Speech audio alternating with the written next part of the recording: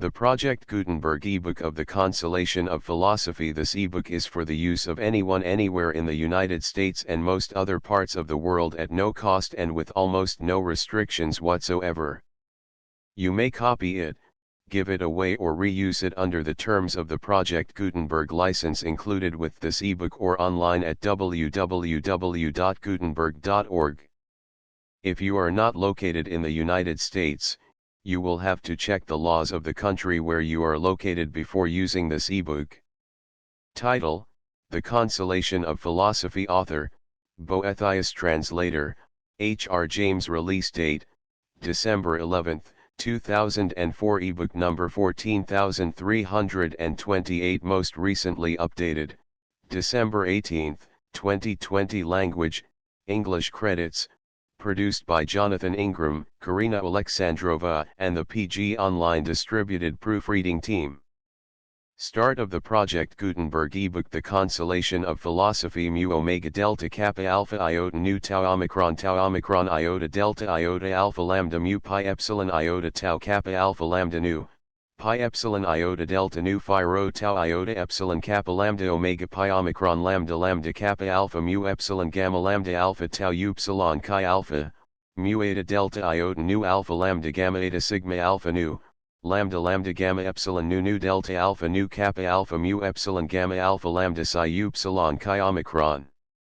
Greek: homos de chi en tautwa dialampi I to kalon, epiodon feritisiokolos polis chi megalas atticaius, me de analgesian, allogena das on chi megalopsychos. Aristotle's Ethics, I. 11. 12. Diptych representing Nereus Manlius Boethius, father of Anicius Manlius Severinus Boethius.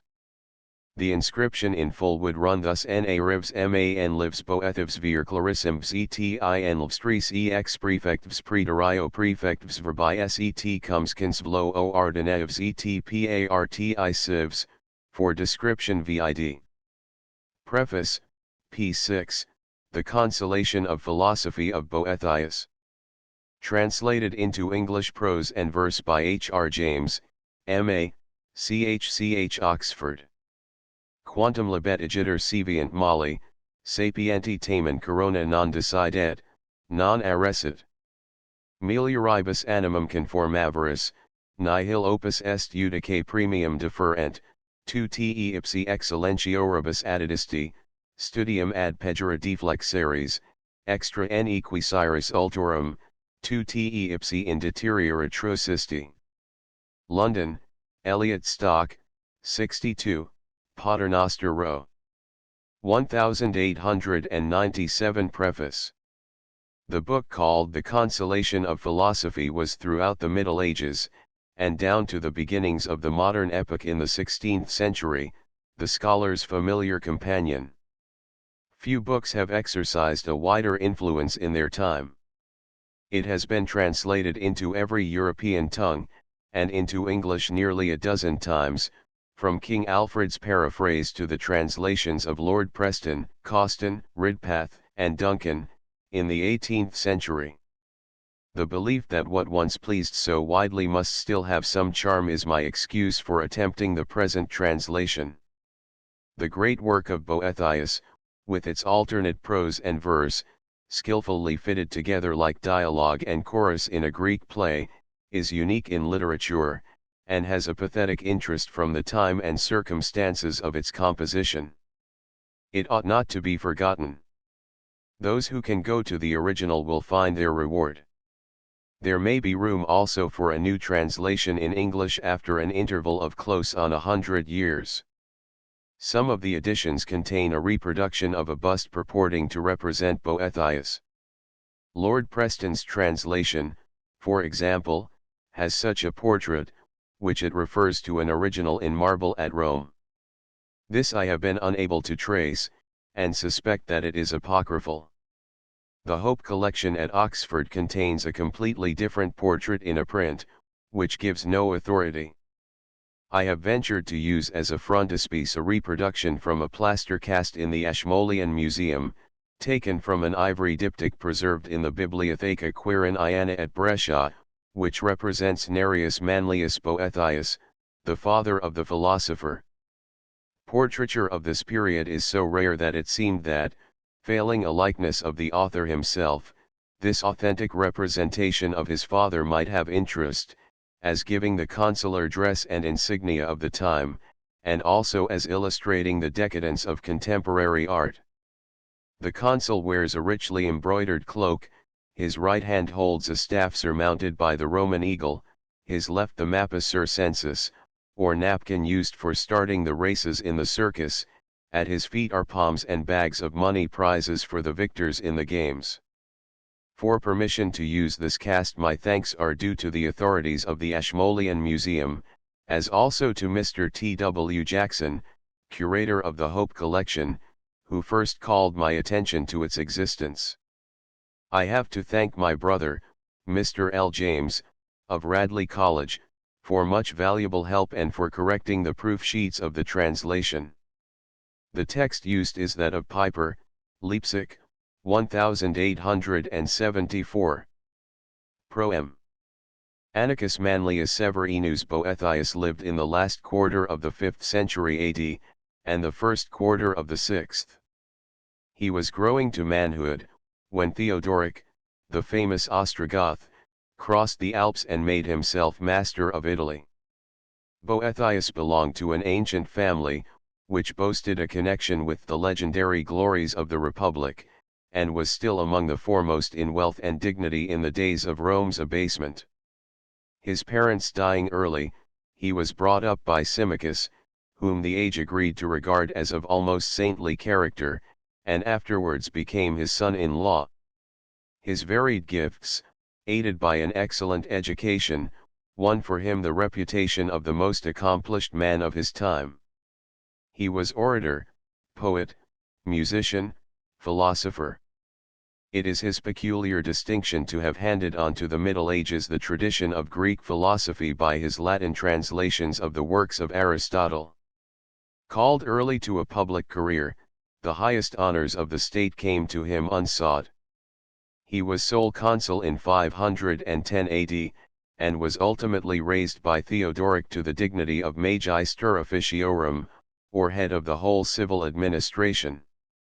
He was no less happy in his domestic life, in the virtues of his wife, rustic Iana, and the fair promise of his two sons, Symmachus and Boethius, happy also in the society of a refined circle of friends. Noble, wealthy, accomplished, universally esteemed for his virtues, high in the favor of the Gothic king, he appeared to all men a signal example of the union of merit and good fortune. His felicity seemed to culminate in the year 522 AD, when, by special and extraordinary favor, his two sons, young as they were for so exalted an honor, were created joint consuls and rode to the Senate house attended by a throng of senators, and the acclamations of the multitude. Boethius himself, amid the general applause, delivered the public speech in the king's honor usual on such occasions. Within a year he was a solitary prisoner at Pavia, stripped of honors, wealth, and friends, with death hanging over him, and a terror worse than death, in the fear lest those dearest to him should be involved in the worst results of his downfall. It is in this situation that the opening of the Consolation of Philosophy brings Boethius before us. He represents himself as seated in his prison distraught with grief, indignant at the injustice of his misfortunes, and seeking relief for his melancholy in writing verses descriptive of his condition. Suddenly there appears to him the divine figure of philosophy, in the guise of a woman of superhuman dignity and beauty, who by a succession of discourses convinces him of the vanity of regret for the lost gifts of fortune, raises his mind once more to the contemplation of the true good, and makes clear to him the mystery of the world's moral government. Index of Verse Interludes. Book I. The Sorrows of Boethius. Song Page I. Boethius Complaint 3-2. His Despondency 9-3. The Mists Dispelled 12-4. Nothing Can Subdue Virtue 16 v. Boethius Prayer 27-6. All Things Have Their Needful Order 33-7. The Perturbations of Passion 38 Book 2. The Vanity of Fortune's Gifts. I Fortune's Malice 47 2. Man's Covetousness 51 3. All Passes 55 4. The Golden Mean 62 v. The Former Age 76. Nero's Infamy 76 7. Glory May Not Last 82 8. Love is Lord of All 85 Book 3. True Happiness and False. I The Thorns of Error 93 2. The Bent of Nature 99 3. The Insatiableness OK Avarice 105 4. Disgrace of Honors Conferred by a Tyrant 109 v. Self-Mastery 113 6. True Nobility 116 7. Pleasure's Sting 118 8. Human Folly 121 9. Invocation 130x The True Light 141 11. Reminiscence 150 12. Orpheus and Eurydice 158 Book 4. Good and Ill Fortune. I The Soul's Flight 166 2. The Bondage of Passion 177 3. Circe's 182 Cuban pesos 4. The Unreasonableness of Hatred 194 v. Wonder and Ignorance 197 6. The Universal Aim 212 7. The Hero's Path 219 Book v. Free Will and God's Foreknowledge. I Chance 229 2. The True Sun 233 3. Truth's Paradoxes 241 4.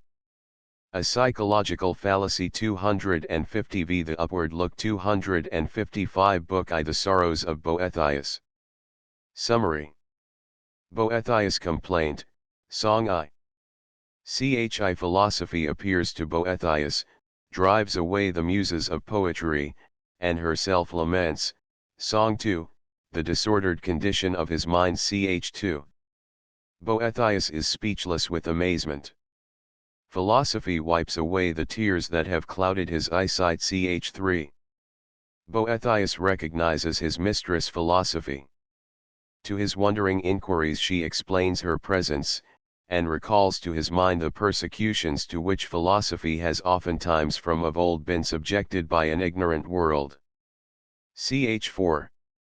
Philosophy bids Boethius declare his griefs. He relates the story of his unjust accusation and ruin. He concludes with a prayer, Song V, that the moral disorder in human affairs may be set right. Chv. Philosophy admits the justice of Boethius' self-vindication, but grieves rather for the unhappy change in his mind. She will first tranquilize his spirit by soothing remedies. Ch6. Philosophy tests Boethius' mental state by certain questions, and discovers three chief causes of his soul's sickness. 1. He has forgotten his own true nature. 2. He knows not the end towards which the whole universe tends. 3. He knows not the means by which the world is governed. Book I Song I Boethius Complaint. Who wrought my studious numbers smoothly once in happier days, now perforce in tears and sadness learn a mournful strain to raise. Lo, the Muses, grief dishevelled, guide my pen and voice my woe, down their cheeks unfeigned the tear drops to my sad complainings flow. These alone in danger's hour faithful found, have dared attend on the footsteps of the exile to his lonely journey's end. These that were the pride and pleasure of my youth and high estate still remain the only solace of the old man's mournful fate. Old. Ah yes, swift, ere I knew it, by these sorrows on me pressed age hath come, lo, grief hath bid me wear the garb that fits her best.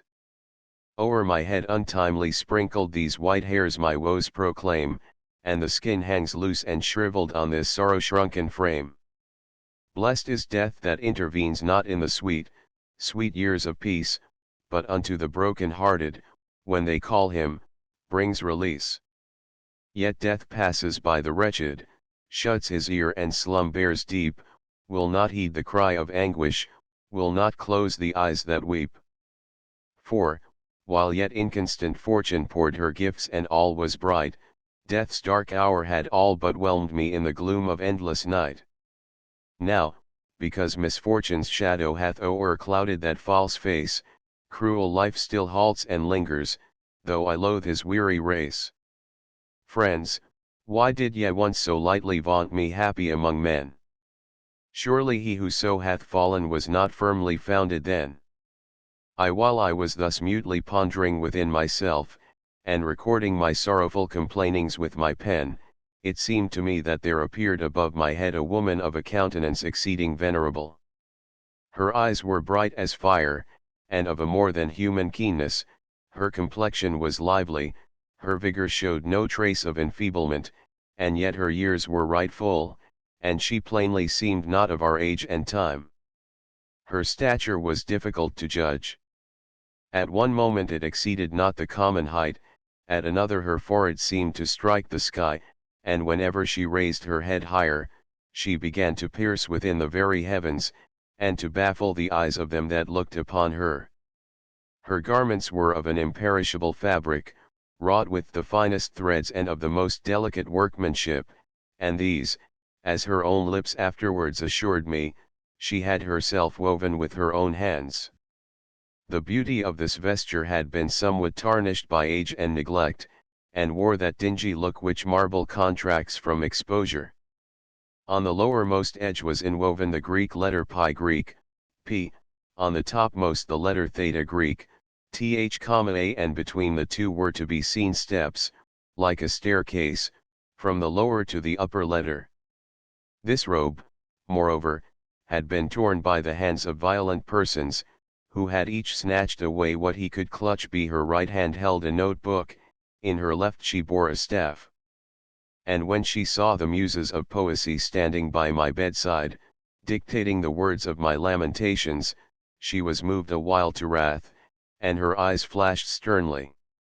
Who, said she, has allowed yon play-acting wantons to approach the sick man? These who, so far from giving medicine to heal his malady, even feed it with sweet poison. These it is who kill the rich crop of reason with the barren thorns of passion, who accustom men's minds to disease, instead of setting them free.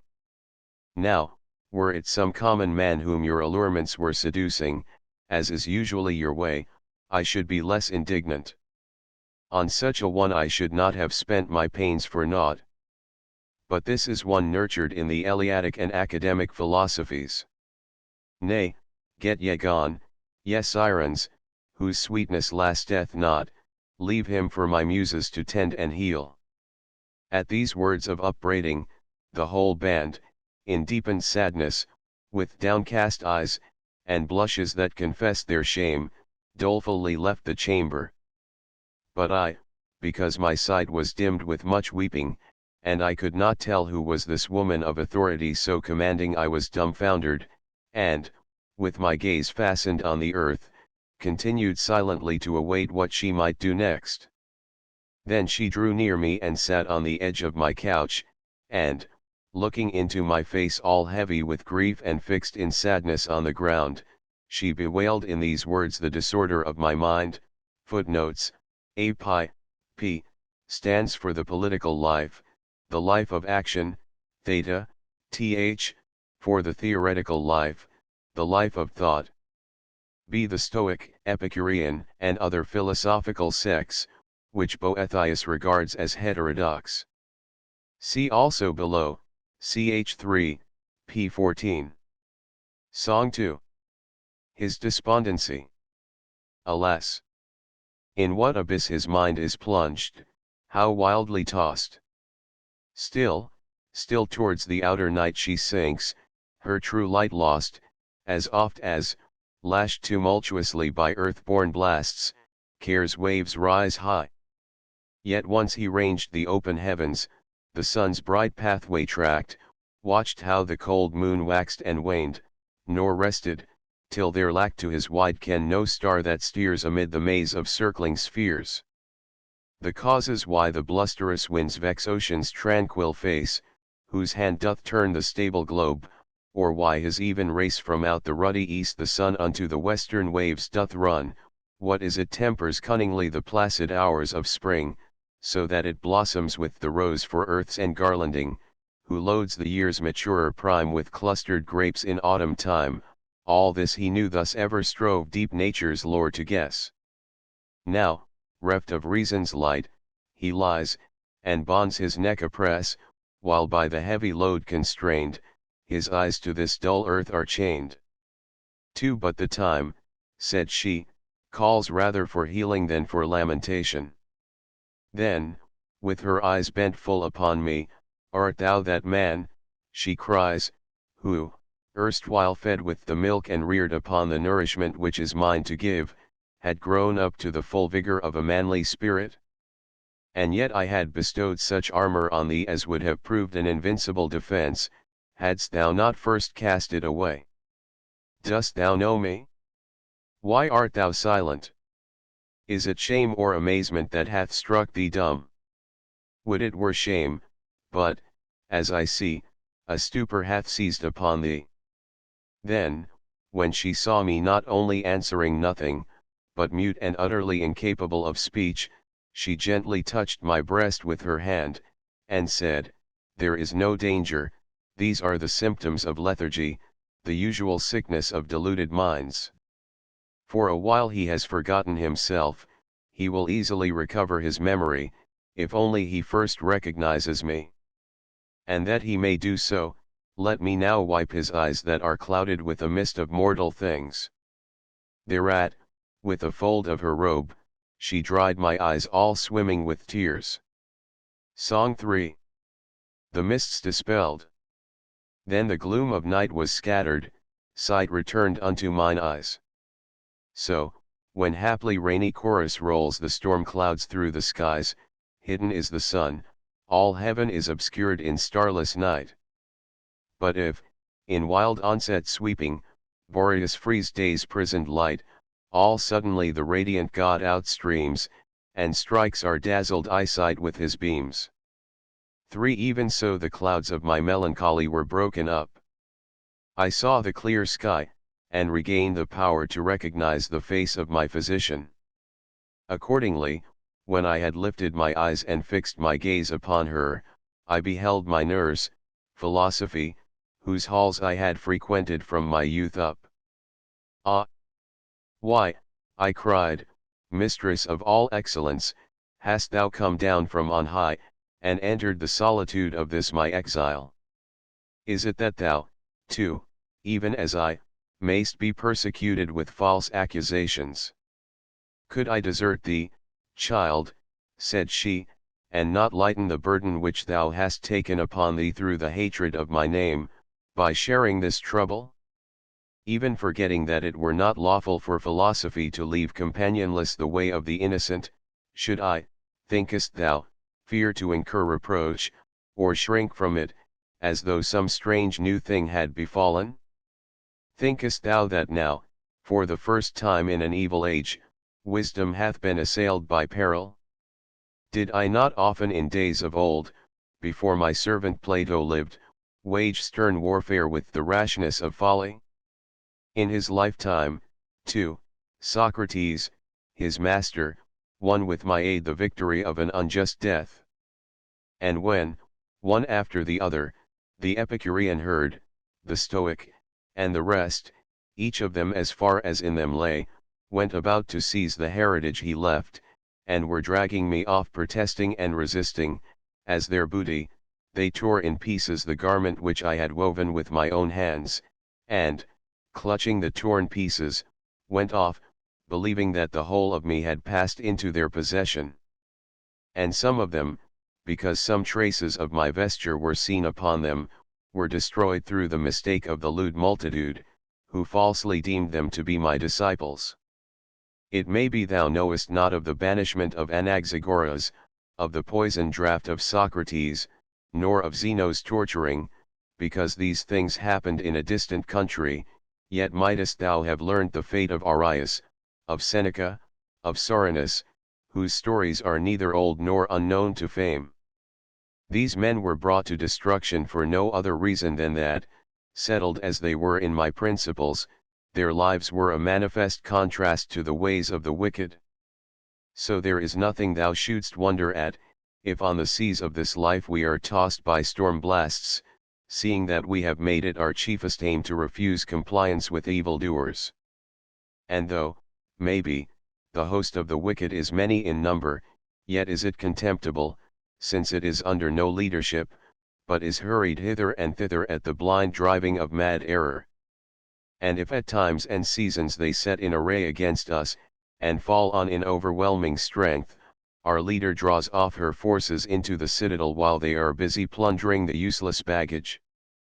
But we from our vantage ground, safe from all this wild work, laugh to see them making prize of the most valueless of things, protected by a bulwark which aggressive folly may not aspire to reach. Song 4. Nothing can subdue virtue. Who so calm, serene, sedate, sets his foot on haughty fate, firm and steadfast, come what will, keeps his mien unconquered still, him the rage of furious seas, tossing high wild menaces, nor the flames from smoky forges that Vesuvius disgorges, nor the bolt that from the sky smites the tower, can terrify. Why, then, shouldst thou feel affright at the tyrant's weakling might? Dread him not, nor fear no harm, and thou shall his rage disarm, but who to hope or fear gives way lost his bosom's rightful sway, he hath cast away his shield, like a coward fled the field, he hath forged all unaware fetters his own neck must bear. For dost thou understand, she asks? Do my words sink into thy mind? Or art thou dull as the ass to the sound of the lyre? Why dost thou weep? Why do tears stream from thy eyes? Speak out, hide it not in thy heart. If thou lookest for the physician's help, thou must needs disclose thy wound. Then I, gathering together what strength I could, began, is there still need of telling? Is not the cruelty of fortune against me plain enough? Doth not the very aspect of this place move thee? Is this the library, the room which thou hadst chosen as thy constant resort in my home, the place where we so often sat together and held discourse of all things in heaven and earth? Was my garb and mien like this when I explored with thee nature's hid secrets, and thou didst trace for me with thy wand the courses of the stars, moulding the while my character and the whole conduct of my life after the pattern of the celestial order? Is this the recompense of my obedience? Yet thou hast enjoined by Plato's mouth the maxim, that states would be happy, either if philosophers ruled them, or if it should so befall that their rulers would turn philosophers. By his mouth likewise thou didst point out this imperative reason why philosophers should enter public life, to wit, lest, if the reins of government be left to unprincipled and profligate citizens, trouble and destruction should come upon the good. Following these precepts, I have tried to apply in the business of public administration the principles which I learned from thee in leisured seclusion. Thou art my witness, and that divinity who hath implanted thee in the hearts of the wise, that I brought to my duties no aim but zeal for the public good. For this cause I have become involved in bitter and irreconcilable feuds, and, as happens inevitably, if a man holds fast to the independence of conscience, I have had to think nothing of giving offense to the powerful in the cause of justice. How often have I encountered and balked Conagastus in his assaults on the fortunes of the weak? How often have I thwarted Trigoea, steward of the king's household, even when his villainous schemes were as good as accomplished? How often have I risked my position and influence to protect poor wretches from the false charges innumerable with which they were forever being harassed by the greed and license of the barbarians?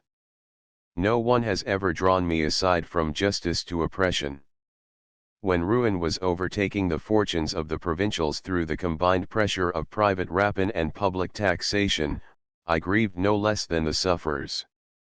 When at a season of grievous scarcity a forced sale, disastrous as it was unjustifiable, was proclaimed, and threatened to overwhelm Campania with starvation, I embarked on a struggle with the praetorian prefect in the public interest.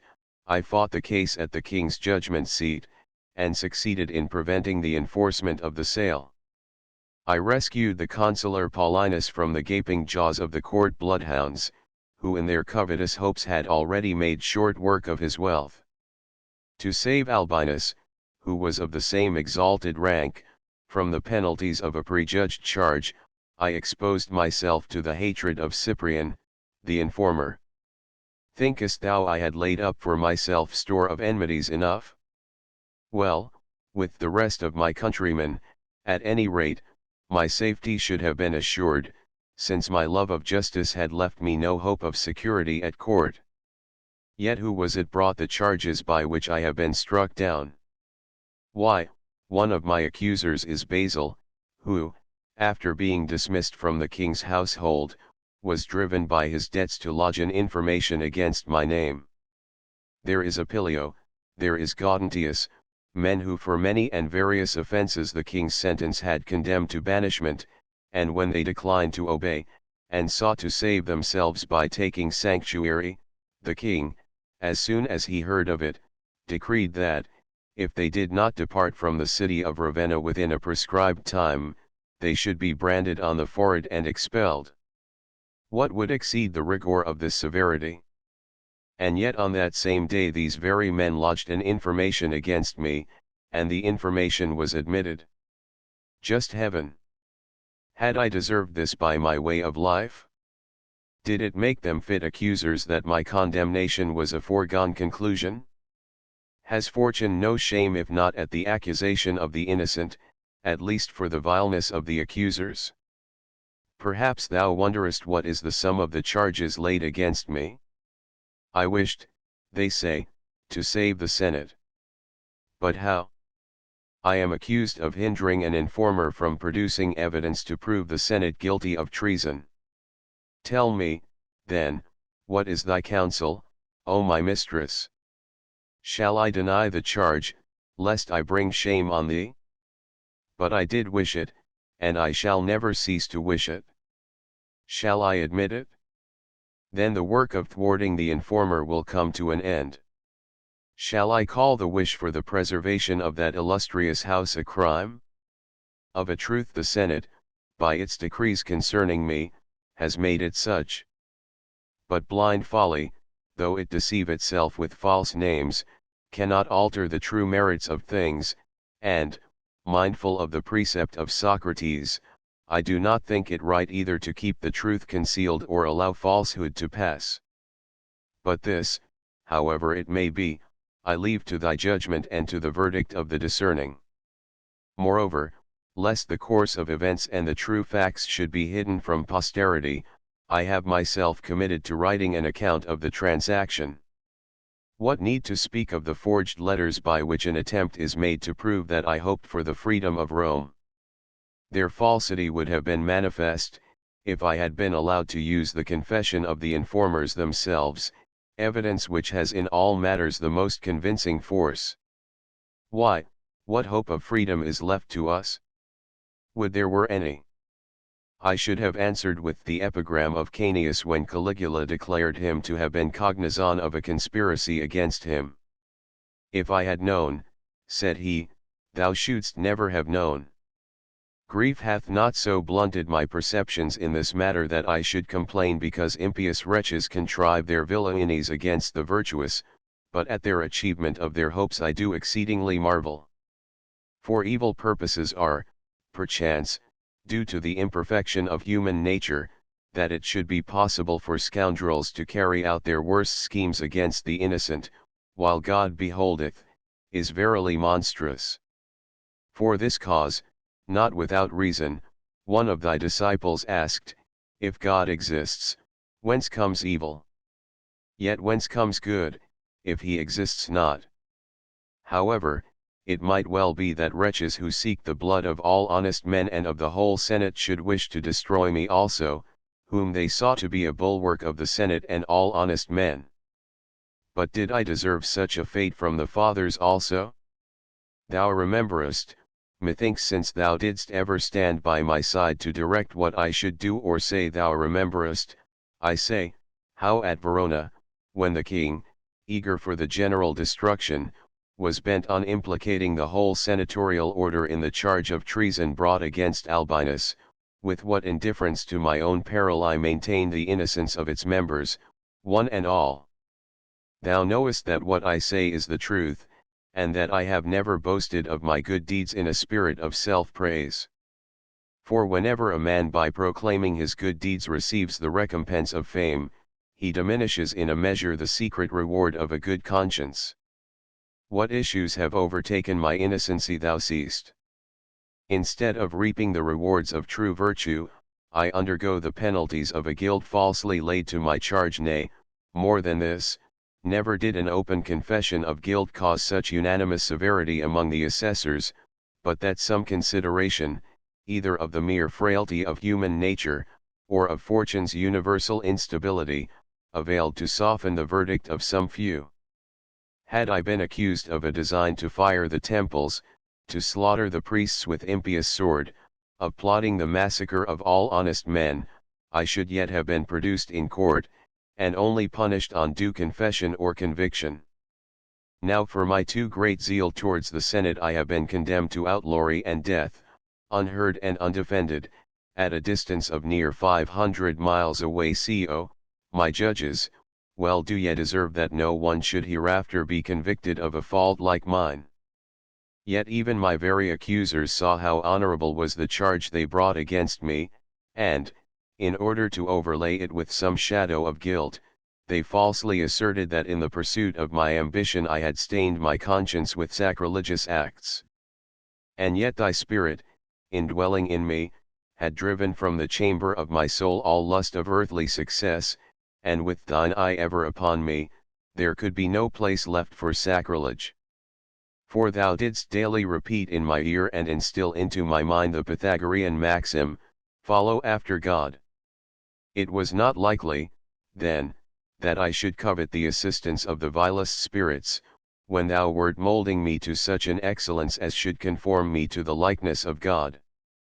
Again, the innocency of the inner sanctuary of my home, the company of friends of the highest probity, a father-in-law revered at once for his pure character and his active beneficence, shield me from the very suspicion of sacrilege.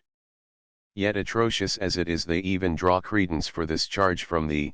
I am like to be thought implicated in wickedness on this very account, that I am imbued with thy teachings and stablished in thy ways.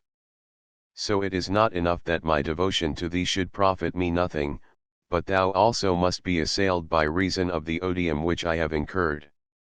Verily this is the very crown of my misfortunes, that men's opinions for the most part look not to real merit, but to the event, and only recognize foresight where fortune has crowned the issue with her approval.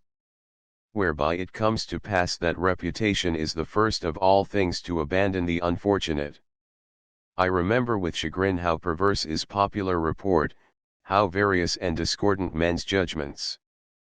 This only will I say, that the most crushing of misfortune's burdens is, that as soon as a charge is fastened upon the unhappy, they are believed to have deserved their sufferings. I, for my part, who have been banished from all life's blessings, stripped of my honors, stained in repute, am punished for well-doing.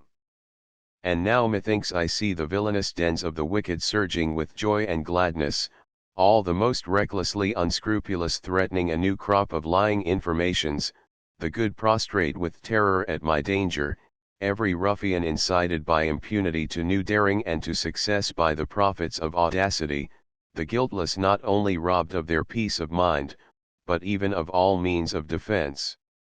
Wherefore I would fain cry out, footnotes, see the distance from Rome to Pavia, the place of Boethius' imprisonment, is 455 Roman miles. Song v. Boethius prayer. Builder of yon starry dome, thou that whirlest, throned eternal, heaven's swift globe, and, as they roam, guidst the stars by laws supernal, so in full sphered splendour dight Cynthia dims the lamps of night, but unto the orb fraternal closer drawn doth lose her light. Who at fall of eventide, Hesper, his cold radiance showeth, Lucifer his beams doth hide, paling as the sun's light groweth, brief, while winter's frost holds sway, by thy will the space of day, swift, when summer's ferve hour gloweth, speed the hours of night away. Thou dost rule the changing year, when rude Boreas oppresses, fall the leaves, they reappear, wooed by Zephyr's soft caresses. Fields that Sirius burns deep grown by Arcturus watch were sown, each the reign of law confesses, keeps the place that is his own. Sovereign ruler, Lord of all. Can it be that thou disdainest only man? Gainst him, poor thrall, wanton fortune plays her vainest. Guilt's deserved punishment falleth on the innocent, high uplifted, the profanest on the just their malice vent. Virtue cowers in dark retreats, crimes foul stain the righteous beareth, perjury and false deceits hurt not him the wrong who dareth, but weener the wicked trust in ill strength to work their lust, kings, whom nations awe declareth mighty, grovel in the dust. Look, O look upon this earth, thou who on law's sure foundation framedst all. Have we no worth, we poor men, of all creation? Sore we toss on fortune's tide, Master, bid the waves subside. And earth's ways with consummation of thy heaven's order guide. Footnotes: D. The moon is regarded as farthest from the sun at the full, and, as she wanes, approaching gradually nearer. V. When I had poured out my griefs in this long and unbroken strain of lamentation, she, with calm countenance, and in no wise disturbed at my complainings, thus spake: When I saw thee sorrowful, in tears, I straightway knew thee wretched and an exile. But how far distant that exile I should not know, had not thine own speech revealed it. Yet how far indeed from thy country hast thou, not been banished, but rather hast strayed, or, if thou wilt have it banishment, hast banished thyself. For no one else could ever lawfully have had this power over thee. Now, if thou wilt call to mind from what country thou art sprung, it is not ruled, as once was the Athenian polity, by the sovereignty of the multitude, but one is its ruler, one its king, who takes delight in the number of his citizens, not in their banishment, to submit to whose governance and to obey whose ordinances is perfect freedom. Art thou ignorant of that most ancient law of this thy country, whereby it is decreed that no one whatsoever, who hath chosen to fix there his dwelling, may be sent into exile? For truly there is no fear that one who is encompassed by its ramparts and defences should deserve to be exiled. But he who has ceased to wish to dwell therein, he likewise ceases to deserve to do so. And so it is not so much the aspect of this place which moves me, as thy aspect, not so much the library walls set off with glass and ivory which I miss, as the chamber of thy mind, wherein I once placed, not books, but that which gives books their value, the doctrines which my books contain.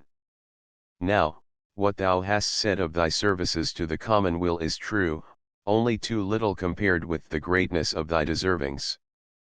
The things laid to thy charge whereof thou hast spoken, whether such as redound to thy credit, or mere false accusations, are publicly known. As for the crimes and deceits of the informers, thou hast rightly deemed it fitting to pass them over lightly, because the popular voice hath better and more fully pronounced upon them. Thou hast bitterly complained of the injustice of the Senate. Thou hast grieved over my calumniation, and likewise hast lamented the damage to my good name. Finally, thine indignation blazed forth against fortune, thou hast complained of the unfairness with which thy merits have been recompensed. Last of all, thy frantic muse framed a prayer that the peace which reigns in heaven might rule earth also. But since a throng of tumultuous passions hath assailed thy soul, since thou art distraught with anger, pain, and grief, strong remedies are not proper for thee in this thy present mood. And so for a time I will use milder methods, that the tumors which have grown hard through the influx of disturbing passion may be softened by gentle treatment, till they can bear the force of sharper remedies. Song 6.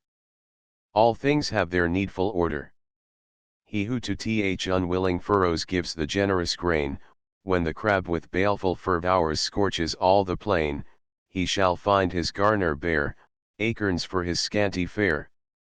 Go not forth to cull sweet violets from the purpled steep, while the furious blasts of winter through the valleys sweep, nor the grape o'er hasty bring to the press in days of spring.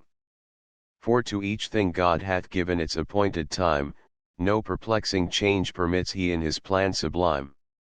So who quits the order due shall a luckless issue rue. 6. First, then, wilt thou suffer me by a few questions to make some attempt to test the state of thy mind, that I may learn in what way to set about thy cure? Ask what thou wilt, said I, for I will answer whatever questions thou choosest to put.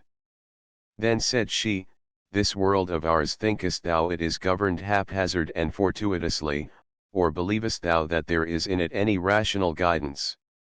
Nay, said I, in no wise may I deem that such fixed motions can be determined by random hazard, but I know that God, the Creator, presideth over his work, nor will the day ever come that shall drive me from holding fast the truth of this belief.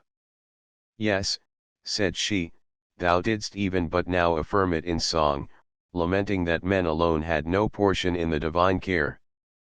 As to the rest, thou wert unshaken in the belief that they were ruled by reason. Yet I marvel exceedingly how, in spite of thy firm hold on this opinion, thou art fallen into sickness. But let us probe more deeply, something or other is missing, I think. Now, tell me, since thou doubtest not that God governs the world, dost thou perceive by what means he rules it? I scarcely understand what thou meanest, I said, much less can I answer thy question. Did I not say truly that something is missing, whereby, as through a breach in the ramparts, disease hath crept in to disturb thy mind? But, tell me, dost thou remember the universal end towards which the aim of all nature is directed? I once heard, said I, but sorrow hath dulled my recollection. And yet thou knowest whence all things have proceeded. Yes, that I know, said I, and have answered that it is from God. Yet how is it possible that thou knowest not what is the end of existence, when thou dost understand its source and origin? However, these disturbances of mind have force to shake a man's position, but cannot pluck him up and root him altogether out of himself. But answer this also, I pray thee, rememberest thou that thou art a man? How should I not, said I then, canst thou say what man is? Is this thy question, whether I know myself for a being endowed with reason and subject to death? Surely I do acknowledge myself such. Then she, dost know nothing else that thou art? Nothing. Now, said she, I know another cause of thy disease, one, two, of grave moment. Thou hast ceased to know thy own nature. So, then, I have made full discovery both of the causes of thy sickness and the means of restoring thy health. It is because forgetfulness of thyself hath bewildered thy mind that thou hast bewailed thee as an exile, as one stripped of the blessings that were his. It is because thou knowest not the end of existence that thou deemest abominable and wicked men to be happy and powerful, while, because thou hast forgotten by what means the earth is governed, thou deemest that fortune's changes ebb and flow without the restraint of a guiding hand. These are serious enough to cause not sickness only, but even death, but, thanks be to the author of our health, the light of nature hath not yet left thee utterly. In thy true judgment concerning the world's government, in that thou believest it subject, not to the random drift of chance, but to divine reason, we have the divine spark from which thy recovery may be hoped. Have, then, no fear, from these weak embers the vital heat shall once more be kindled within thee. But seeing that it is not yet time for strong remedies, and that the mind is manifestly so constituted that when it casts off true opinions it straightway puts on false, wherefrom arises a cloud of confusion that disturbs its true vision. I will now try and disperse these mists by mild and soothing application, that so the darkness of misleading passion may be scattered, and thou mayst come to discern the splendor of the true light. Song 7. The perturbations of passion. Stars shed no light through the black night, when the clouds hide, and the lashed wave, if the winds rave o'er ocean's tide, though once serene as day's fair sheen, soon fouled and spoiled by the storm's spite, shows to the side turbid and soiled. Oft the fair rill, down the steep hill seaward that strays, some tumbled block of fallen rock hinders and stays. Then art thou fain clear and most plain truth to discern, in the right way firmly to stay, nor from it turn? Joy, hope and fear suffer not near, drive grief away, shackled and blind and lost is the mind where these have sway. Book 2. The Vanity of Fortune's Gift Summary. Chi Philosophy reproves Boethius for the foolishness of his complaints against fortune. Her very nature is caprice. Ch 2. Philosophy in Fortune's name replies to Boethius' reproaches, and proves that the gifts of fortune are hers to give and to take away. Ch 3. Boethius falls back upon his present sense of misery. Philosophy reminds him of the brilliancy of his former fortunes. Ch 4. Boethius objects that the memory of past happiness is the bitterest portion of the lot of the unhappy. Philosophy shows that much is still left for which he may be thankful. None enjoy perfect satisfaction with their lot. But happiness depends not on anything which fortune can give. It is to be sought within. Chv. All the gifts of fortune are external, they can never truly be our own. Man cannot find his good in worldly possessions. Riches bring anxiety and trouble. Ch 6. High place without virtue is an evil, not a good. Power is an empty name. Ch 7. Fame is a thing of little account when compared with the immensity of the universe and the endlessness of time. Ch 8. One service only can fortune do, when she reveals her own nature and distinguishes true friends from false. Book 2. Thereafter for a while she remained silent, and when she had restored my flagging attention by a moderate pause in her discourse, she thus began: If I have thoroughly ascertained the character and causes of thy sickness, thou art pining with regretful longing for thy former fortune. It is the change, as thou deemest, of this fortune that hath so wrought upon thy mind. Well do I understand that Siren's manifold wiles, the fatal charm of the friendship she pretends for her victims, so long as she is scheming to entrap them, how she unexpectedly abandons them and leaves them overwhelmed with insupportable grief. Bethink thee of her nature, character, and deserts, and thou wilt soon acknowledge that in her thou hast neither possessed, nor hast thou lost, aught of any worth. Methinks I need not spend much pains in bringing this to thy mind, since, even when she was still with thee, even while she was caressing thee, thou usedst to assail her in manly terms, to rebuke her, with maxims drawn from my holy treasure house. But all sudden changes of circumstances bring inevitably a certain commotion of spirit. Thus it hath come to pass that thou also for a while hast been parted from thy mind's tranquillity. But it is time for thee to take and drain a draught, soft and pleasant to the taste, which, as it penetrates within, may prepare the way for stronger potions. Wherefore I call to my aid the sweet persuasiveness of rhetoric, who then only walketh in the right way when she forsakes not my instructions, and music, my handmaid, I bid to join with her singing, now in lighter, now in graver strain. What is it, then, poor mortal, that hath cast thee into lamentation and mourning? Some strange, unwonted sight, methinks, have thine eyes seen.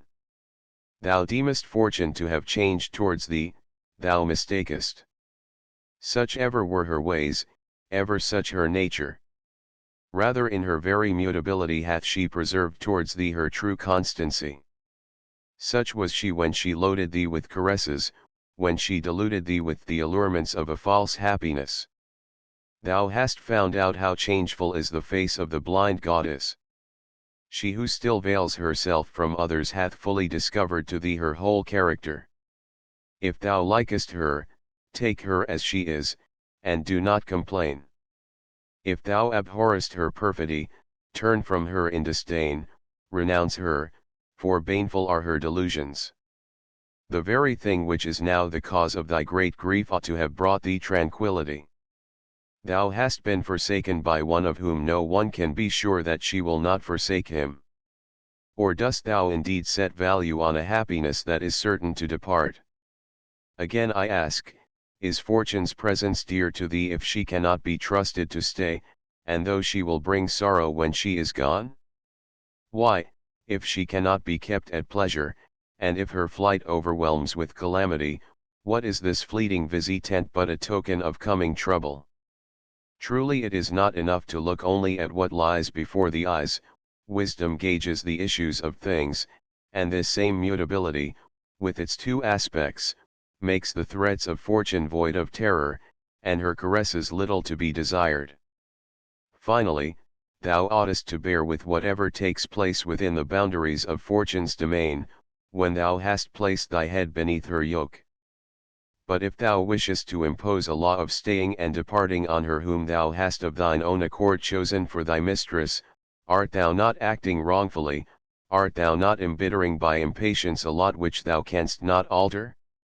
Didst thou commit thy sails to the winds, thou wouldst voyage not whither thy intention was to go, but whither the winds drave thee.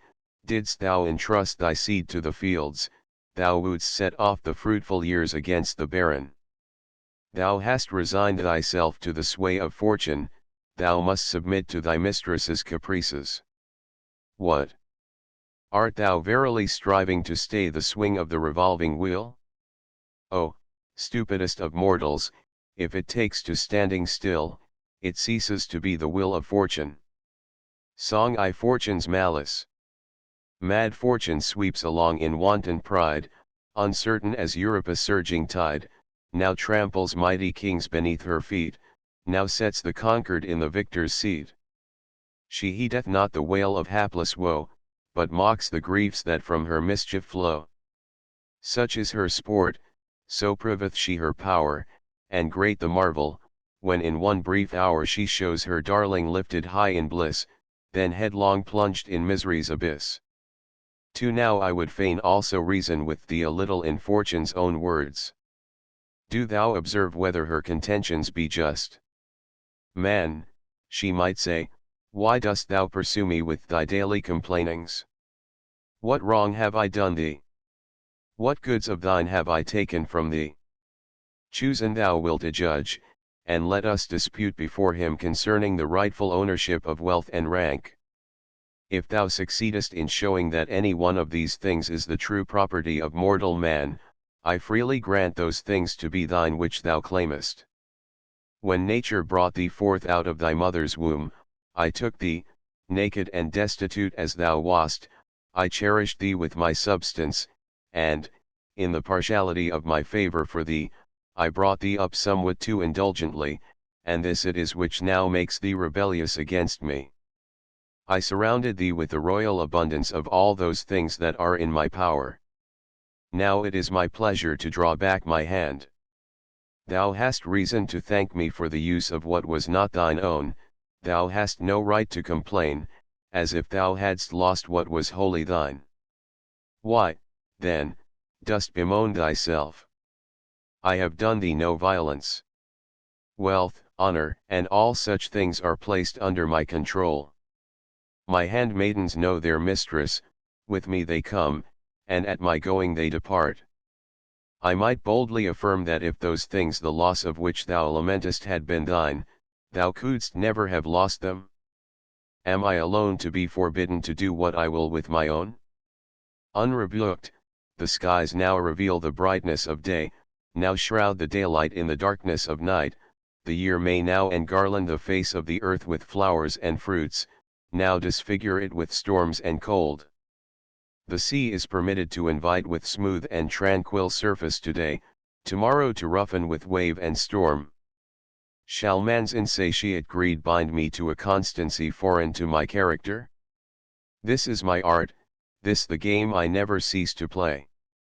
I turn the wheel that spins. I delight to see the high come down and the low ascend.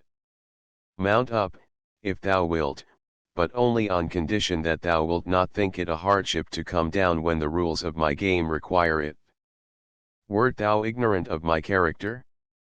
Didst not know how Croesus, king of the Lydians, erstwhile the dreaded rival of Cyrus, was afterwards pitiably consigned to the flame of the pyre, and only saved by a shower sent from heaven? Has it scaped thee how Paulus paid a meed of pious tears to the misfortunes of King Perseus, his prisoner? What else do tragedies make such woeful outcry over save the overthrow of kingdoms by the indiscriminate strokes of fortune? Didst thou not learn in thy childhood how there stand at the threshold of Zeus two jars, the one full of blessings, the other of calamities? How if thou hast drawn over liberally from the good jar? What if not even now have I departed wholly from thee? What if this very mutability of mine is a just ground for hoping better things? But listen now, and cease to let thy heart consume away with fretfulness, nor expect to live on thine own terms in a realm that is common to all. Song 2. Man's covetousness. What though plenty pour her gifts with a lavish hand, numberless as are the stars, countless as the sand, will the race of man, content, cease to murmur and lament? Nay, though God, all bounteous, give gold at man's desire honors, rank, and fame content not a whit is nigher, but an all-devouring greed yawns with ever-widening need. Then what bounds can restrain this wild lust of having, when with each new bounty fed grows the frantic craving?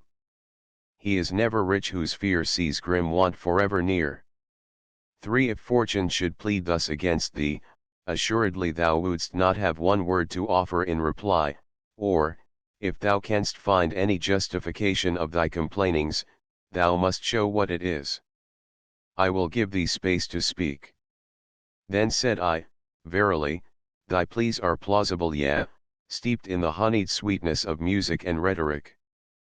But their charm lasts only while they are sounding in the ear, the sense of his misfortunes lies deeper in the heart of the wretched.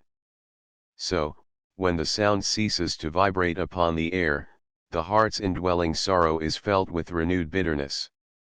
Then said she, it is indeed as thou sayest, for we have not yet come to the curing of thy sickness, as yet these are but lenitives conducing to the treatment of a malady hitherto obstinate. The remedies which go deep I will apply in due season. Nevertheless, to deprecate thy determination to be thought wretched, I ask thee, hast thou forgotten the extent and bounds of thy felicity? I say nothing of how, when orphaned and desolate, thou wast taken into the care of illustrious men, how thou wast chosen for alliance with the highest in the state, and even before thou wert bound to their house by marriage, wert already dear to their love, which is the most precious of all ties. Did not all pronounce thee most happy in the virtues of thy wife, the splendid honors of her father, and the blessing of male issue?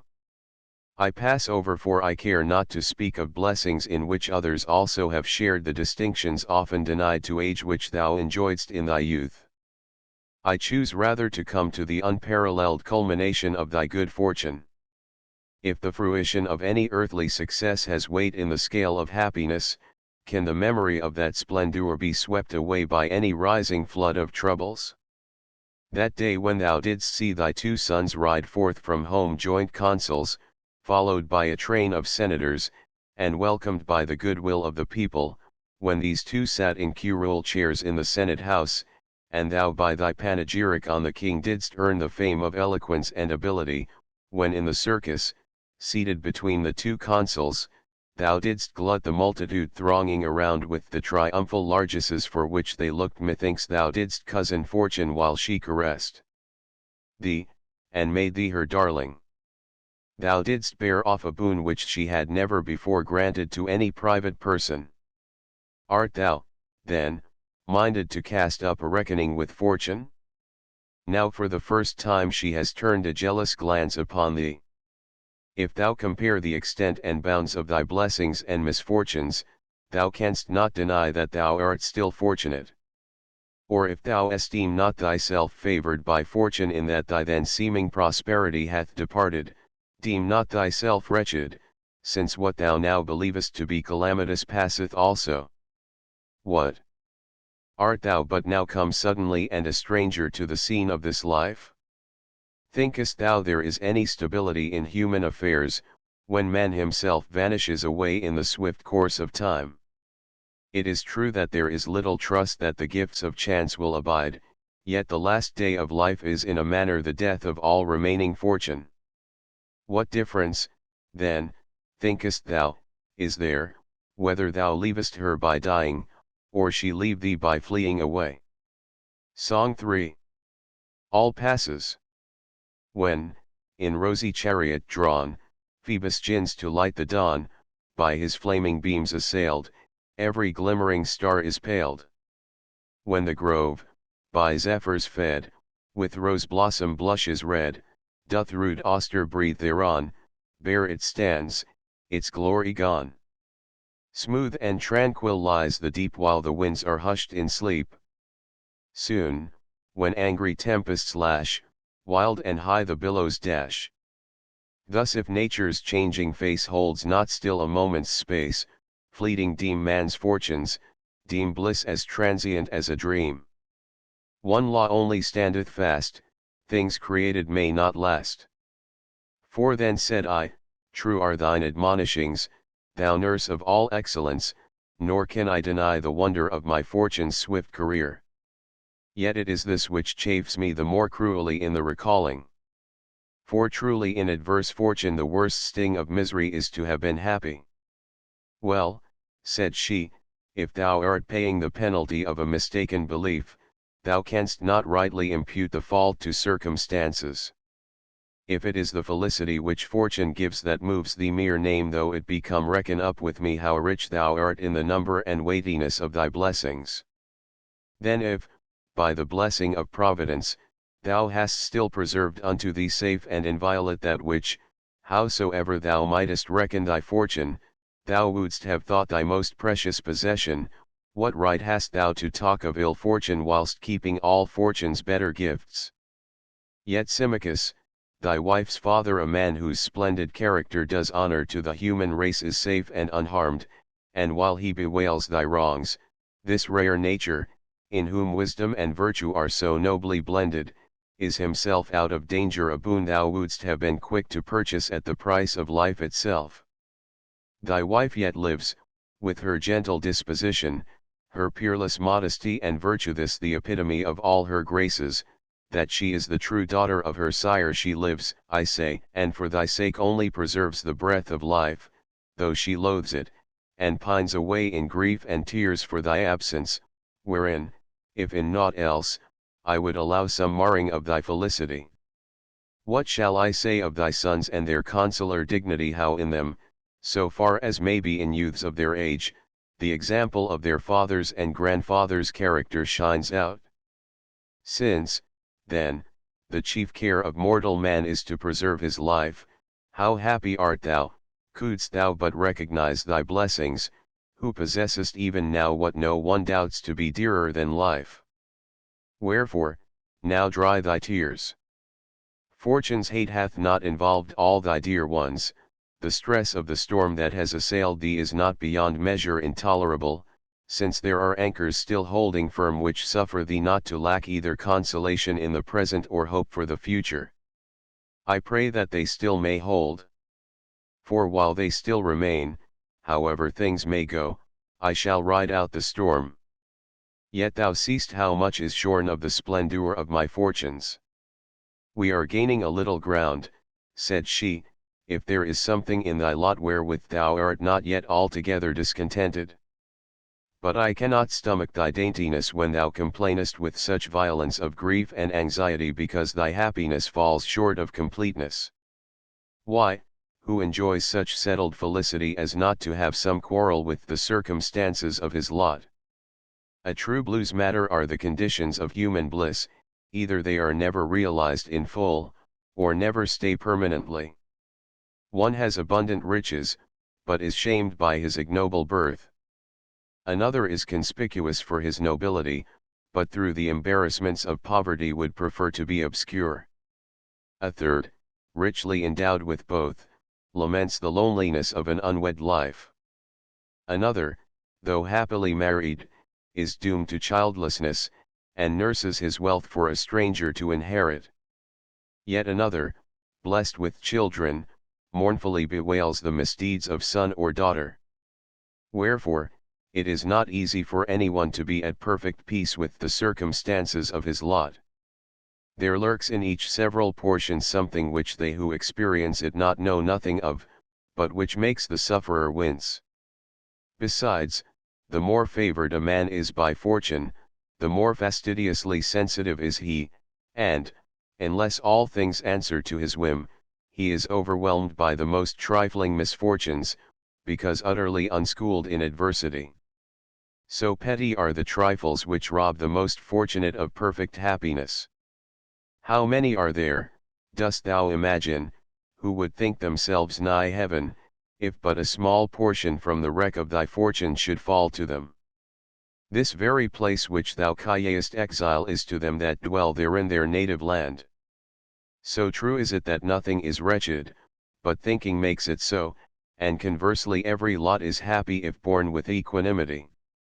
Who is so blessed by fortune as not to wish to change his state, if once he gives rein to a rebellious spirit? With how many bitternesses is the sweetness of human felicity blent! And even if that sweetness seem to him to bring delight in the enjoying, yet he cannot keep it from departing when it will. How manifestly wretched, then, is the bliss of earthly fortune, which lasts not for ever with those whose temper is equable, and can give no perfect satisfaction to the anxious-minded. Why, then, ye children of mortality, seek ye from without that happiness whose seat is only within us? Error and ignorance bewilder you. I will show thee, in brief, the hinge on which perfect happiness turns. Is there anything more precious to thee than thyself? Nothing, thou wilt say. If, then, thou art master of thyself, thou wilt possess that which thou wilt never be willing to lose, and which fortune cannot take from thee. And that thou mayst see that happiness cannot possibly consist in these things which are the sport of chance, reflect that, if happiness is the highest good of a creature living in accordance with reason, and if a thing which can in any wise be reft away is not the highest good, since that which cannot be taken away is better than it, it is plain that fortune cannot aspire to bestow happiness by reason of its instability. And, besides, a man borne along by this transitory felicity must either know or not know its instability. If he knows not, how poor is a happiness which depends on the blindness of ignorance! If he knows it, he needs must fear to lose a happiness whose loss he believes to be possible. Wherefore, a never-ceasing fear suffers him not to be happy. Or does he count the possibility of this loss a trifling matter? Insignificant, then, must be the good whose loss can be borne so equably. And, further, I know thee to be one settled in the belief that the souls of men certainly die not with them, and convinced thereof by numerous proofs. It is clear also that the felicity which fortune bestows is brought to an end with the death of the body, therefore, it cannot be doubted but that, if happiness is conferred in this way, the whole human race sinks into misery when death brings the close of all. But if we know that many have sought the joy of happiness not through death only, but also through pain and suffering, how can life make men happy by its presence when it makes them not wretched by its loss? Song 4. The Golden Mean. Who founded firm and sure would ever live secure, in spite of storm and blast immovable and fast. Whoso would fain deride the ocean's threatening tide, his dwelling should not seek on sands or mountain peak. Upon the mountain's height the storm winds wreak their spite, the shifting sands disdain their burden to sustain. Do thou these perils flee, fair though the prospect be, and fix thy resting place on some low rock's sure base. Then, though the tempests roar, seas thunder on the shore, thou in thy stronghold blessed and undisturbed shalt rest, live all thy days serene, and mock the heavens' spleen. But since my reasonings begin to work a soothing effect within thy mind, methinks I may resort to remedies somewhat stronger. Come, suppose, now, the gifts of fortune were not fleeting and transitory, what is there in them capable of ever becoming truly thine, or which does not lose value when looked at steadily and fairly weighed in the balance? Are riches, I pray thee, precious either through thy nature or in their own? What are they but mere gold and heaps of money? Yet these fine things show their quality better in the spending than in the hoarding, for I suppose 'tis plain that greed always makes men hateful, while liberality brings fame. But that which is transferred to another cannot remain in one's own possession, and if that be so, then money is only precious when it is given away, and, by being transferred to others, ceases to be one's own.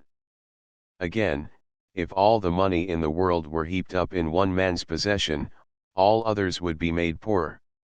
Sound fills the ears of many at the same time without being broken into parts, but your riches cannot pass to many without being lessened in the process. And when this happens, they must needs impoverish those whom they leave. How poor and cramped a thing, then, is riches, which more than one cannot possess as an unbroken whole, which falls not to any one man's lot without the impoverishment of every one else. Or is it the glitter of gems that allures the eye? Yet, how rarely excellent soever may be their splendor, remember the flashing light is in the jewels, not in the man. Indeed, I greatly marvel at men's admiration of them, for what can rightly seem beautiful to a being endowed with life and reason, if it lack the movement and structure of life?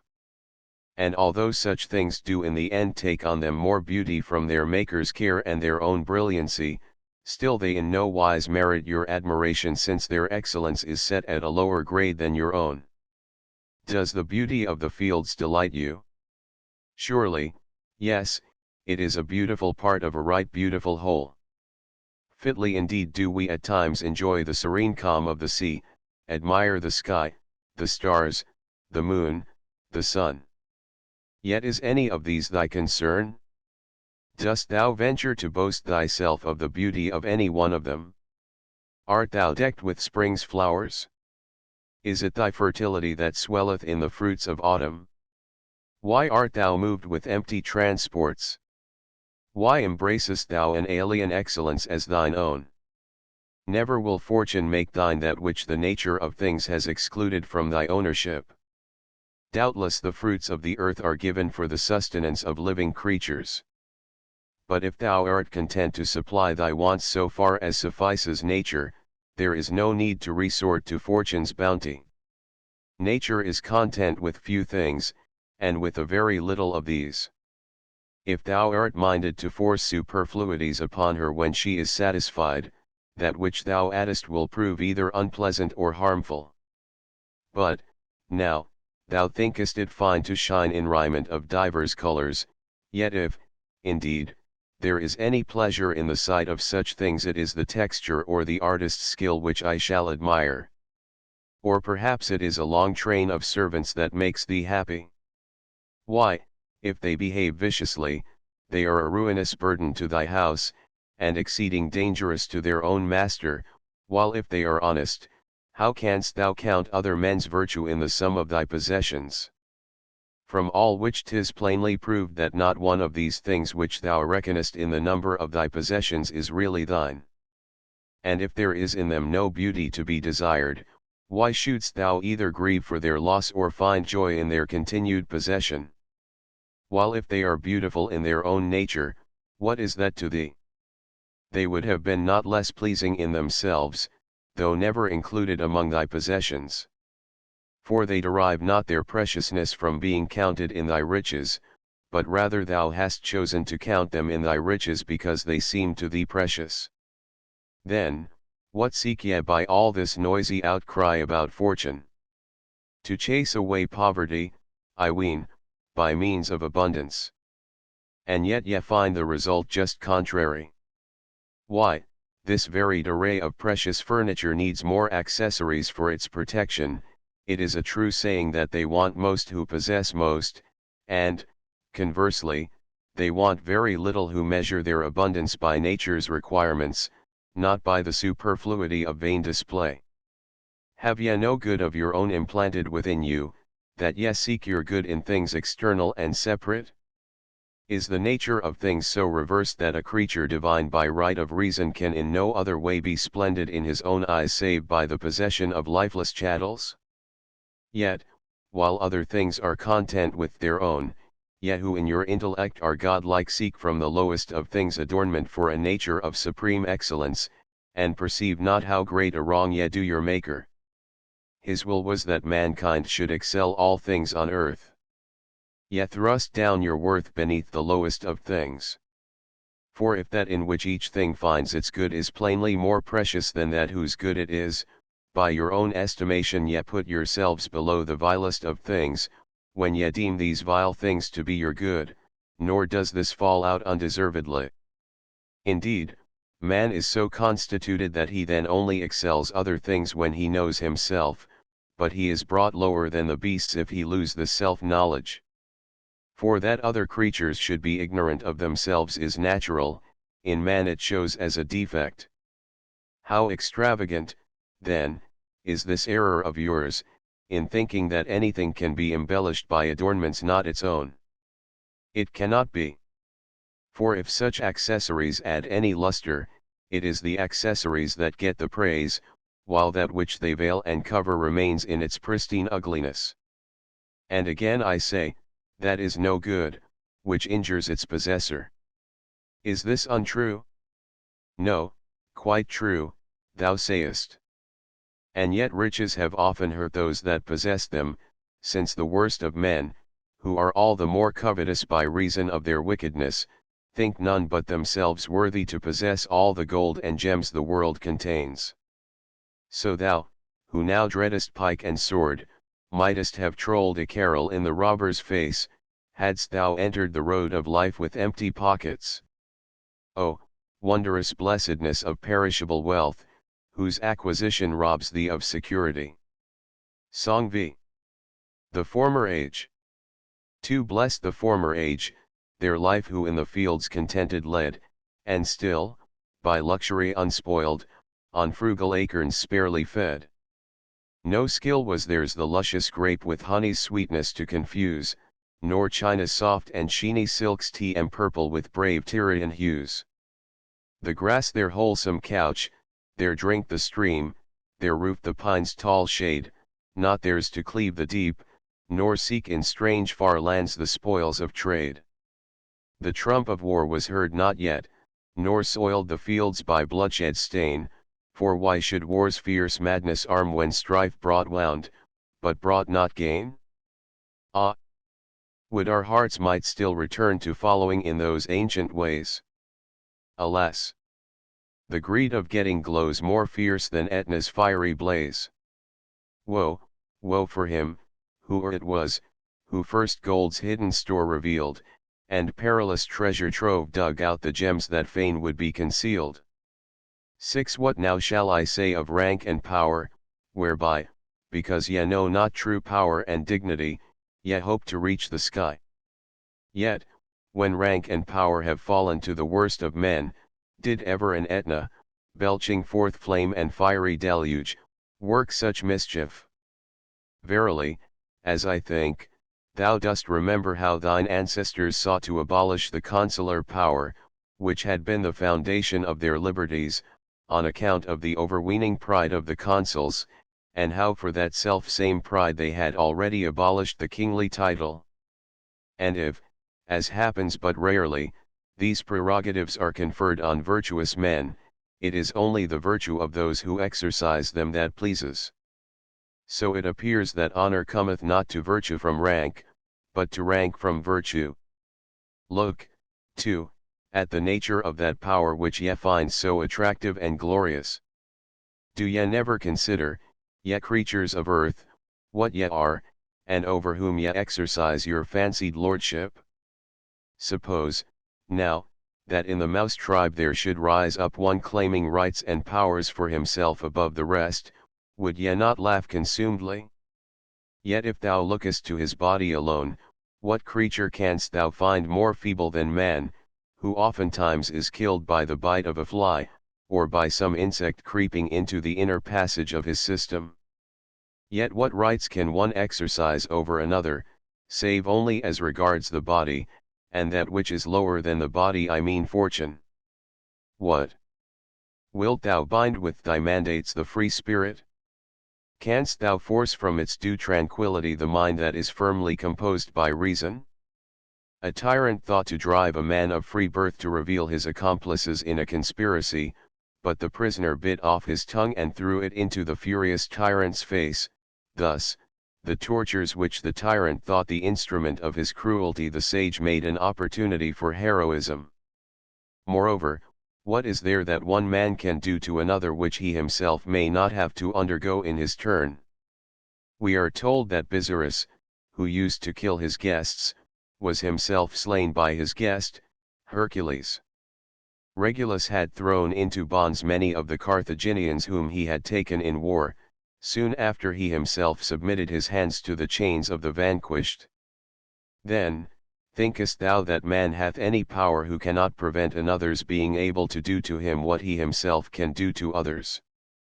Besides, if there were any element of natural and proper good in rank and power, they would never come to the utterly bad, since opposites are not wont to be associated. Nature brooks not the union of contraries. So, seeing there is no doubt that wicked wretches are oftentimes set in high places, it is also clear that things which suffer association with the worst of men cannot be good in their own nature. Indeed, this judgment may with some reason be passed concerning all the gifts of fortune which fall so plentifully to all the most wicked. This ought also to be considered here. I think, no one doubts a man to be brave in whom he has observed a brave spirit residing. It is plain that one who is endowed with speed is swift-footed. So also music makes men musical, the healing art physicians, rhetoric public speakers. For each of these has naturally its own proper working, there is no confusion with the effects of contrary things, nay, even of itself it rejects what is incompatible. And yet wealth cannot extinguish insatiable greed, nor has power ever made him master of himself whom vicious lusts kept bound in indissoluble fetters. Dignity conferred on the wicked not only fails to make them worthy, but contrarily reveals and displays their unworthiness. Why does it so happen? Because ye take pleasure in calling by false names things whose nature is quite incongruous thereto by names which are easily proved false by the very effects of the things themselves. Even so it is, these riches, that power, this dignity, are none of them rightly so called. Finally, we may draw the same conclusion concerning the whole sphere of fortune, within which there is plainly nothing to be truly desired, nothing of intrinsic excellence, for she neither always joins herself to the good, nor does she make good men of those to whom she is united. Song 6. Nero's infamy. We know what mischief dire he wrought Rome fired, the fathers slain whose hand with brothers' slaughter wet a mother's blood did stain. No pitying tear his cheek bedewed, as on the corse he gazed, that mother's beauty, once so fair, a critic's voice appraised. Yet far and wide, from east to west, his sway the nations own, and scorching south and icy north obey his will alone. Did, then, high power a curb impose on Nero's frenzied will? Ah, woe when to the evil heart is joined the sword to kill. 7 Then said I, thou knowest thyself that ambition for worldly success hath but little swayed me. Yet I have desired opportunity for action, lest virtue, in default of exercise, should languish away. Then she, This is that last infirmity which is able to allure minds which, though of noble quality, have not yet been molded to any exquisite refinement by the perfecting of the virtues, I mean, the love of glory and fame for high services rendered to the common weal. And yet consider with me how poor and unsubstantial a thing this glory is. The whole of this earth's globe, as thou hast learned from the demonstration of astronomy, compared with the expanse of heaven, is found no bigger than a point, that is to say, if measured by the vastness of heaven's sphere, it is held to occupy absolutely no space at all. Now, of this so insignificant portion of the universe, it is about a fourth part, as Ptolemy's proofs have taught us, which is inhabited by living creatures known to us.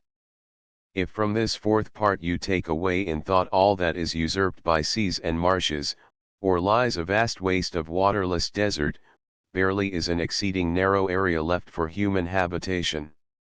You, then, who are shut in and prisoned in this merest fraction of a point's space, do yet take thought for the blaswoning of your fame, for the spreading abroad of your renown? Why, what amplitude or magnificence has glory when confined to such narrow and petty limits?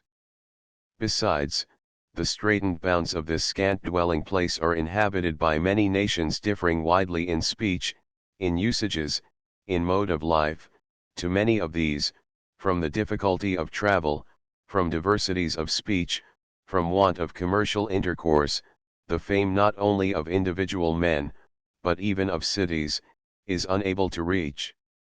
Why, in Cicero's days, as he himself somewhere points out, the fame of the Roman Republic had not yet crossed the Caucasus, and yet by that time her name had grown formidable to the Parthians and other nations of those parts. Seest thou, then, how narrow, how confined, is the glory yet take pains to spread abroad and extend? Can the fame of a single Roman penetrate where the glory of the Roman name fails to pass? Moreover, the customs and institutions of different races agree not together, so that what is deemed praiseworthy in one country is thought punishable in another. Wherefore, if any love the applause of fame, it shall not profit him to publish his name among many peoples. Then, each must be content to have the range of his glory limited to his own people. The splendid immortality of fame must be confined within the bounds of a single race. Once more, how many of high renown in their own times have been lost in oblivion for want of a record? Indeed, of what avail are written records even, which, with their authors, are overtaken by the dimness of age after a somewhat longer time? But when ye think on future fame, fancy it an immortality that ye are begetting for yourselves.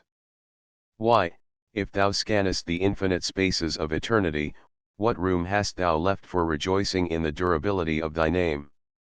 Verily, if a single moment's space be compared with 10,000 years, it has a certain relative duration, however little, since each period is definite. But this same number of years and a number many times as great cannot even be compared with endless duration, for, indeed, finite periods may in a sort be compared one with another, but a finite and an infinite never. So it comes to pass that fame, though it extend to ever so wide a space of years, if it be compared to never lessening eternity, seems not short-lived merely, but altogether nothing.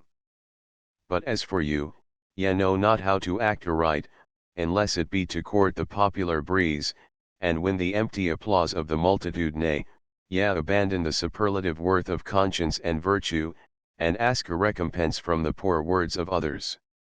Let me tell thee how wittily one did mock the shallowness of this sort of arrogance. A certain man assailed one who had put on the name of philosopher as a cloak to pride and vainglory, not for the practice of real virtue, and added, Now shall I know if thou art a philosopher if thou bearest reproaches calmly and patiently. The other for a while affected to be patient, and, having endured to be abused, cried out derisively, Now, do you see that I am a philosopher?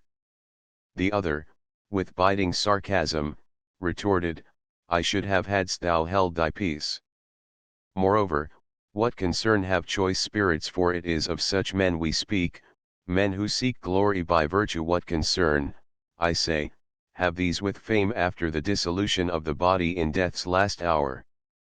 For if men die wholly, which our reasonings forbid us to believe, there is no such thing as glory at all, since he to whom the glory is said to belong is altogether non-existent. But if the mind, conscious of its own rectitude, is released from its earthly prison, and seeks heaven in free flight, doth it not despise all earthly things when it rejoices in its deliverance from earthly bonds, and enters upon the joys of heaven? Song 7.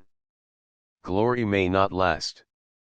Oh, let him, who pants for glory's guerdon, deeming glory all in all, look and see how wide the heaven expandeth, earth's enclosing bounds how small. Shame it is, if your proud swelling glory may not fill this narrow room. Why, then, strive so vainly, oh, ye proud ones, to escape your mortal doom? Though your name, to distant regions brooded, o'er the earth be widely spread, though full many a lofty sounding title on your house its lustre shed, death at all this pomp and glory spurneth when his hour draweth nigh, shrouds alike th exalted and the humble, levels lowest and most high. Where are now the bones of stanch Fabricius? Brutus, Cato, where are they? Lingering fame, with a few graven letters, doth their empty name display. But to know the great dead is not given from a gilded name alone, nay, yet all alike must lie forgotten, 'tis not you that fame makes known. Fondly do ye deem life's little hour lengthened by fame's mortal breath, there but waits you when this, too, is taken at the last a second death. 8. But that thou mayst not think that I wage implacable warfare against fortune, I own there is a time when the deceitful goddess serves men well, I mean when she reveals herself, uncovers her face, and confesses her true character. Perhaps thou dost not yet grasp my meaning. Strange is the thing I am trying to express, and for this cause I can scarce find words to make clear my thought. For truly I believe that ill fortune is of more use to men than good fortune. For good fortune, when she wears the guise of happiness, and most seems to caress, is always lying; ill fortune is always truthful, since, in changing, she shows her inconstancy. The one deceives, the other teaches, the one enchains the minds of those who enjoy her favor by the semblance of delusive good, the other delivers them by the knowledge of the frail nature of happiness. Accordingly, thou mayst see the one fickle, shifting as the breeze, and ever self-deceived, the other sober-minded, alert, and wary, by reason of the very discipline of adversity. Finally, good fortune, by her allurements, draws men far from the true good; ill fortune ofttimes draws men back to true good with grappling irons.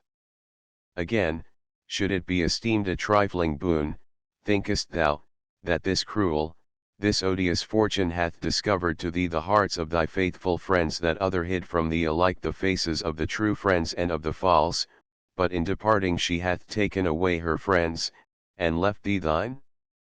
What price wouldst thou not have given for this service in the fullness of thy prosperity, when thou seemedst to thyself fortunate? Cease, then, to seek the wealth thou hast lost, since in true friends thou hast found the most precious of all riches. Song 8. Love is Lord of all. Why are nature's changes bound to a fixed and ordered round? What to leagued peace hath bent every warring element? Wherefore doth the rosy morn rise on Phoebus' car upborne? Why should Phoebe rule the night, led by Hesper's guiding light? What the power that doth restrain in his place the restless main, that within fixed bounds he keeps, nor o'er earth in deluge sweeps? Love it is that holds the chains, love o'er sea and earth that reigns, love whom else but sovereign love, love, high Lord in heaven above. Yet should he his care remit, all that now so close is knit in sweet love and holy peace, would no more from conflict cease, but with strife's rude shock and jar all the world's fair fabric march. Tribes and nations love unites by just treaties sacred rites, wedlock's bonds he sanctifies by affection's softest ties. Love appointeth, as is due, faithful laws to comrades true love, all sovereign love, oh, then, ye are blessed, ye sons of men, if the love that rules the sky in your hearts is throned on high. Book 3. True Happiness and False. Summary. Chi Boethius beseeches philosophy to continue. She promises to lead him to true happiness. Ch 2. Happiness is the one end which all created beings seek. They aim variously at a. Wealth, or b. Rank, or c. Sovereignty, or d. Glory, or e. Pleasure, because they think thereby to attain either a. Contentment, b. Reverence, c. Power, d. Renown, or e. Gladness of heart, in one or other of which they severally imagine happiness to consist. Ch 3. Philosophy proceeds to consider whether happiness can really be secured in any of these ways. A. So far from bringing contentment, riches only add to men's wants. Ch 4. B. High position cannot of itself win respect. Titles command no reverence in distant and barbarous lands. They even fall into contempt through lapse of time. Chv. C. Sovereignty cannot even bestow safety. History tells of the downfall of kings and their ministers. Tyrants go in fear of their lives. Ch 6. D. Fame conferred on the unworthy is but disgrace. The splendor of noble birth is not a man's own, but his ancestors. Ch 7. E. Pleasure begins in the restlessness of desire, and ends in repentance. Even the pure pleasures of home may turn to gall and bitterness. Ch 8. All fail, then, to give what they promise. There is, moreover, some accompanying evil involved in each of these aims. Beauty and bodily strength are likewise of little worth. In strength man is surpassed by the brutes, beauty is but outward show. Ch 9. The source of men's error in following these phantoms of good is that they break up and separate that which is in its nature one and indivisible. Contentment, power, reverence, renown, and joy are essentially bound up one with the other, and, if they are to be attained at all, must be attained together. True happiness, if it can be found, will include them all. But it cannot be found among the perishable things hitherto considered. Chx. Such a happiness necessarily exists. Its seat is in God. Nay, God is very happiness, and in a manner, therefore, the happy man partakes also of the divine nature. All other ends are relative to this good, since they are all pursued only for the sake of good. It is good which is the sole ultimate end. And since the sole end is also happiness, it is plain that this good and happiness are in essence the same. Ch 11. Unity is another aspect of goodness. Now, all things subsist so long only as they preserve the unity of their being. When they lose this unity, they perish. But the bent of nature forces all things, plants and inanimate things, as well as animals, to strive to continue in life. Therefore, all things desire unity, for unity is essential to life. But unity and goodness were shown to be the same. Therefore, good is proved to be the end towards which the whole universe tends. Ch 12. Boethius acknowledges that he is but recollecting truths he once knew. Philosophy goes on to show that it is goodness also by which the whole world is governed. Boethius professes compunction for his former folly. But the paradox of evil is introduced, and he is once more perplexed. Footnotes: This solves the second of the points left in doubt at the end of BKI, ch 6. This solves the third. No distinct account is given of the first, but an answer may be gathered from the general argument of books 2, 3, and 4. Book 3. She ceased, but I stood fixed by the sweetness of the song in wonderment and eager expectation, my ears still strained to listen. And then after a little I said, Thou sovereign solace of the stricken soul, what refreshment hast thou brought me, no less by the sweetness of thy singing than by the weightiness of thy discourse.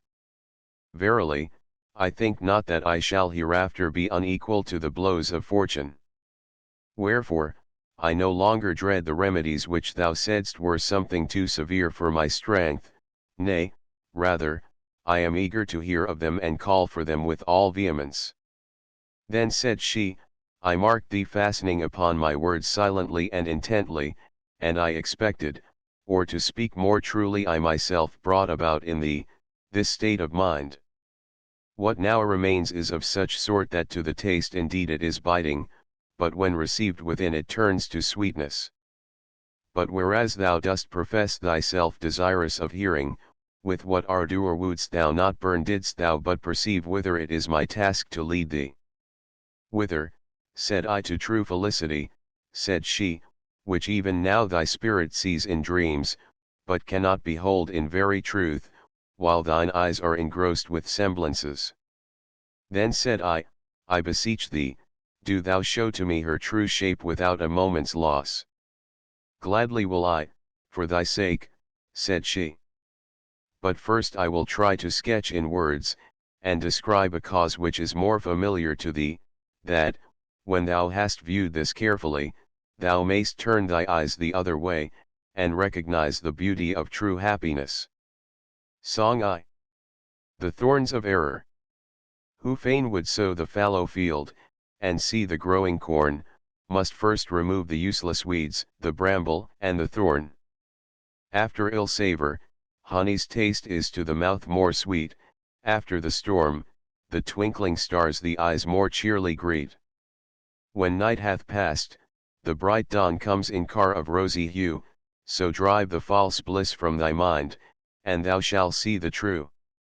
2. For a little space she remained in a fixed gaze, withdrawn, as it were, into the august chamber of her mind, then she thus began, all mortal creatures in those anxious aims which find employment in so many varied pursuits, though they take many paths, yet strive to reach one goal, the goal of happiness. Now, the good is that which, when a man hath got, he can lack nothing further. This it is which is the supreme good of all, containing within itself all particular good, so that if anything is still wanting thereto, this cannot be the supreme good, since something would be left outside which might be desired. 'Tis clear, then, that happiness is a state perfected by the assembling together of all good things. To this state, as we have said, all men try to attain, but by different paths. For the desire of the true good is naturally implanted in the minds of men, only error leads them aside out of the way in pursuit of the false. Some, deeming it the highest good to want for nothing, spare no pains to attain affluence, others, judging the good to be that to which respect is most worthily paid, strive to win the reverence of their fellow citizens by the attainment of official dignity. Some there are who fix the chief good in supreme power, these either wish themselves to enjoy sovereignty, or try to attach themselves to those who have it. Those, again, who think renown to be something of supreme excellence are in haste to spread abroad the glory of their name either through the arts of war or of peace. A great many measure the attainment of good by joy and gladness of heart, these think it the height of happiness to give themselves over to pleasure. Others there are, again, who interchange the ends and means one with the other in their aims. For instance, some want riches for the sake of pleasure and power, some covet power either for the sake of money or in order to bring renown to their name.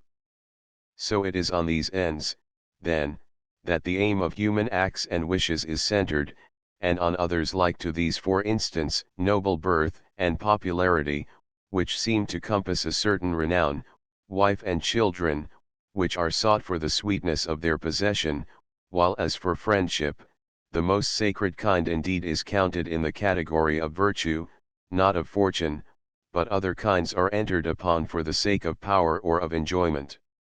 And as for bodily excellences, it is obvious that they are to be ranged with the above. For strength and stature surely manifest power, beauty and fleetness of foot bring celebrity, health brings pleasure. It is plain, then, that the only object sought for in all these ways is happiness. For that which each seeks in preference to all else, that is in his judgment the supreme good. And we have defined the supreme good to be happiness. Therefore, that state which each wishes in preference to all others is in his judgment happy. Thou hast, then, set before thine eyes something like a scheme of human happiness: wealth, rank, power, glory, pleasure. Now Epicurus, from a sole regard to these considerations, with some consistency concluded the highest good to be pleasure, because all the other objects seem to bring some delight to the soul. But to return to human pursuits and aims, man's mind seeks to recover its proper good, in spite of the mistiness of its recollection, but, like a drunken man, knows not by what path to return home. Think you they are wrong who strive to escape want? Nay, truly there is nothing which can so well complete happiness as a state abounding in all good things, needing nothing from outside, but wholly self-sufficing. Do they fall into error who deem that which is best to be also best deserving to receive the homage of reverence? Not at all. That cannot possibly be vile and contemptible, to attain which the endeavors of nearly all mankind are directed. Then, is power not to be reckoned in the category of good? Why, can that which is plainly more efficacious than anything else be esteemed a thing feeble and void of strength?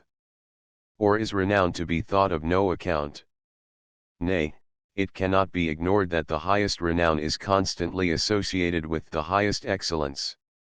And what need is there to say that happiness is not haunted by care and gloom, nor exposed to trouble and vexation, since that is a condition we ask of the very least of things, from the possession and enjoyment of which we expect delight. So, then, these are the blessings men wish to win. They want riches, rank, sovereignty, glory, pleasure, because they believe that by these means they will secure independence, reverence, power, renown, and joy of heart. Therefore, it is the good which men seek by such divers courses, and herein is easily shown the might of nature's power, since, although opinions are so various and discordant, yet they agree in cherishing good as the end. Song 2. The bent of nature. How the might of nature sways all the world in ordered ways, how resistless laws control each least portion of the whole, fain would I in sounding verse on my pliant strings rehearse.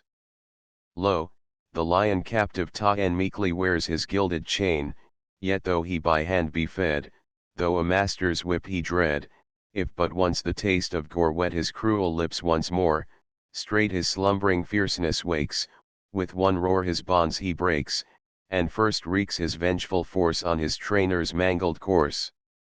And the woodland songster, pent in forlorn imprisonment, though a mistress lavish care store of honeyed sweets prepare, yet, if in his narrow cage, as he hops from bar to bar, he should spy the woods afar, cool with sheltering foliage, all these dainties he will spurn, to the woods his heart will turn, only for the woods he longs, pipes the woods in all his songs. To rude force the sapling bends, while the hand its pressure lends, if the hand its pressure slack, straight the supple wood springs back. Phoebus in the western main sinks, but swift his car again by a secret path is borne to the wonted gates of morn. Thus are all things seen to yearn in due time for due return, and no order fixed may stay, save which in th appointed way joins the end to the beginning in a steady cycle spinning. 3 Ye, too, creatures of earth, have some glimmering of your origin, however faint, and though in a vision dim and clouded, yet in some wise, notwithstanding, yet discern the true end of happiness, and so the aim of nature leads you thither to that true good, while error in many forms leads you astray therefrom. For reflect whether men are able to win happiness by those means through which they think to reach the proposed end. Truly, if either wealth, rank, or any of the rest, bring with them anything of such sort as seems to have nothing wanting to it that is good, we, too, acknowledge that some are made happy by the acquisition of these things. But if they are not able to fulfill their promises, and, moreover, lack many good things, is not the happiness men seek in them clearly discovered to be a false show? Therefore do I first ask thee thyself, who but lately wert living in affluence, amid all that abundance of wealth, was thy mind never troubled in consequence of some wrong done to thee? Nay, said I cannot ever remember a time when my mind was so completely at peace as not to feel the pang of some uneasiness. Was it not because either something was absent which thou wouldst not have absent, or present which thou wouldst have away?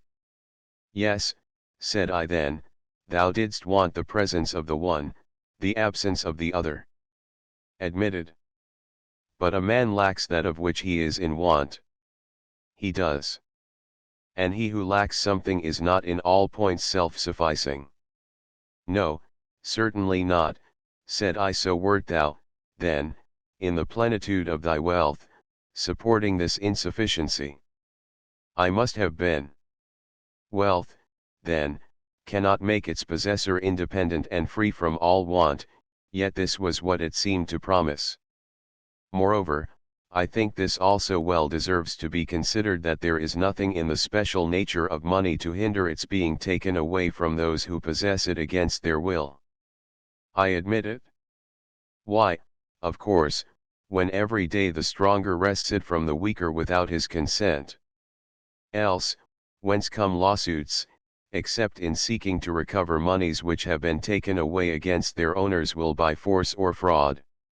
True, said I then, everyone will need some extraneous means of protection to keep his money safe. Who can venture to deny it?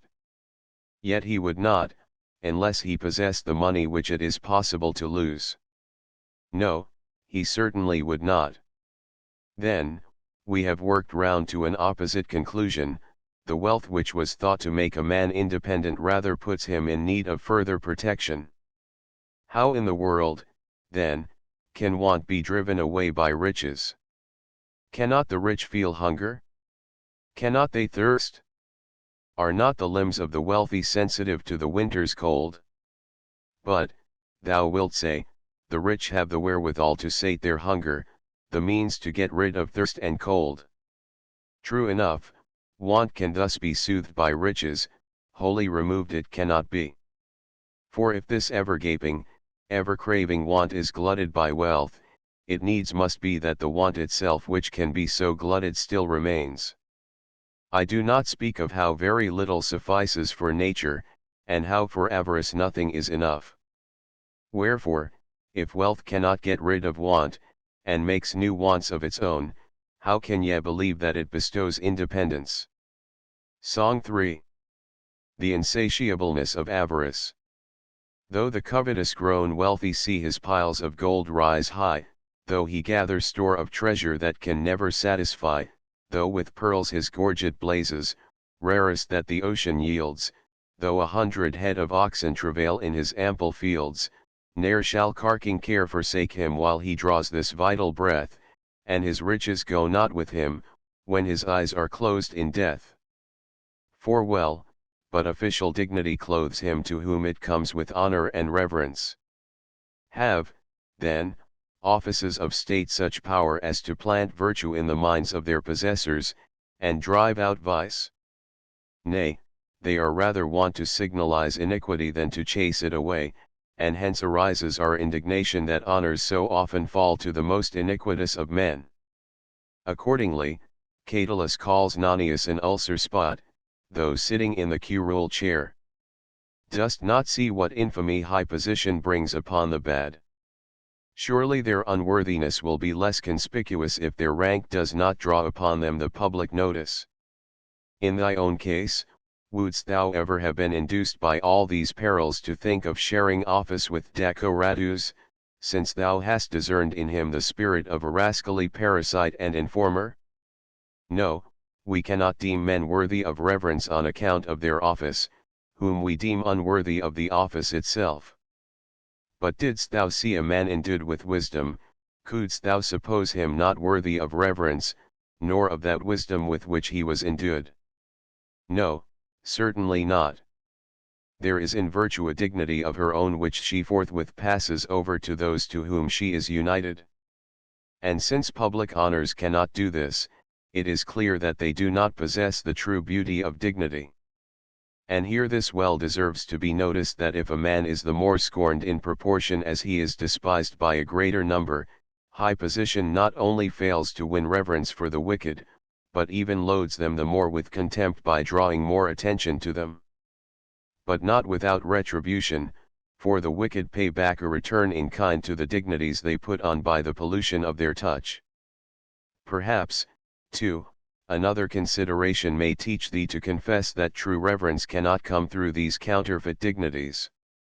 It is this: if one who had been many times consul chanced to visit barbaric lands, would his office win him the reverence of the barbarians? And yet if reverence were the natural effect of dignities, they would not forego their proper function in any part of the world, even as fire never anywhere fails to give forth heat. But since this effect is not due to their own efficacy, but is attached to them by the mistaken opinion of mankind, they disappear straightway when they are set before those who do not esteem them dignities. Thus the case stands with foreign peoples. But does their repute last forever, even in the land of their origin? Why, the prefecture, which was once a great power, is now an empty name, a burden merely on the senator's fortune. The commissioner of the public corn supply was once a personage, now what is more contemptible than this office? For, as we said just now, that which hath no true comeliness of its own now receives, now loses, lustre at the caprice of those who have to do with it. So, then, if dignities cannot win men reverence, if they are actually sullied by the contamination of the wicked, if they lose their splendor through time's changes, if they come into contempt merely for lack of public estimation, what precious beauty have they in themselves, much less to give to others? Song 4. Disgrace of honors conferred by a tyrant. Though royal purple soothes his pride, and snowy pearls his neck adorn, Nero in all his riot lives the mark of universal scorn. Yet he on reverend heads conferred inglorious honors of the state. Shall we, then, deem them truly blessed whom such preferment hath made great? Well, then, does sovereignty and the intimacy of kings prove able to confer power? Why, surely does not the happiness of kings endure forever? And yet antiquity is full of examples, and these days also, of kings whose happiness has turned into calamity. How glorious a power, which is not even found effectual for its own preservation!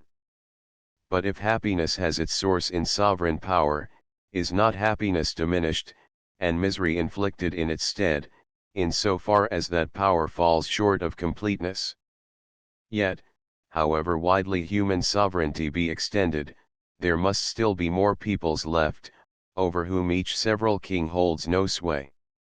Now, at whatever point the power on which happiness depends ceases, here powerlessness steals in and makes wretchedness. So, by this way of reckoning, there must needs be a balance of wretchedness in the lot of the king. The tyrant who had made trial of the perils of his condition figured the fears that haunt a throne under the image of a sword hanging over a man's head. What sort of power, then, is this which cannot drive away the gnawings of anxiety, or shun the stings of terror? Fain would they themselves have lived secure, but they cannot, then they boast about their power. Dost thou count him to possess power whom thou cease to wish what he cannot bring to pass? Dost thou count him to possess power who encompasses himself with a bodyguard, who fears those he terrifies more than they fear him, who, to keep up the semblance of power, is himself at the mercy of his slaves? Need I say anything of the friends of kings, when I show royal dominion itself so utterly and miserably weak, why oft-times the royal power in its plenitude brings them low, oft-times involves them in its fall. Nero drove his friend and preceptor, Seneca, to the choice of the manner of his death.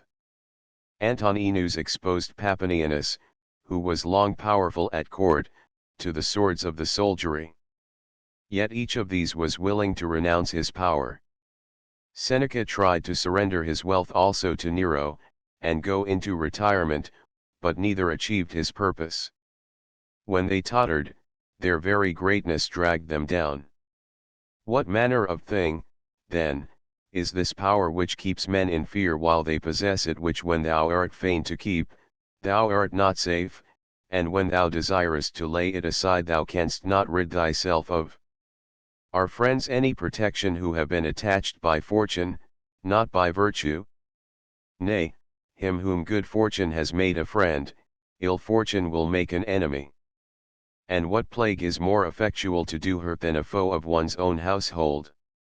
Footnotes: G. The Sword of Damocles. Song v. Self-Mastery. Who on power sets his aim, first must his own spirit tame, he must shun his neck to thrust neath th unholy yoke of lust. For, though India's far-off land bow before his wide command, utmost thuli homage pay if he cannot drive away haunting care and black distress, in his power, he's powerless. 6 Again, how misleading, how base, a thing oft-times is glory. Well does the tragic poet exclaim, "Oh, fond repute, how many a time and oft hast them raised high in pride the base-born churl." For many have won a great name through the mistaken beliefs of the multitude, and what can be imagined more shameful than that? Nay, they who are praised falsely must needs themselves blush at their own praises. And even when praise is won by merit, still, how does it add to the good conscience of the wise man who measures his good not by popular repute, but by the truth of inner conviction? And if at all it does seem a fair thing to get this same renown spread abroad, it follows that any failure so to spread it is held foul. But if, as I set forth but now, there must needs be many tribes and peoples whom the fame of any single man cannot reach, it follows that he whom thou esteemest glorious seems all inglorious in a neighboring quarter of the globe. As to popular favor, I do not think it even worthy of mention in this place, since it never cometh of judgment, and never lasteth steadily. Then, again, who does not see how empty, how foolish, is the fame of noble birth? Why, if the nobility is based on renown, the renown is another's. For, truly, nobility seems to be a sort of reputation coming from the merits of ancestors. But if it is the praise which brings renown, of necessity it is they who are praised that are famous. Wherefore, the fame of another clothes thee not with splendour if thou hast none of thine own. So, if there is any excellence in nobility of birth, methinks it is this alone, that it would seem to impose upon the nobly born the obligation not to degenerate from the virtue of their ancestors. Song 6. True Nobility. All men are of one kindred stock, though scattered far and wide, for one is Father of us all, one doth for all provide. He gave the sun his golden beams, the moon her silver horn, he set mankind upon the earth, as stars the heavens adorn. He shut a heaven-born soul within the body's frame, the noble origin he gave each mortal wight may claim. Why boast ye, then, so loud of race and high ancestral line? If ye behold your being's source, and God's supreme design, none is degenerate, none base, unless by taint of sin and cherished vice he foully stain his heavenly origin. 7 Then, what shall I say of the pleasures of the body? The lust thereof is full of uneasiness, the sating, of repentance. What sicknesses, what intolerable pains, are they wont to bring on the bodies of those who enjoy them, the fruits of iniquity, as it were. Now, what sweetness the stimulus of pleasure may have I do not know. but that the issues of pleasure are painful everyone may understand who chooses to recall the memory of his own fleshly lusts. Nay, if these can make happiness, there is no reason why the beasts also should not be happy, since all their efforts are eagerly set upon satisfying the bodily wants. I know, indeed, that the sweetness of wife and children should be right comely, yet only too true to nature is what was said of one that he found in his sons his tormentors. And how galling such a contingency would be, I must needs put thee in mind, since thou hast never in any wise suffered such experiences, nor art thou now under any uneasiness.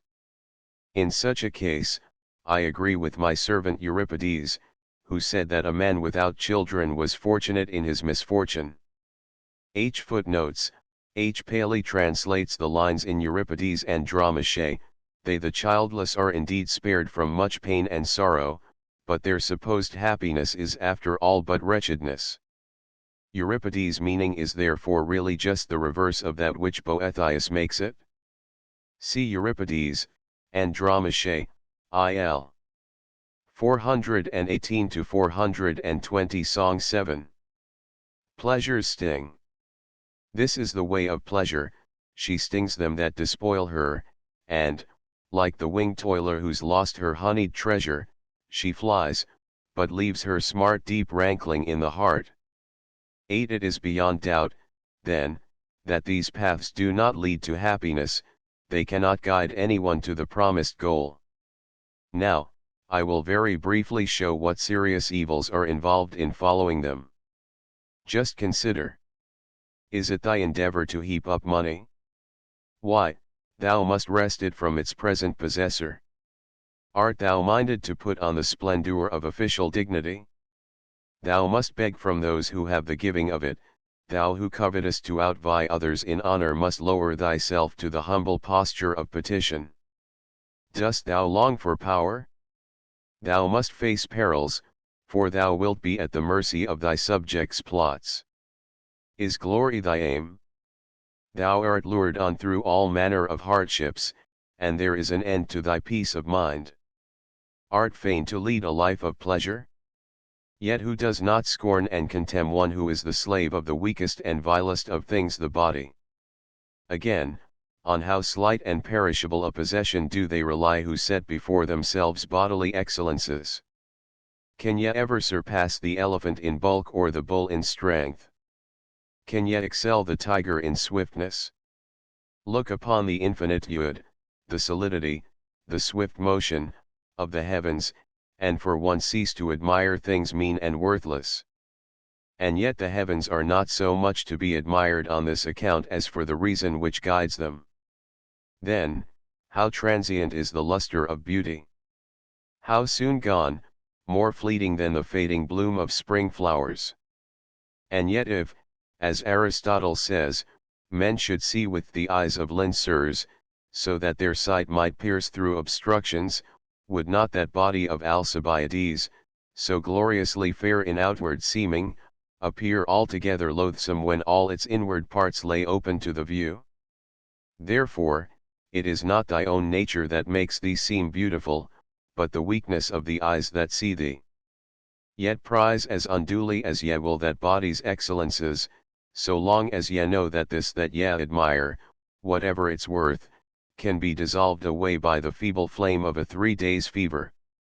From all which considerations we may conclude as a whole, that these things which cannot make good the advantages they promise, which are never made perfect by the assemblage of all good things, these neither lead as by ways to happiness, nor themselves make men completely happy. Song 8. Human folly. Alas! How wide astray doth ignorance these wretched mortals lead from truth's own way. For not on leafy stems do ye within the greenwood look for gold, nor strip the vine for gems, your nets ye do not spread upon the hilltops, that the groaning board with fish be furnished. If ye are fain to chase the bounding goat, ye sweep not in vain search the ocean's ruffled face. The sea's far depths they know, each hidden nook, wherein the waves o'er wash the pearl as white as snow, where lurks the Tyrian shell, where fish and prickly urchins do abound, all this they know full well. But not to know or care where hidden lies the good all hearts desire, this blindness they can bear, with gaze on earth low bent, they seek for that which reacheth far beyond the starry firmament. What curse shall I call down on hearts so dull? May they the race still run for wealth and high renown. And when with much ado the false good they have grasped, then too late, may they discern the true. 9. This much may well suffice to set forth the form of false happiness. If this is now clear to thine eyes, the next step is to show what true happiness is. Indeed, said I see clearly enough that neither is independence to be found in wealth, nor power in sovereignty, nor reverence in dignities, nor fame in glory, nor true joy in pleasures. Hast thou discerned also the causes why this is so? I seem to have some inkling, but I should like to learn more at large from thee. Why, truly the reason is hard at hand. That which is simple and indivisible by nature human error separates, and transforms from the true and perfect to the false and imperfect. Dost thou imagine that which lacketh nothing can want power? Certainly not. Right, for if there is any feebleness of strength in anything, in this there must necessarily be need of external protection. That is so. Accordingly, the nature of independence and power is one and the same. It seems so. Well, but dost think that anything of such a nature as this can be looked upon with contempt, or is it rather of all things most worthy of veneration? Nay, there can be no doubt as to that. Let us, then, add reverence to independence and power, and conclude these three to be one. We must if we will acknowledge the truth. Thinkest thou, then, this combination of qualities to be obscure and without distinction, or rather famous in all renown? Just consider, can that want renown which has been agreed to be lacking in nothing, to be supreme in power, and right worthy of honor, for the reason that it cannot bestow this upon itself, and so comes to appear somewhat poor in esteem? I cannot but acknowledge that, being what it is, this union of qualities is also right famous. It follows, then, that we must admit that renown is not different from the other three. It does, said I, that, then, which needs nothing outside itself, which can accomplish all things in its own strength, which enjoys fame and compels reverence, must not this evidently be also fully crowned with joy? In sooth, I cannot conceive, said I, how any sadness can find entrance into such a state, wherefore I must needs acknowledge it full of joy at least, if our former conclusions are to hold. Then, for the same reasons, this also is necessary that independence, power, renown, reverence, and sweetness of delight, are different only in name, but in substance differ no wise one from the other. It is, said I, this, then, which is one, and simple by nature, human perversity separates, and, in trying to win a part of that which has no parts, fails to attain not only that portion, since there are no portions, but also the whole, to which it does not dream of aspiring. How so, said I? He who, to escape want, seeks riches, gives himself no concern about power, he prefers a mean and low estate, and also denies himself many pleasures dear to nature to avoid losing the money which he has gained. But at this rate he does not even attain to independence, a weakling void of strength, vexed by distresses, mean and despised, and buried in obscurity. He, again, who thirsts alone for power squanders his wealth, despises pleasure, and thinks fame and rank alike worthless without power. But thou seest in how many ways his state also is defective. Sometimes it happens that he lacks necessaries, that he is gnawed by anxieties, and, since he cannot rid himself of these inconveniences, even ceases to have that power which was his whole end and aim. In like manner may we cast up the reckoning in case of rank, of glory, or of pleasure. For since each one of these severally is identical with the rest, whosoever seeks any one of them without the others does not even lay hold of that one which he makes his aim. Well, said I, what then? Suppose anyone desire to obtain them together, he does indeed wish for happiness as a whole, but will he find it in these things which, as we have proved, are unable to bestow what they promise? Nay, by no means, said I then. Happiness must certainly not be sought in these things which severally are believed to afford some one of the blessings most to be desired. They must not, I admit. No conclusion could be more true. So, then, the form and the causes of false happiness are set before thine eyes. Now turn thy gaze to the other side, there thou wilt straightway see the true happiness I promised. Yea, indeed, 'tis plain to the blind, said I, thou didst point it out even now in seeking to unfold the causes of the false. For, unless I am mistaken, that is true and perfect happiness which crowns one with the union of independence, power, reverence, renown, and joy. And to prove to thee with how deep an insight I have listened, since all these are the same, that which can truly bestow one of them I know to be without doubt full and complete happiness. Happy art thou, my scholar, in this thy conviction. Only one thing shouldst thou add. What is that? Said I. Is there aught, thinkest thou, amid these mortal and perishable things which can produce a state such as this? Nay, surely not, and this thou hast so amply demonstrated that no word more is needed. Well, then, these things seem to give to mortals shadows of the true good, or some kind of imperfect good, but the true and perfect good they cannot bestow. Even so, said I, since, then, thou hast learnt what that true happiness is, and what men falsely call happiness, it now remains that thou shouldst learn from what source to seek this. Yes, to this I have long been eagerly looking forward.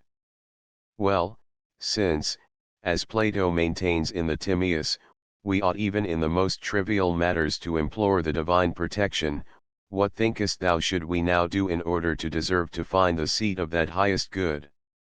We must invoke the Father of all things, said I, for without this no enterprise sets out from a right beginning.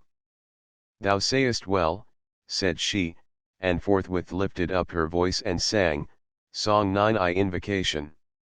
Maker of earth and sky, from age to age who are ulst the world by reason, at whose word time issues from eternity's abyss, to all that moves the source of movement, fixed thyself and moveless. Thee no cause impelled extrinsic this proportioned frame to shape from shapeless matter, but, deep set within thy inmost being, the form of perfect good, from envy free, and thou didst mold the whole to that supernal pattern. Beauteous the world in thee thus imaged, being thyself most beautiful. So thou the work didst fashion in that fair likeness, bidding it put on perfection through the exquisite perfectness of every part's contrivance. Thou dost bind the elements in balanced harmony, so that the hot and cold, the moist and dry, contend not, nor the pure fire leaping up escape, or weight of waters whelm the earth. Thou joinest and diffusest through the whole, linking accordantly its several parts, a soul of threefold nature, moving all. This, cleft in twain, and in two circles gathered, speeds in a path that on itself returns, encompassing mind's limits, and conforms the heavens to her true semblance. Lesser souls and lesser lives by a like ordinance thou sendest forth, each to its starry car affixing, and dost strew them far and wide o'er earth and heaven. These by a law benign thou biddest turn again, and render back to thee their fires. Oh, grant, Almighty Father, grant us on reason's wing to soar aloft to heaven's exalted height, grant us to see the fount of good, grant us, the true light found, to fix our steadfast eyes in vision clear on thee. Disperse the heavy mists of earth, and shine in thine own splendor. For thou art the true serenity and perfect rest of every pious soul to see thy face, the end and the beginning one, the guide, the traveler, the pathway, and the goal.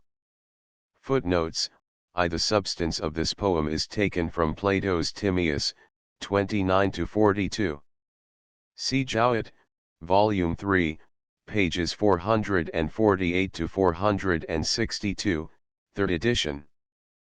Since now thou hast seen what is the form of the imperfect good, and what the form of the perfect also, methinks I should next show in what manner this perfection of felicity is built up.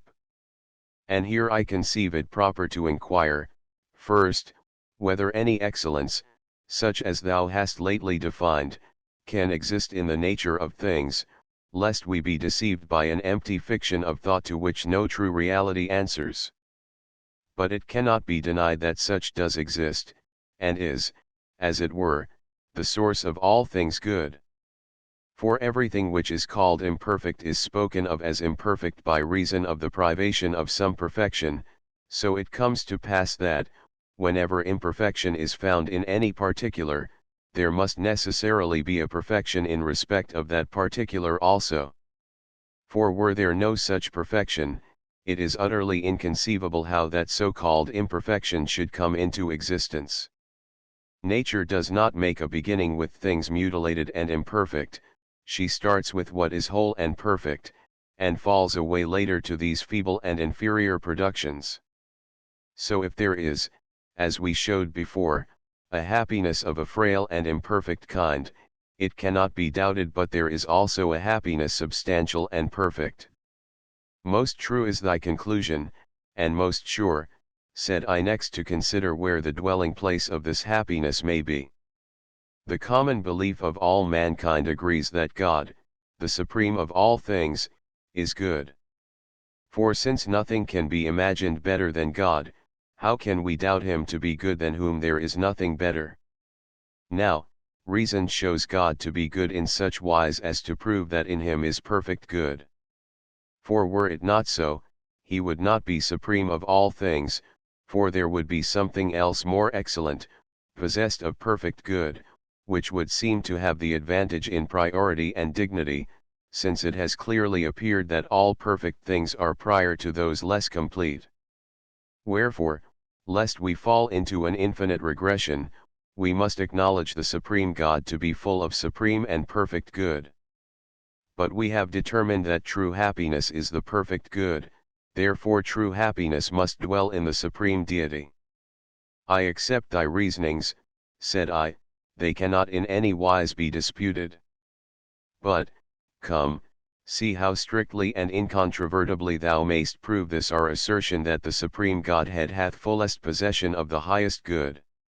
In what way, pray, said I, do not rashly suppose that he who is the Father of all things hath received that highest good of which he is said to be possessed either from some external source, or hath it as a natural endowment in such sort that thou mightest consider the essence of the happiness possessed, and of the God who possesses it, distinct and different.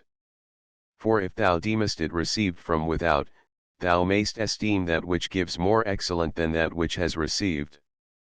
But him we most worthily acknowledge to be the most supremely excellent of all things. If, however, it is in him by nature, yet is logically distinct, the thought is inconceivable, since we are speaking of God, who is supreme of all things. Who was there to join these distinct essences? Finally, when one thing is different from another, the things so conceived as distinct cannot be identical. Therefore that which of its own nature is distinct from the highest good is not itself the highest good. An impious thought of him than whom, 'tis plain, nothing can be more excellent. For universally nothing can be better in nature than the source from which it has come, therefore on most true grounds of reason would I conclude that which is the source of all things to be in its own essence the highest good. And most justly, said I, but the highest good has been admitted to be happiness. Yes. Then, said she, it is necessary to acknowledge that God is very happiness. Yes, said I cannot gainsay my former admissions, and I see clearly that this is a necessary inference therefrom. Reflect, also, said she, whether the same conclusion is not further confirmed by considering that there cannot be two supreme goods distinct one from the other. For the goods which are different clearly cannot be severally each what the other is, wherefore neither of the two can be perfect, since to either the other is wanting, but since it is not perfect, it cannot manifestly be the supreme good. By no means, then, can goods which are supreme be different one from the other. But we have concluded that both happiness and God are the supreme good, wherefore that which is highest divinity must also itself necessarily be supreme happiness. No conclusion, said I, could be truer to fact, nor more soundly reasoned out, nor more worthy of God.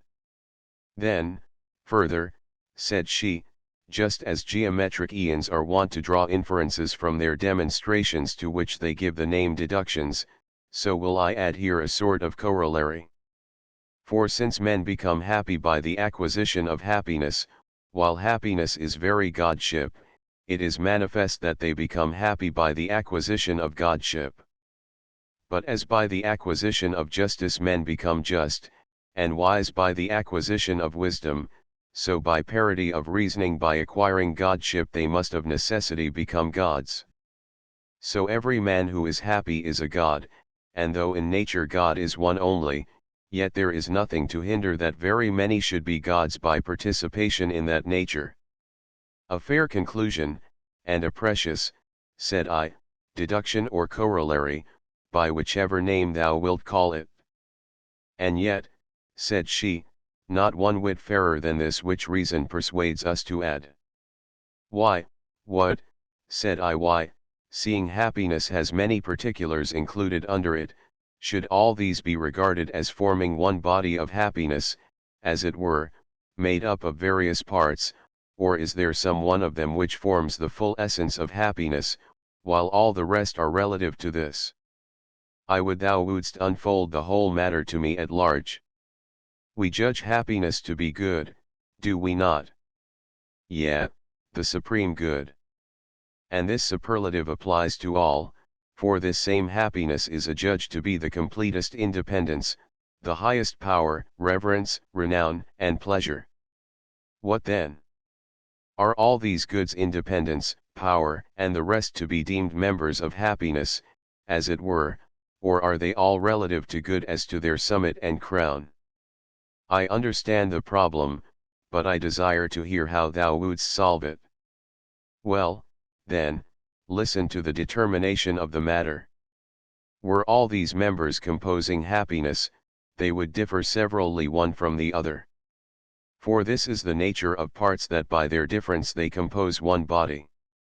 All these, however, have been proved to be the same, therefore they cannot possibly be members, otherwise happiness will seem to be built up out of one member, which cannot be. There can be no doubt as to that, said I, but I am impatient to hear what remains. Why, it is manifest that all the others are relative to the good. For the very reason why independence is sought is that it is judged good, and so power also, because it is believed to be good. The same, too, may be supposed of reverence, of renown, and of pleasant delight. Good, then, is the sum and source of all desirable things. That which has not in itself any good, either in reality or in semblance, can in no wise be desired.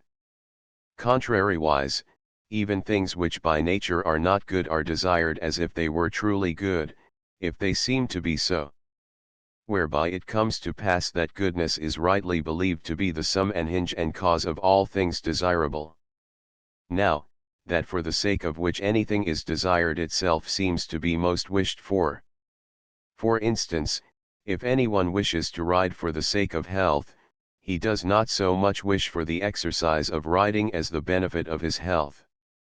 Since, then, all things are sought for the sake of the good, it is not these so much as good itself that is sought by all.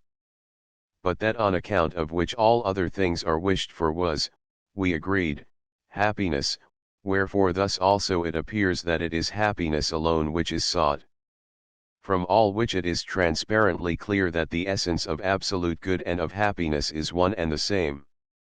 I cannot see how anyone can dissent from these conclusions. But we have also proved that God and true happiness are one and the same. Yes, said I, then we can safely conclude, also, that God's essence is seated in absolute good, and nowhere else. Song X. The true light. Hither come, all ye whose minds lust with rosy fetters binds lust to bondage hard compelling earthy souls that are his dwelling here shall be your labors close, here your haven of repose. Come, to your one refuge press, wide it stands to all distress. Not the glint of yellow gold down bright Hermus current rolled, not the Tagus precious sands, nor in far-off scorching lands all the radiant gems that hide under Indus storied tide emerald green and glistering white can illumine feeble sight, but they rather leave the mind in its native darkness blind. For the fairest beams they shed in earth's lowest depths were fed, but the splendor that supplies strength and vigor to the skies, and the universe controls, shunneth dark and ruined souls. He who once hath seen this light will not call the sunbeam bright. 11 I quite agree, said I, truly all thy reasonings hold admirably together. Then said she, what value wouldst thou put upon the boon shouldst thou come to the knowledge of the absolute good? Oh, an infinite, said I, if only I were so blessed as to learn to know God also who is the good. Yet this will I make clear to thee on truest grounds of reason, if only our recent conclusions stand fast. They will. Have we not shown that those things which most men desire are not true and perfect good precisely for this cause that they differ severally one from another, and, seeing that one is wanting to another, they cannot bestow full and absolute good, but that they become the true good when they are gathered, as it were, into one form and agency, so that that which is independence is likewise power, reverence, renown, and pleasant delight, and unless they are all one and the same, they have no claim to be counted among things desirable. Yes, this was clearly proved, and cannot in any wise be doubted. Now, when things are far from being good while they are different, but become good as soon as they are one, is it not true that these become good by acquiring unity? It seems so, said I, but dost not thou allow that all which is good by participation in goodness? It is. Then, thou must on similar grounds admit that unity and goodness are the same, for when the effects of things in their natural working differ not, their essence is one and the same. There is no denying it. Now, dost thou know, said she, that all which is abides and subsists so long as it continues one, but so soon as it ceases to be one it perishes and falls to pieces. In what way? Why, take animals, for example.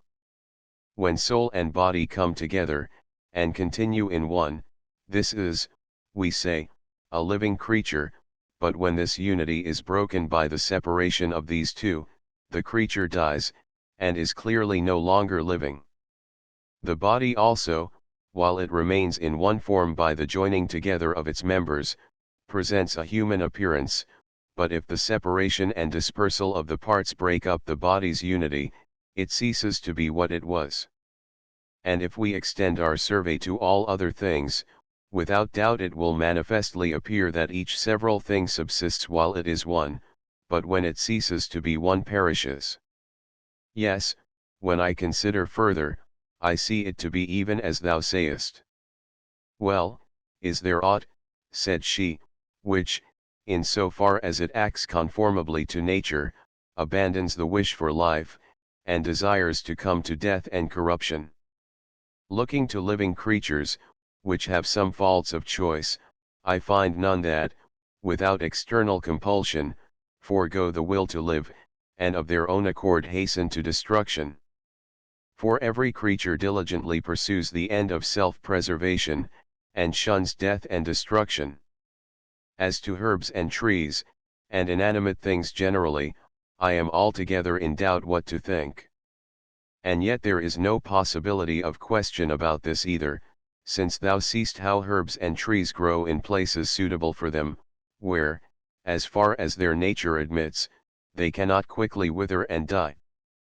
Some spring up in the plains, others in the mountains, some grow in marshes, others cling to rocks, and others, again, find a fertile soil in the barren sands, and if you try to transplant these elsewhere, they wither away. Nature gives to each the soil that suits it, and uses her diligence to prevent any of them dying, so long as it is possible for them to continue alive.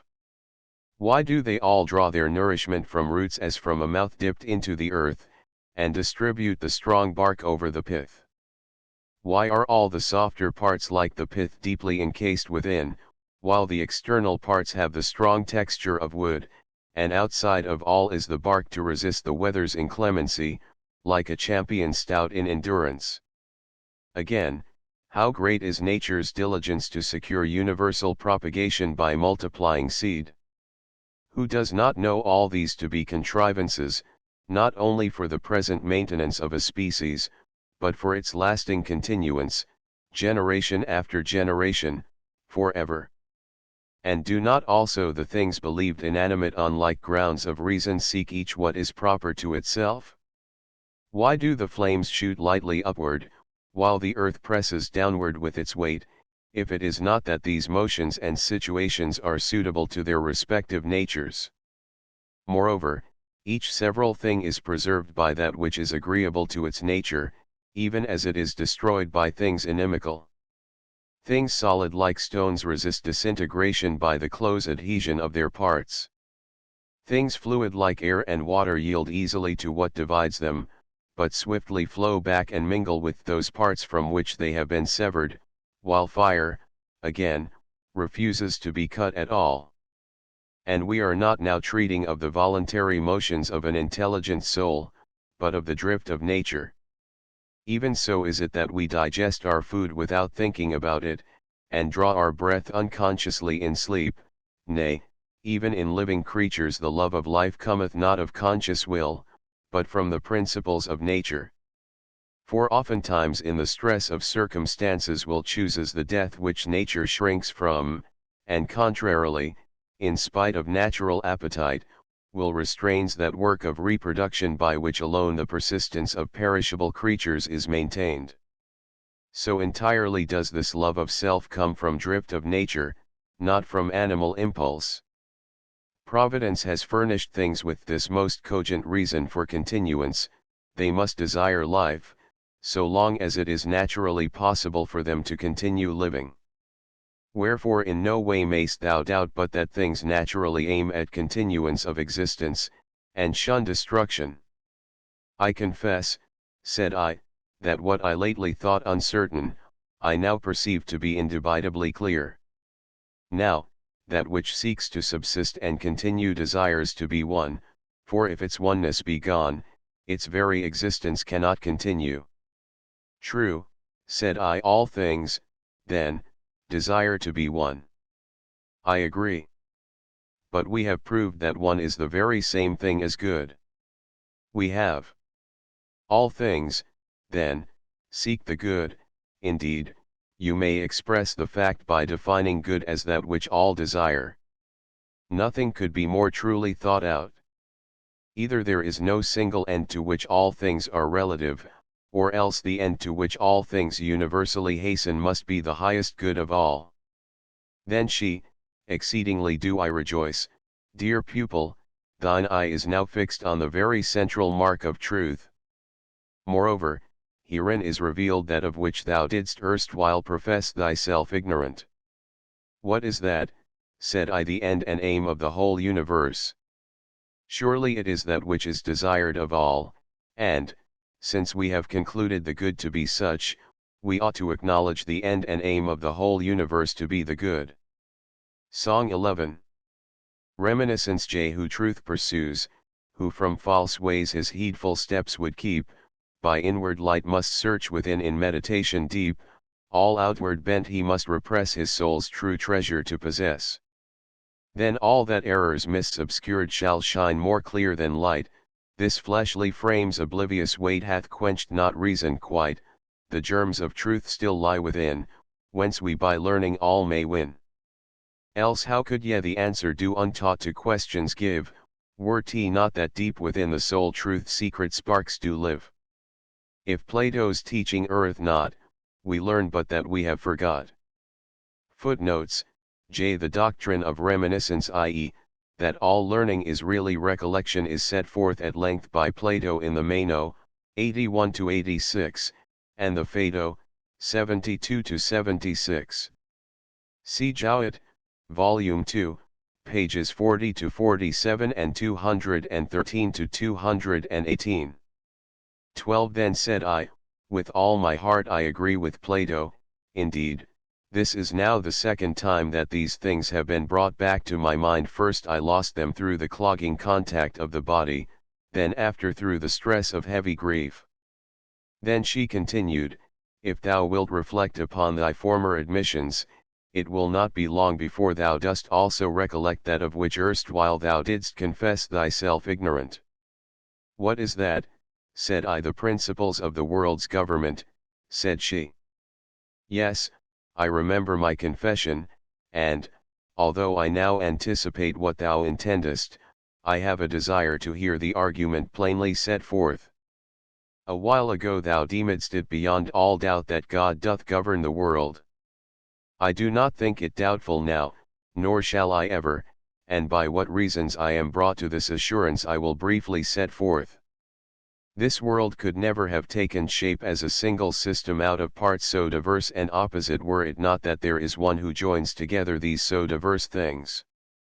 And when it had once come together, the very diversity of natures would have dissevered and torn it asunder in universal discord were there not one who keeps together what he has joined. Nor would the order of nature proceed so regularly, nor could its course exhibit motions so fixed in respect of position, time, range, efficacy, and character, unless there were one who, himself abiding, disposed these various vicissitudes of change.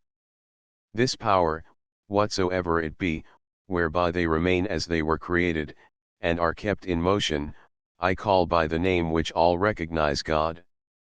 Then said she, seeing that such is thy belief, it will cost me little trouble, I think, to enable thee to win happiness, and return in safety to thy own country.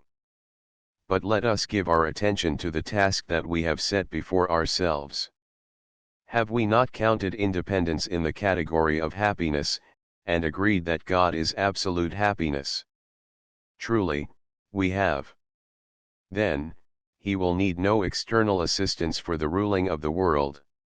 Otherwise, if he stands in need of aught, he will not possess complete independence. That is necessarily so, said I. Then, by his own power alone he disposes all things. It cannot be denied. Now, God was proved to be absolute good. Yes, I remember. Then, he disposes all things by the agency of good, if it be true that he rules all things by his own power whom we have agreed to be good, and he is, as it were, the rudder and helm by which the world's mechanism is kept steady and in order. Heartily do I agree, and, indeed, I anticipated what thou wouldst say, though it may be in feeble surmise only. I well believe it, said she, for, as I think, thou now bringest to the search eyes quicker in discerning truth, but what I shall say next is no less plain and easy to see. What is it? Said I. Why, said she, since God is rightly believed to govern all things with the rudder of goodness, and since all things do likewise, as I have taught, haste towards good by the very aim of nature, can it be doubted that his governance is willingly accepted, and that all submit themselves to the sway of the disposer as conformed and attempered to his rule? Necessarily so, said I. No rule would seem happy if it were a yoke imposed on reluctant wills, and not the safekeeping of obedient subjects. There is nothing, then, which, while it follows nature, endeavors to resist good. No, nothing. But if anything should, will it have the least success against him whom we rightly agreed to be supreme Lord of happiness? It would be utterly impotent. There is nothing, then, which has either the will or the power to oppose the supreme good. No, I think not. So, then, said she, it is the supreme good which rules in strength, and graciously disposes all things. Then said I, how delighted am I at thy reasonings, and the conclusion to which thou hast brought them, but most of all at these very words which thou usest. I am now at last ashamed of the folly that so sorely vexed me. Thou hast heard the story of the giants assailing heaven, but a beneficent strength disposed of them also, as they deserved. But shall we submit our arguments to the shock of mutual collision? It may be from the impact some fair spark of truth may be struck out. If it be thy good pleasure, said I, no one can doubt that God is all-powerful. No one at all can question it who thinks consistently. Now, there is nothing which one who is all-powerful cannot do. Nothing. But can God do evil, then? Nay, by no means. Then, evil is nothing, said she, since he to whom nothing is impossible is unable to do evil. Art thou mocking me, said I, weaving a labyrinth of tangled arguments, now seeming to begin where thou didst end, and now to end where thou didst begin, or dost thou build up some wondrous circle of divine simplicity? For, truly, a little before thou didst begin with happiness, and say it was the supreme good, and didst declare it to be seated in the supreme Godhead. God himself, too, thou didst affirm to be supreme good and all complete happiness, and from this thou didst go on to add, as by the way, the proof that no one would be happy unless he were likewise God. Again, thou didst say that the very form of good was the essence both of God and of happiness, and didst teach that the absolute one was the absolute good which was sought by universal nature. Thou didst maintain, also, that God rules the universe by the governance of goodness, that all things obey him willingly, and that evil has no existence in nature. And all this thou didst unfold without the help of assumptions from without, but by inherent and proper proofs, drawing credence one from the other. Then answered she, far is it from me to mock thee, nay, by the blessing of God, whom we lately addressed in prayer, we have achieved the most important of all objects. For such is the form of the divine essence, that neither can it pass into things external, nor take up anything external into itself, but, as Parmenides says of it, in body like to a sphere on all sides perfectly rounded, it rolls the restless orb of the universe, keeping itself motionless the while. And if I have also employed reasonings not drawn from without, but lying within the compass of our subject, there is no cause for thee to marvel, since thou hast learnt on Plato's authority that words ought to be akin to the matter of which they treat. Song 12. Orpheus and Eurydice.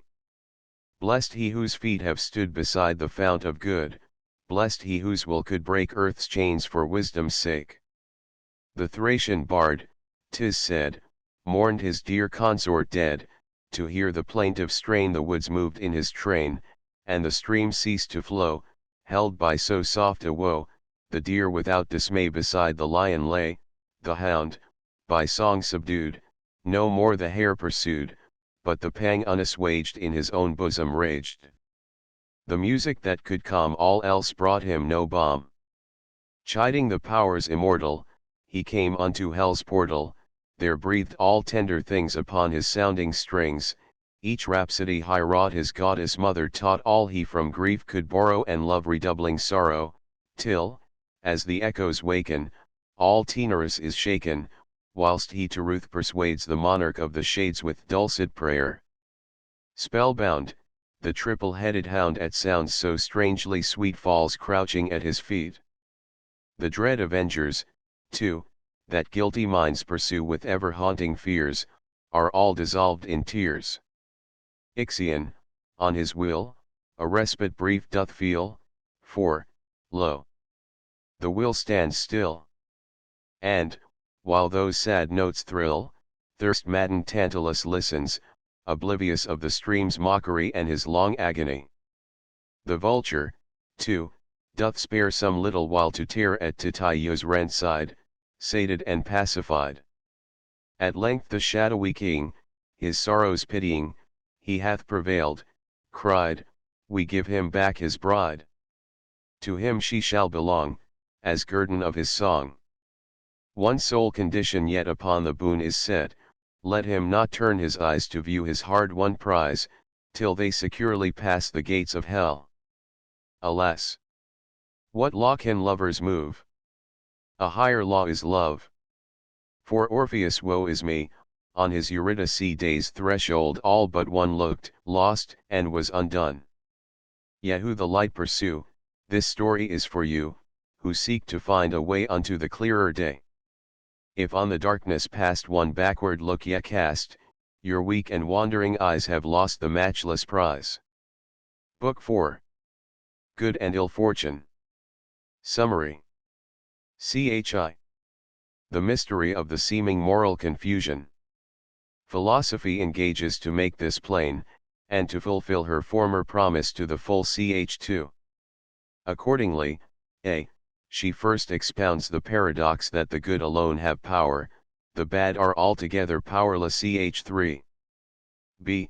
The righteous never lack their reward, nor the wicked their punishment ch4. c.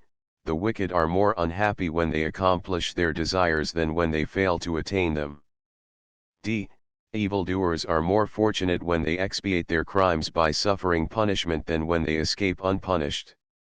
e. The wrongdoer is more wretched than he who suffers injury chv. Boethius still cannot understand why the distribution of happiness and misery to the righteous and the wicked seems the result of chance. Philosophy replies that this only seems so because we do not understand the principles of God's moral governance ch6. The distinction of fate and providence. The apparent moral confusion is due to our ignorance of the secret counsels of God's providence. If we possess the key, we should see how all things are guided to good ch7. Thus all fortune is good fortune, for it either rewards, disciplines, amends, or punishes, and so is either useful or just. Book 4. I softly and sweetly Philosophy sang these verses to the end without losing aught of the dignity of her expression or the seriousness of her tones. Then, forasmuch as I was as yet unable to forget my deeply seated sorrow, just as she was about to say something further, I broke in and cried, O thou guide into the way of true light, all that thy voice hath uttered from the beginning even unto now has manifestly seemed to me at once divine contemplated in itself, and by the force of thy arguments placed beyond the possibility of overthrow. Moreover, these truths have not been altogether unfamiliar to me heretofore, though because of indignation at my wrongs they have for a time been forgotten. But, lo! Herein is the very chiefest cause of my grief that, while there exists a good ruler of the universe, it is possible that evil should be at all, still more that it should go unpunished. Surely thou must see how deservedly this of itself provokes astonishment. But a yet greater marvel follows, while wickedness reigns and flourishes, virtue not only lacks its reward, but is even thrust down and trampled under the feet of the wicked, and suffers punishment in the place of crime. That this should happen under the rule of a God who knows all things and can do all things, but wills only the good, cannot be sufficiently wondered at nor sufficiently lamented. Then said she, it would indeed be infinitely astounding, and of all monstrous things most horrible, if, as thou esteemest, in the well-ordered home of so great a householder, the base vessels should be held in honor, the precious left to neglect. But it is not so. For if we hold unshaken those conclusions which we lately reached, thou shalt learn that, by the will of him of whose realm we are speaking, the good are always strong, the bad always weak and impotent, that vices never go unpunished, nor virtues unrewarded, that good fortune ever befalls the good, and ill fortune the bad, and much more of the sort, which shall hush thy murmurings, and stablish thee in the strong assurance of conviction. And since by my late instructions thou hast seen the form of happiness, hast learned, too, the seat where it is to be found, all due preliminaries being discharged, I will now show thee the road which will lead thee home. Wings, also, will I fasten to thy mind wherewith thou mayst soar aloft, that so, all disturbing doubts removed, thou mayst return safe to thy country, under my guidance, in the path I will show thee, and by the means which I furnish. Song I. The soul's flight. Wings are mine, above the pole far aloft I soar. Clothed with these, my nimble soul scorns earth's hated shore, cleaves the skies upon the wind, sees the clouds left far behind. Soon the glowing point she nears, where the heavens rotate, follows through the starry spheres Phoebus' course, or straight takes for comrade mid the stars Saturn cold or glittering Mars, thus each circling orb explores through night's stole that peers, then, when all are numbered, soars far beyond the spheres, mounting heaven's supremest height to the very fount of light. There the sovereign of the world his calm sway maintains, as the globe is onward world guides the chariot reins, and in splendor glittering reigns the universal king. Hither if thy wandering feet find at last a way, here thy long lost home thou lt greet, dear lost land, thou lt say, though from thee I've wandered wide, hence I came, here will abide. Yet if ever thou art fain visitant to be of earth's gloomy night again, surely thou wilt see tyrants whom the nations fear dwell in hapless exile here. Too then said I, verily, wondrous great are thy promises, yet I do not doubt but thou canst make them good, only keep me not in suspense after raising such hopes.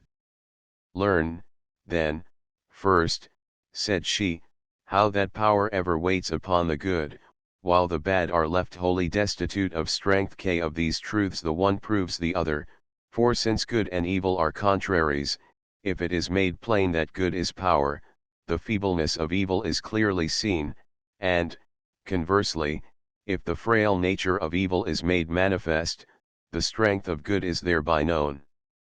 However, to win ampler credence for my conclusion, I will pursue both paths, and draw confirmation for my statements first in one way and then in the other. The carrying out of any human action depends upon two things, to wit, will and power. If either be wanting, nothing can be accomplished. For if the will be lacking, no attempt at all is made to do what is not willed, whereas if there be no power, the will is all in vain. And so, if thou seest any man wishing to attain some end, yet utterly failing to attain it, thou canst not doubt that he lacked the power of getting what he wished for. Why, certainly not, there is no denying it. Canst thou, then, doubt that he whom thou seest to have accomplished what he willed had also the power to accomplish it? Of course not. Then, in respect of what he can accomplish a man is to be reckoned strong, in respect of what he cannot accomplish weak. Granted, said I then, dost thou remember that, by our former reasonings, it was concluded that the whole aim of man's will, though the means of pursuit vary, is set intently upon happiness? I do remember that this, too, was proved. Dost thou also call to mind how happiness is absolute good, and therefore that, when happiness is sought, it is good which is in all cases the object of desire? Nay, I do not so much call to mind as keep it fixed in my memory. Then, all men, good and bad alike, with one indistinguishable purpose strive to reach good. Yes, that follows. But it is certain that by the attainment of good men become good. It is. Then, do the good attain their object? It seems so. But if the bad were to attain the good which is their object, they could not be bad. No then, since both seek good, but while the one sort attain it, the other attain it not, is there any doubt that the good are endued with power, while they who are bad are weak? If any doubt it, he is incapable of reflecting on the nature of things, or the consequences involved in reasoning.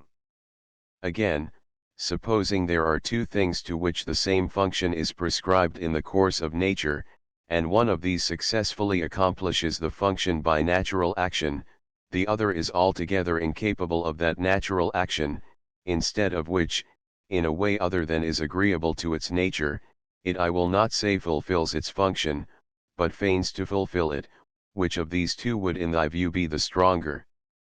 I guess thy meaning, but I pray thee let me hear thee more at large. Walking is man's natural motion, is it not? Certainly. Thou dost not doubt, I suppose, that it is natural for the feet to discharge this function. No, surely I do not. Now, if one man who is able to use his feet walks, and another to whom the natural use of his feet is wanting tries to walk on his hands, which of the two wouldst thou rightly esteem the stronger? Go on, said I.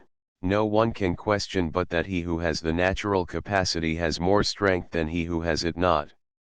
Now, the supreme good is set up as the end alike for the bad and for the good, but the good seek it through the natural action of the virtues, whereas the bad try to attain this same good through all manner of concupiscence, which is not the natural way of attaining good. Or dost thou think otherwise? Nay, rather, one further consequence is clear to me, for from my admissions it must needs follow that the good have power, and the bad are impotent. Thou anticipatest rightly, and that as physicians reckon is a sign that nature is set working, and is throwing off the disease. But, since I see thee so ready at understanding, I will heap proof on proof. Look how manifest is the extremity of vicious men's weakness, they cannot even reach that goal to which the aim of nature leads and almost constrains them. What if they were left without this mighty, this well-nigh irresistible help of nature's guidance? Consider also how momentous is the powerlessness which incapacitates the wicked. Not light or trivial are the prizes which they contend for, but which they cannot win or hold, nay, their failure concerns the very sum and crown of things. Poor wretches! They fail to compass even that for which they toil day and night. Herein also the strength of the good conspicuously appears. For just as thou wouldst judge him to be the strongest walker whose legs could carry him to a point beyond which no further advance was possible, so must thou needs account him strong in power who so attains the end of his desires that nothing further to be desired lies beyond. Whence follows the obvious conclusion that they who are wicked are seen likewise to be wholly destitute of strength. For why do they forsake virtue and follow vice? Is it from ignorance of what is good? Well, what is more weak and feeble than the blindness of ignorance? Do they know what they ought to follow, but lust drives them aside out of the way?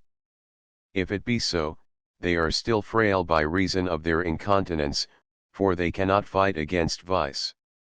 Or do they knowingly and wilfully forsake the good and turn aside to vice? Why, at this rate, they not only cease to have power, but cease to be at all. For they who forsake the common end of all things that are, they likewise also cease to be at all. Now, to some it may seem strange that we should assert that the bad, who form the greater part of mankind, do not exist. But the fact is so. I do not, indeed, deny that they who are bad, but that they are in an unqualified and absolute sense I deny. Just as we call a corpse a dead man, but cannot call it simply man, so I would allow the vicious to be bad, but that they are in an absolute sense I cannot allow. That only is which maintains its place and keeps its nature. Whatever falls away from this forsakes the existence which is essential to its nature. But, thou wilt say, the bad have an ability. Nor do I wish to deny it, only this ability of theirs comes not from strength, but from impotence. For their ability is to do evil, which would have had no efficacy at all if they could have continued in the performance of good. So this ability of theirs proves them still more plainly to have no power. For if, as we concluded just now, evil is nothing, 'tis clear that the wicked can effect nothing, since they are only able to do evil. 'Tis evident. And that thou mayst understand what is the precise force of this power, we determined, did we not, a while back, that nothing has more power than supreme good? We did, said I, but that same highest good cannot do evil. Certainly not. Is there anyone, then, who thinks that men are able to do all things? None but a madman. Yet they are able to do evil. I would they could not. Since, then, he who can do only good is omnipotent, while they who can do evil also are not omnipotent, it is manifest that they who can do evil have less power. There is this also, we have shown that all power is to be reckoned among things desirable, and that all desirable things are referred to good as to a kind of consummation of their nature. But the ability to commit crime cannot be referred to the good, therefore it is not a thing to be desired. And yet all power is desirable. It is clear, then, that ability to do evil is not power.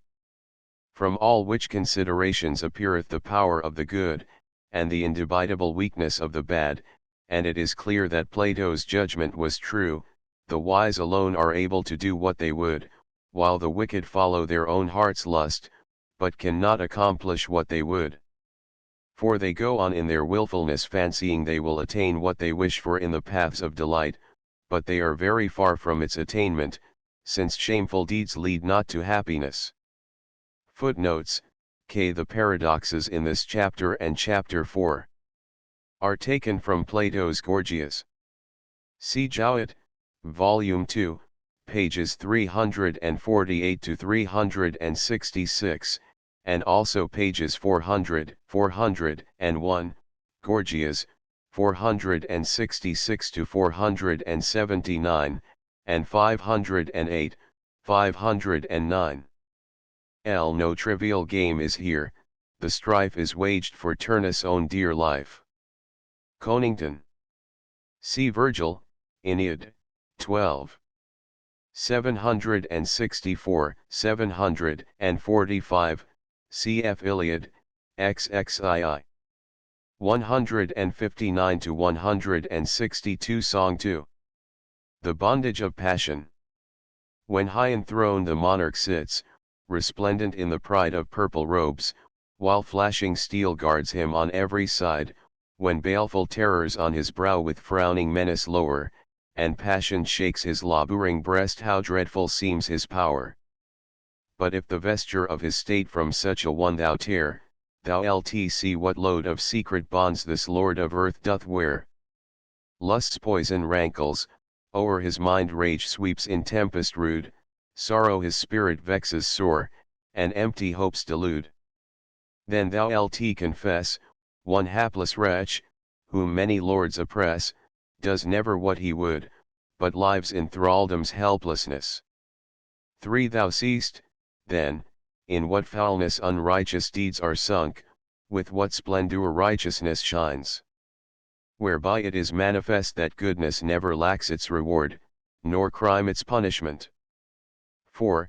Verily, in all manner of transactions that for the sake of which the particular action is done may justly be accounted the reward of that action, even as the wreath for the sake of which the race is run is the reward offered for running. Now, we have shown happiness to be that very good for the sake of which all things are done. Absolute good, then, is offered as the common prize, as it were, of all human actions. But, truly, this is a reward from which it is impossible to separate the good man, for one who is without good cannot properly be called good at all, wherefore righteous dealing never misses its reward. Rage the wicked, then, never so violently, the crown shall not fall from the head of the wise, nor wither. Verily, other men's unrighteousness cannot pluck from righteous souls their proper glory. Were the reward in which the soul of the righteous delighteth received from without, then might it be taken away by him who gave it, or some other, but since it is conferred by his own righteousness, then only will he lose his prize when he has ceased to be righteous. Lastly, since every prize is desired because it is believed to be good, who can account him who possesses good to be without reward? And what a prize, the fairest and grandest of all! For remember the corollary which I chiefly insisted on a little while back, and reasoned thus: since absolute good is happiness, 'tis clear that all the good must be happy for the very reason that they are good. But it was agreed that those who are happy are gods. So, then, the prize of the good is one which no time may impair, no man's power lessen, no man's unrighteousness tarnish, 'tis very godship. And this being so, the wise man cannot doubt that punishment is inseparable from the bad. For since good and bad, and likewise reward and punishment, are contraries, it necessarily follows that, corresponding to all that we see accrue as reward of the good, there is some penalty attached as punishment of evil. As, then, righteousness itself is the reward of the righteous, so wickedness itself is the punishment of the unrighteous. Now, no one who is visited with punishment doubts that he is visited with evil. Accordingly, if they were but willing to weigh their own case, could they think themselves free from punishment whom wickedness, worst of all evils, has not only touched, but deeply tainted? See, also, from the opposite standpoint, the standpoint of the good, what a penalty attends upon the wicked. Thou didst learn a little since that whatever is one, and that unity itself is good.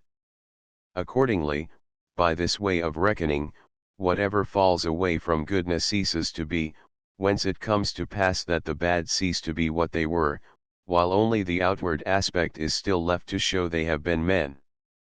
Wherefore, by their perversion to badness, they have lost their true human nature. Further, since righteousness alone can raise men above the level of humanity, it must needs be that unrighteousness degrades below man's level those whom it has cast out of man's estate. It results, then, that thou canst not consider him human whom thou seest transformed by vice. The violent despoiler of other men's goods, enflamed with covetousness, surely resembles a wolf. A bold and restless spirit, ever wrangling in law courts, is like some yelping cur. The secret schemer, taking pleasure in fraud and stealth, is own brother to the fox. The passionate man, frenzied with rage, we might believe to be animated with the soul of a lion. The coward and runaway, afraid where no fear is, may be likened to the timid deer. He who is sunk in ignorance and stupidity lives like a dull ass. He who is light and inconstant, never holding long to one thing, is for all the world like a bird. He who wallows in foul and unclean lusts is sunk in the pleasures of a filthy hog. So it comes to pass that he who by forsaking righteousness ceases to be a man cannot pass into a godlike condition, but actually turns into a brute beast. Song 3. Circe's Cup. Ithacan discreet, and all his storm-tossed fleet, far o'er the ocean wave the winds of heaven drave to the mystic isle, where dwelleth in her guile that fair and faithless one, the daughter of the sun. There for the stranger crew with cunning spells she knew to mix enchanted cup. For whoso drinks it up, must suffer hideous change to monstrous shapes and strange. One like a boar appears, this his huge form uprears, mighty in bulk and limb, an Afric lion grim with claw and fang.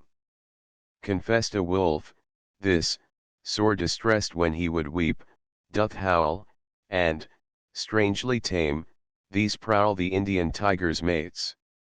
And though in such sore straits, the pity of the god who bears the mystic rod had power the chieftain brave from her fell arts to save, his comrades, unrestrained, the fatal goblet drained. All now with low bent head, like swine, on acorns fed, man's speech and form were reft, no human feature left, but steadfast still, the mind, unaltered, unresigned, the monstrous change bewailed. How little, then, availed the potencies of ill. These herbs, this baneful skill, may change each outward part, but cannot touch the heart. In its true home, deep set, man's spirit liveth yet. Those poisons are more fell, more potent to expel man from his high estate, which subtly penetrate, and leave the body whole, but deep infect the soul. For then said I, this is very true. I see that the vicious, though they keep the outward form of man, are rightly said to be changed into beasts in respect of their spiritual nature, but, inasmuch as their cruel and polluted minds vent their rage in the destruction of the good, I would this license were not permitted to them. Nor is it, said she, as shall be shown in the fitting place. Yet if that license which thou believest to be permitted to them were taken away, the punishment of the wicked would be in great part remitted. For verily, incredible as it may seem to some, it needs must be that the bad are more unfortunate when they have accomplished their desires than if they are unable to get them fulfilled. If it is wretched to will evil, to have been able to accomplish evil is more wretched, for without the power the wretched will would fail of effect. Accordingly, those whom thou seest to will, to be able to accomplish, and to accomplish crime, must needs be the victims of a threefold wretchedness, since each one of these states has its own measure of wretchedness. Yes, said I, yet I earnestly wish they might speedily be quit of this misfortune by losing the ability to accomplish crime. They will lose it, said she, sooner than perchance thou wishest, or they themselves think likely, since, verily, within the narrow bounds of our brief life there is nothing so late in coming that anyone, least of all an immortal spirit, should deem it long to wait for. Their great expectations, the lofty fabric of their crimes, is oft overthrown by a sudden and unlooked-for ending, and this but sets a limit to their misery. For if wickedness makes men wretched, he is necessarily more wretched who is wicked for a longer time, and were it not that death, at all events, puts an end to the evil doings of the wicked, I should account them wretched to the last degree. Indeed, if we have formed true conclusions about the ill fortune of wickedness, that wretchedness is plainly infinite which is doomed to be eternal. Then said I, a wonderful inference, and difficult to grant, but I see that it agrees entirely with our previous conclusions. Thou art right, said she, but if anyone finds it hard to admit the conclusion, he ought in fairness either to prove some falsity in the premises, or to show that the combination of propositions does not adequately enforce the necessity of the conclusion, otherwise, if the premises be granted, nothing whatever can be said against the inference of the conclusion. And here is another statement which seems not less wonderful, but on the premises assumed is equally necessary. What is that? The wicked are happier in undergoing punishment than if no penalty of justice chasten them. And I am not now meaning what might occur to anyone that bad character is amended by retribution, and is brought into the right path by the terror of punishment, or that it serves as an example to warn others to avoid transgression, but I believe that in another way the wicked are more unfortunate when they go unpunished, even though no account be taken of amendment, and no regard be paid to example. Why, what other way is there beside these, said I. Then said she, have we not agreed that the good are happy, and the evil wretched? Yes, said I. Now, if, said she, to one in affliction there be given along with his misery some good thing, is he not happier than one whose misery is misery pure and simple without admixture of any good? It would seem so. But if to one thus wretched, one destitute of all good, some further evil be added besides those which make him wretched, is he not to be judged far more unhappy than he whose ill fortune is alleviated by some share of good? It could scarcely be otherwise.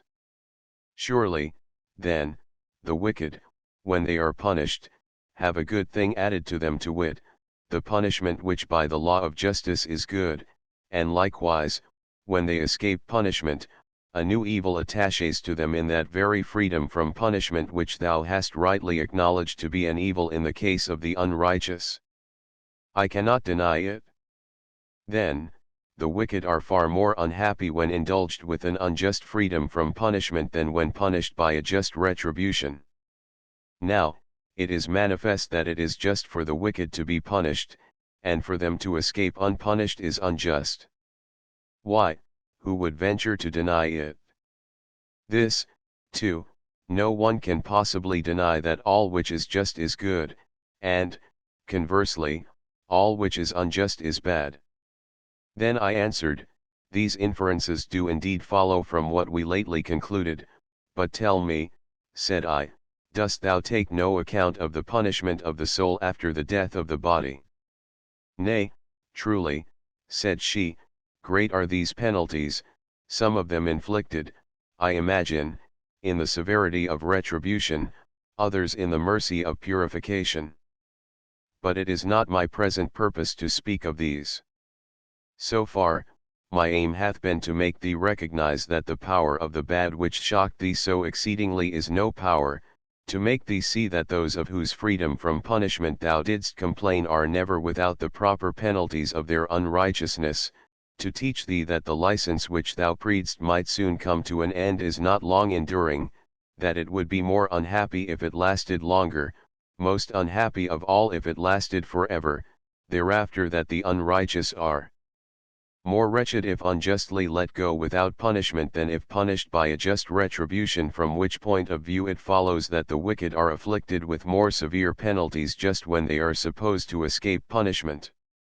Then said I, while I follow thy reasonings, I am deeply impressed with their truth, but if I turn to the common convictions of men, I find few who will even listen to such arguments, let alone admit them to be credible. True, said she, they cannot lift eyes accustomed to darkness to the light of clear truth, and are like those birds whose vision night illumines and day blinds, for while they regard, not the order of the universe, but their own dispositions of mind, they think the license to commit crime, and the escape from punishment, to be fortunate. But mark the ordinance of eternal law. Hast thou fashioned thy soul to the likeness of the better, thou hast no need of a judge to award the prize. By thine own act hast thou raised thyself in the scale of excellence, hast thou perverted thy affections to baser things, look not for punishment from one without thee. Thine own act hath degraded thee, and thrust thee down. Even so, if alternately thou turn thy gaze upon the vile earth and upon the heavens, though all without thee stand still, by the mere laws of sight thou seemest now sunk in the mire, now soaring among the stars. But the common herd regards not these things. What, then? Shall we go over to those whom we have shown to be like brute beasts? Why, suppose, now, one who had quite lost his sight should likewise forget that he had ever possessed the faculty of vision, and should imagine that nothing was wanting in him to human perfection, should we deem those who saw as well as ever blind? Why, they will not even assent to this, either that they who do wrong are more wretched than those who suffer wrong, though the proof of this rests on grounds of reason no less strong. Let me hear these same reasons, said I. Wouldst thou deny that every wicked man deserves punishment? I would not, certainly. And that those who are wicked are unhappy is clear in manifold ways. Yes, I replied.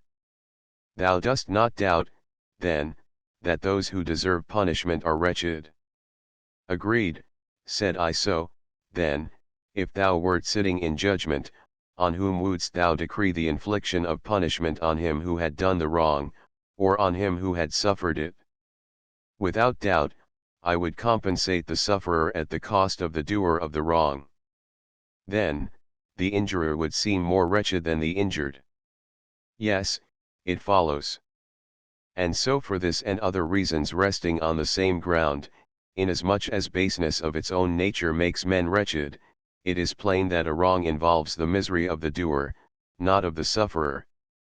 And yet, says she, the practice of the law courts is just the opposite, Advocates try to arouse the commiseration of the judges for those who have endured some grievous and cruel wrong, whereas pity is rather due to the criminal, who ought to be brought to the judgment seat by his accusers in a spirit not of anger, but of compassion and kindness, as a sick man to the physician, to have the ulcer of his fault cut away by punishment.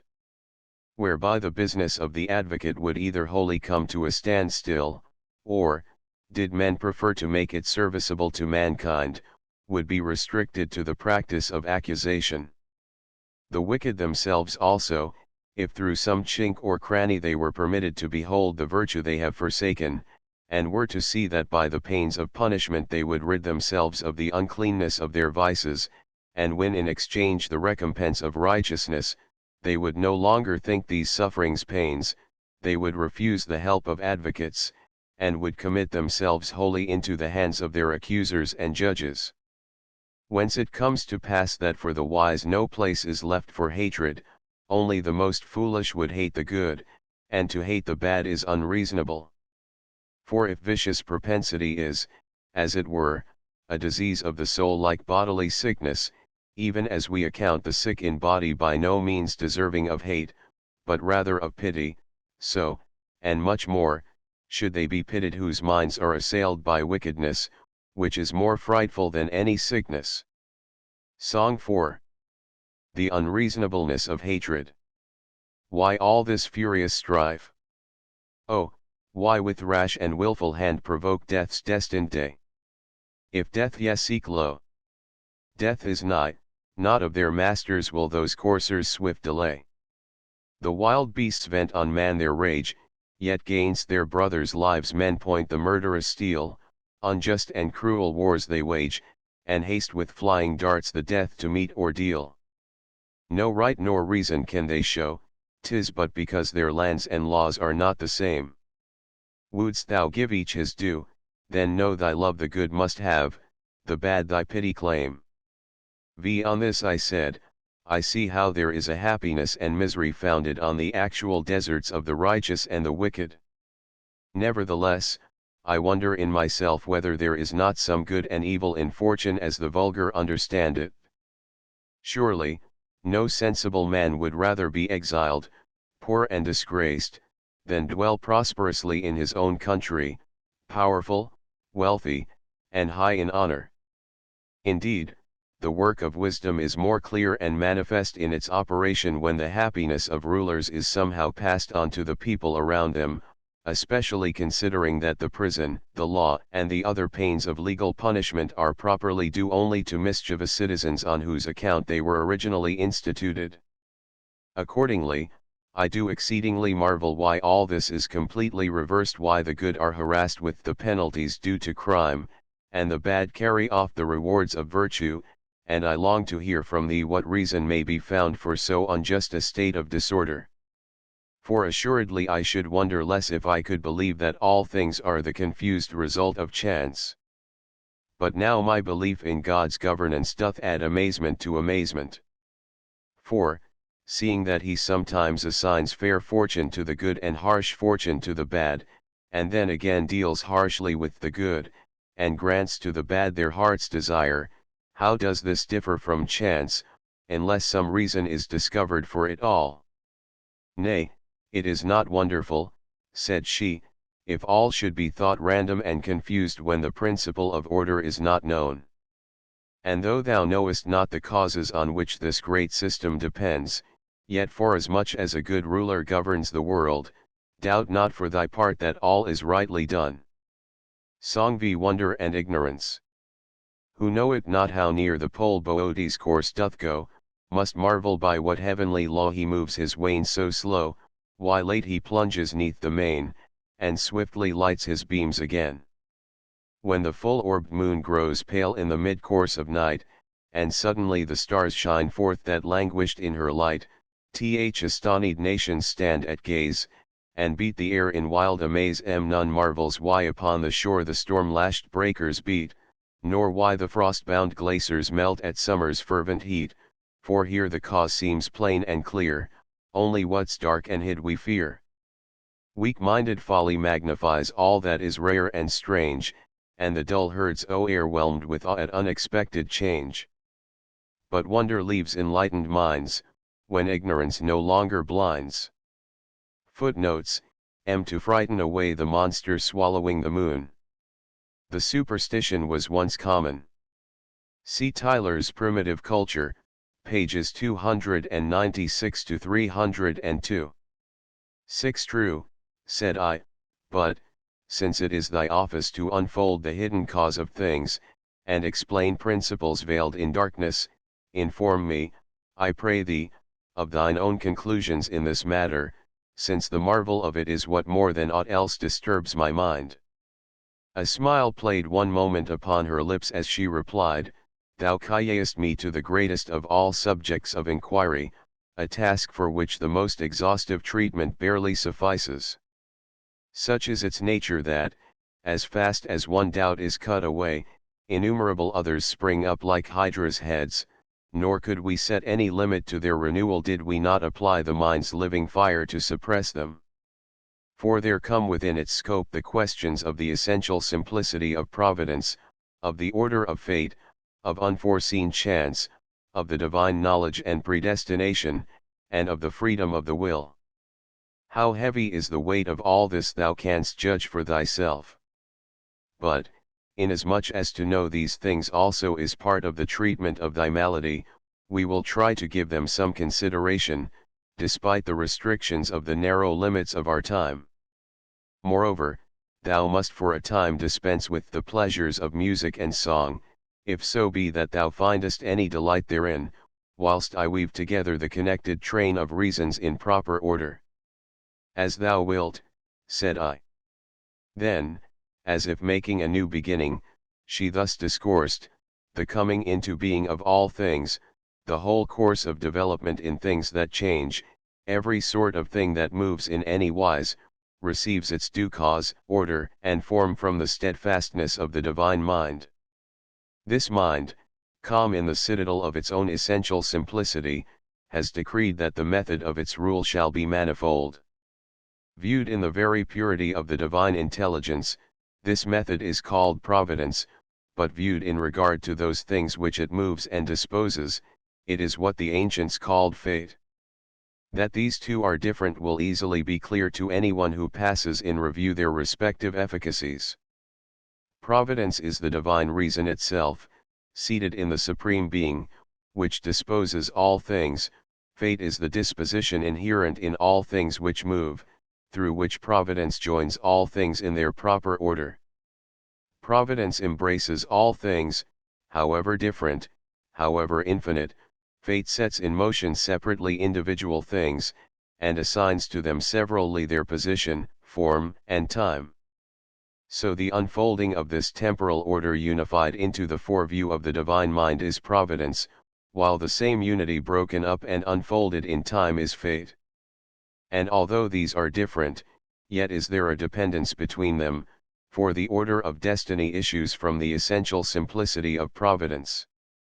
For as the artificer, forming in his mind beforehand the idea of the thing to be made, carries out his design, and develops from moment to moment what he had before seen in a single instant as a whole, so God in his providence ordains all things as parts of a single unchanging whole, but carries out these very ordinances by fate in a time of manifold unity.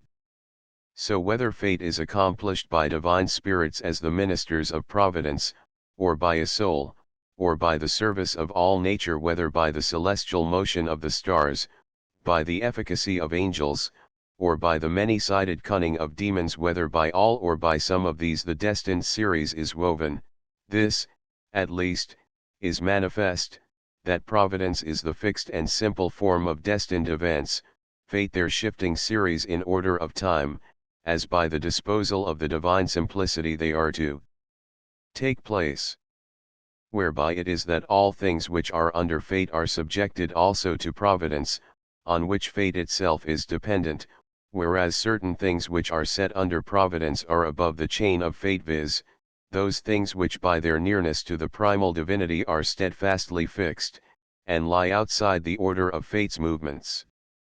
For as the innermost of several circles revolving round the same center approaches the simplicity of the midmost point, and is, as it were, a pivot round which the exterior circles turn, while the outermost, whirled in ampler orbit, takes in a wider and wider sweep of space in proportion to its departure from the indivisible unity of the center, while, further, whatever joins and allies itself to the center is narrowed to a like simplicity, and no longer expands vaguely into space. Even so, whatsoever departs widely from primal mind is involved more deeply in the meshes of fate, and things are free from fate in proportion as they seek to come nearer to that central pivot, while if aught cleaves close to supreme mind in its absolute fixity, this, too, being free from movement, rises above fate's necessity. Therefore, as is reasoning to pure intelligence, as that which is generated to that which is, time to eternity, a circle to its center, so is the shifting series of fate to the steadfastness and simplicity of providence. It is this causal series which moves heaven and the stars, attempers the elements to mutual accord, and again in turn transforms them into new combinations, this which renews the series of all things that are born and die through like successions of germ and birth. It is its operation which binds the destinies of men by an indissoluble nexus of causality, and, since it issues in the beginning from unalterable providence, these destinies also must of necessity be immutable. Accordingly, the world is ruled for the best if this unity abiding in the divine mind puts forth an inflexible order of causes. And this order, by its intrinsic immutability, restricts things mutable which otherwise would ebb and flow at random. And so it happens that, although to you, who are not altogether capable of understanding this order, all things seem confused and disordered, nevertheless there is everywhere an appointed limit which guides all things to good. Verily, nothing can be done for the sake of evil even by the wicked themselves, for, as we abundantly proved, they seek good, but are drawn out of the way by perverse error. Far less can this order which sets out from the supreme center of good turn aside any whither from the way in which it began. Yet what confusion, thou wilt say, can be more unrighteous than that prosperity and adversity should indifferently befall the good, what they like and what they loathe come alternately to the bad? Yes, but have men in real life such soundness of mind that their judgments of righteousness and wickedness must necessarily correspond with facts? Why, on this very point their verdicts conflict, and those whom some deem worthy of reward, others deem worthy of punishment. Yet granted there were one who could rightly distinguish the good and bad, yet would he be able to look into the soul's inmost constitution, as it were, if we may borrow an expression used of the body?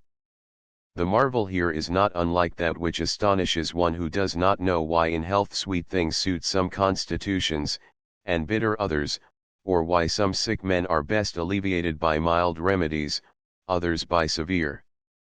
But the physician who distinguishes the precise conditions and characteristics of health and sickness does not marvel. Now, the health of the soul is nothing but righteousness, and vice is its sickness. God, the guide and physician of the mind, it is who preserves the good and banishes the bad. And he looks forth from the lofty watchtower of his providence, perceives what is suited to each, and assigns what he knows to be suitable.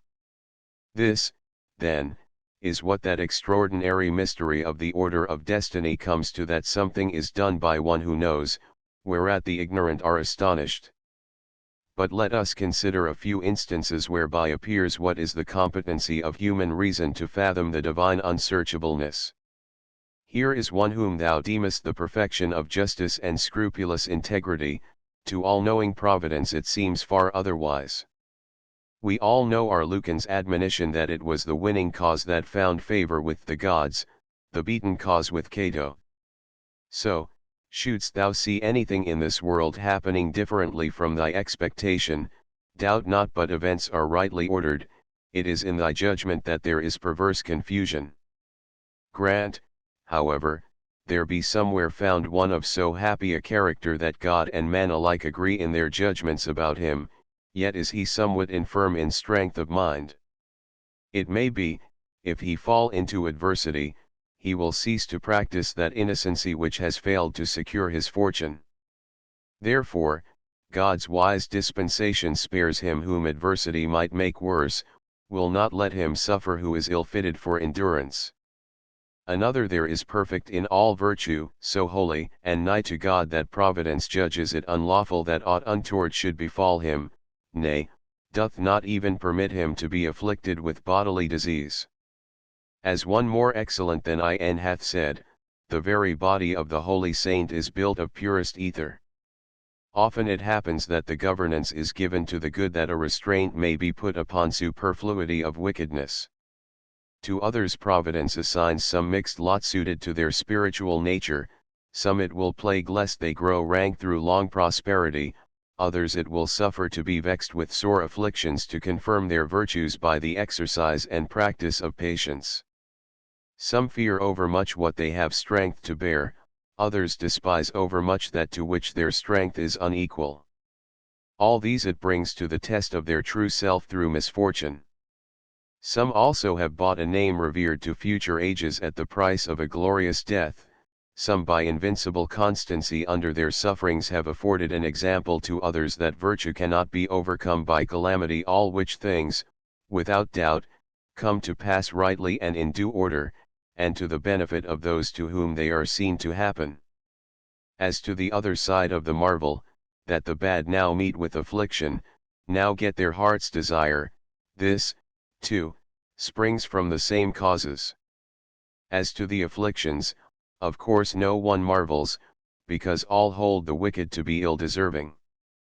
The truth is, their punishments both frighten others from crime, and amend those on whom they are inflicted, while their prosperity is a powerful sermon to the good, what judgments they ought to pass on good fortune of this kind, which often attends the wicked so assiduously. There is another object which may, I believe, be attained in such cases. There is one, perhaps, whose nature is so reckless and violent that poverty would drive him more desperately into crime.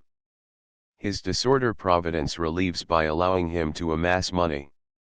Such a one, in the uneasiness of a conscience stained with guilt, while he contrasts his character with his fortune, perchance grows alarmed lest he should come to mourn the loss of that whose possession is so pleasant to him. He will, then, reform his ways, and through the fear of losing his fortune he forsakes his iniquity. Some, through a prosperity unworthily born, have been hurled headlong to ruin, to some the power of the sword has been committed, to the end that the good may be tried by discipline, and the bad punished. For while there can be no peace between the righteous and the wicked, neither can the wicked agree among themselves. How should they, when each is at variance with himself, because his vices rend his conscience, and oft times they do things which, when they are done, they judge ought not to have been done. Hence it is that this supreme providence brings to pass this notable marvel that the bad make the bad good. For some, when they see the injustice which they themselves suffer at the hands of evildoers, are inflamed with detestation of the offenders, and, in the endeavor to be unlike those whom they hate, return to the ways of virtue. It is the divine power alone to which things evil are also good, in that, by putting them to suitable use, it bringeth them in the end to some good issue. For order in some way or other embraceth all things, so that even that which has departed from the appointed laws of the order, nevertheless falleth within an order, though another order, that nothing in the realm of providence may be left to haphazard. But hard were the task, as a God, to recount all, nothing omitting. Nor, truly, is it lawful for man to compass in thought all the mechanism of the divine work, or set it forth in speech. Let us be content to have apprehended this only, that God, the Creator of universal nature, likewise disposeth all things, and guides them to good, and while he studies to preserve in likeness to himself all that he has created, he banishes all evil from the borders of his commonweal through the links of fatal necessity. Whereby it comes to pass that, if thou look to disposing providence, thou wilt nowhere find the evils which are believed so to abound on earth. But I see thou hast long been burdened with the weight of the subject, and fatigued with the prolixity of the argument, and now lookest for some refreshment of sweet poesy. Listen, then, and may the draught so restore thee that thou wilt bend thy mind more resolutely to what remains. Footnotes, and Parmenides. Boethius seems to forget for the moment that philosophy is speaking. Song 6. The Universal Aim.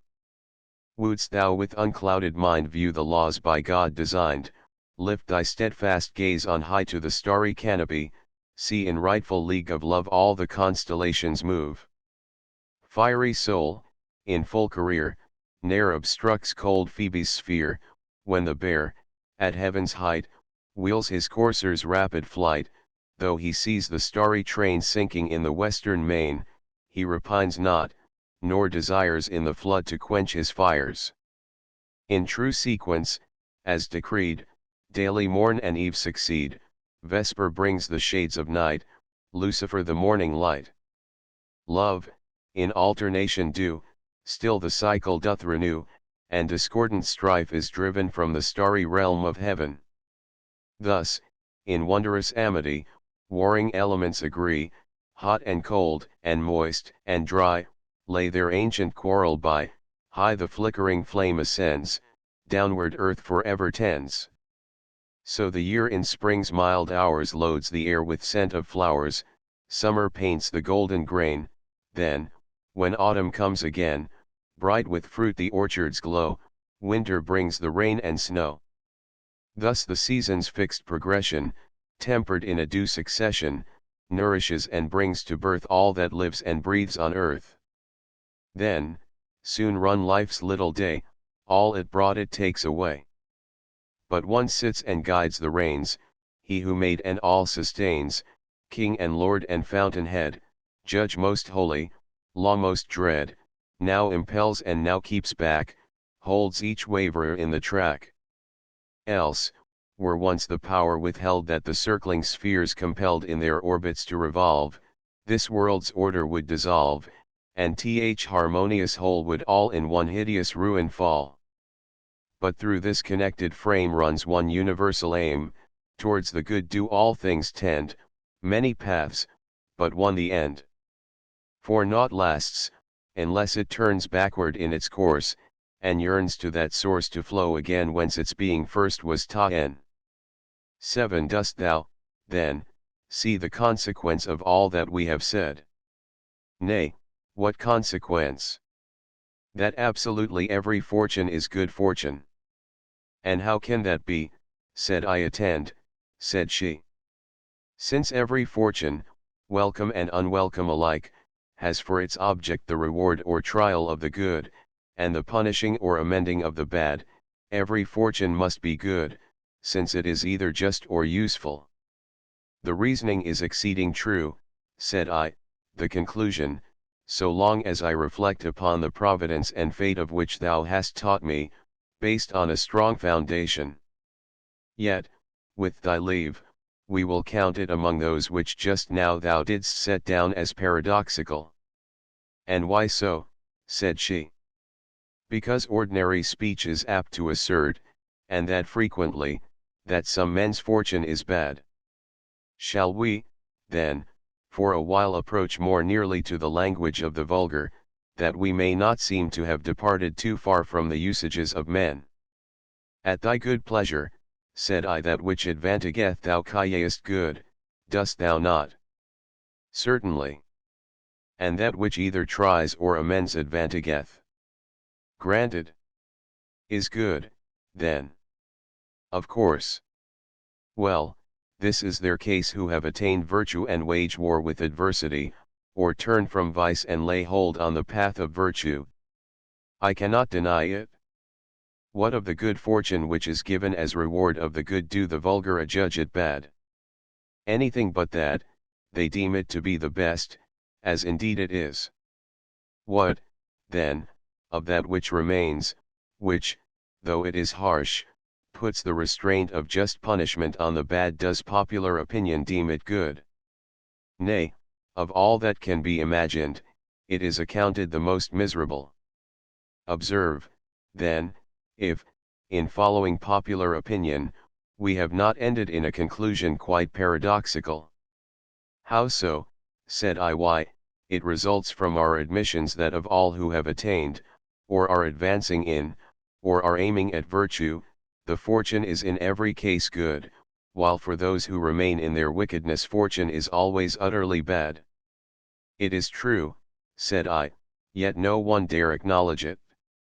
Wherefore, said she, the wise man ought not to take it ill, if ever he is involved in one of fortune's conflicts, any more than it becomes a brave soldier to be offended when at any time the trumpet sounds for battle.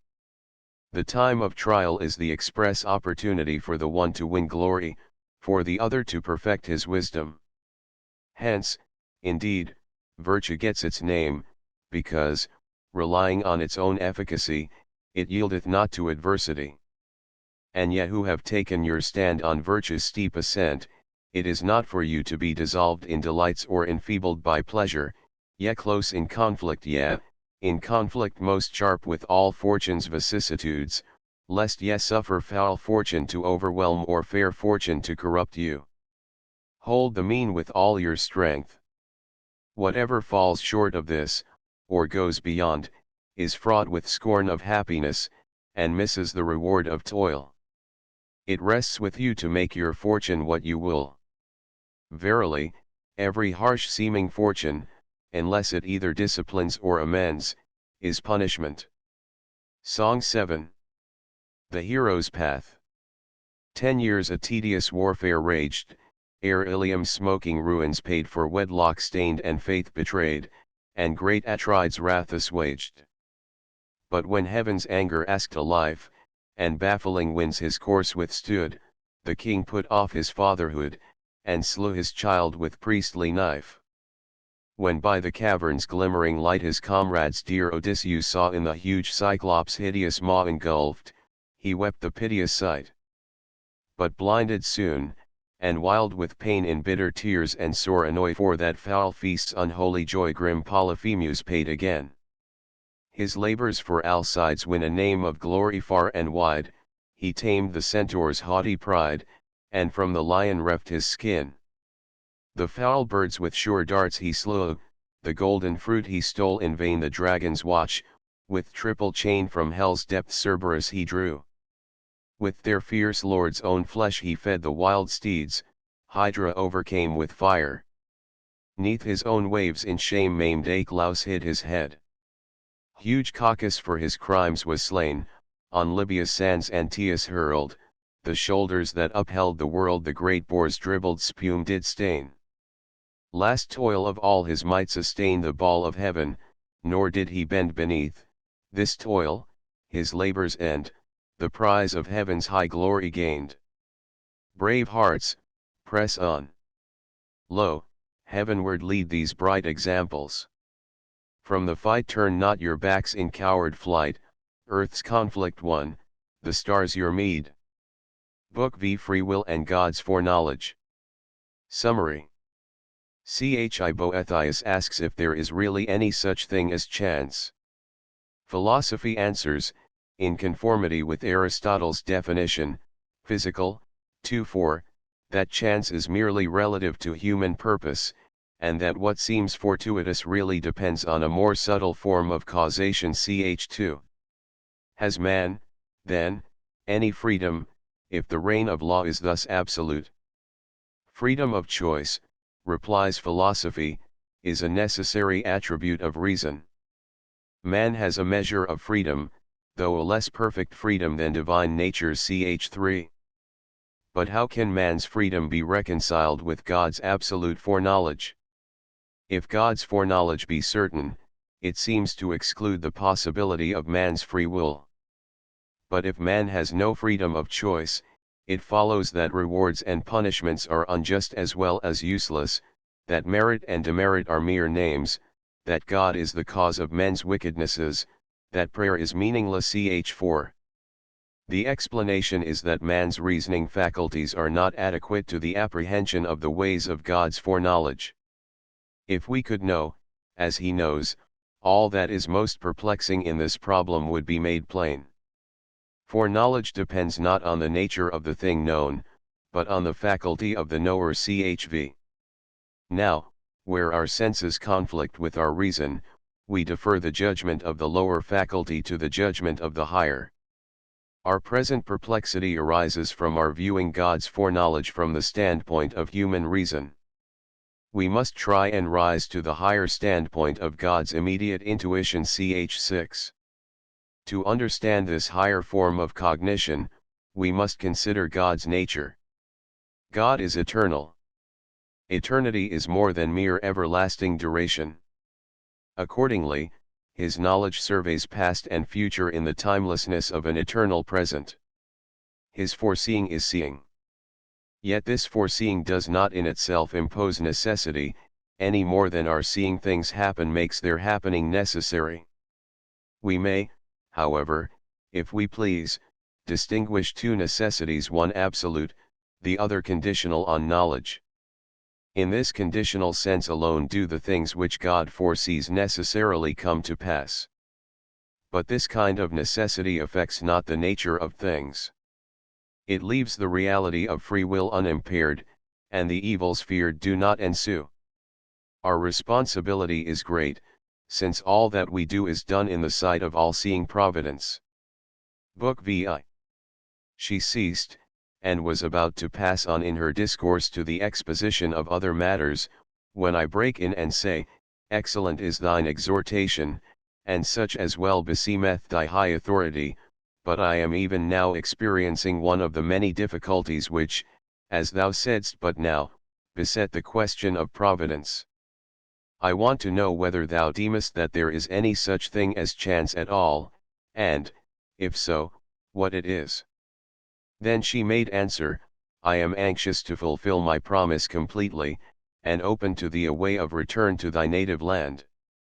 As for these matters, though very useful to know, they are yet a little removed from the path of our design, and I fear lest digressions should fatigue thee, and thou shouldst find thyself unequal to completing the direct journey to our goal. Have no fear for that, said I. It is rest to me to learn, where learning brings delight so exquisite, especially when thy argument has been built up on all sides with undoubted conviction, and no place is left for uncertainty in what follows.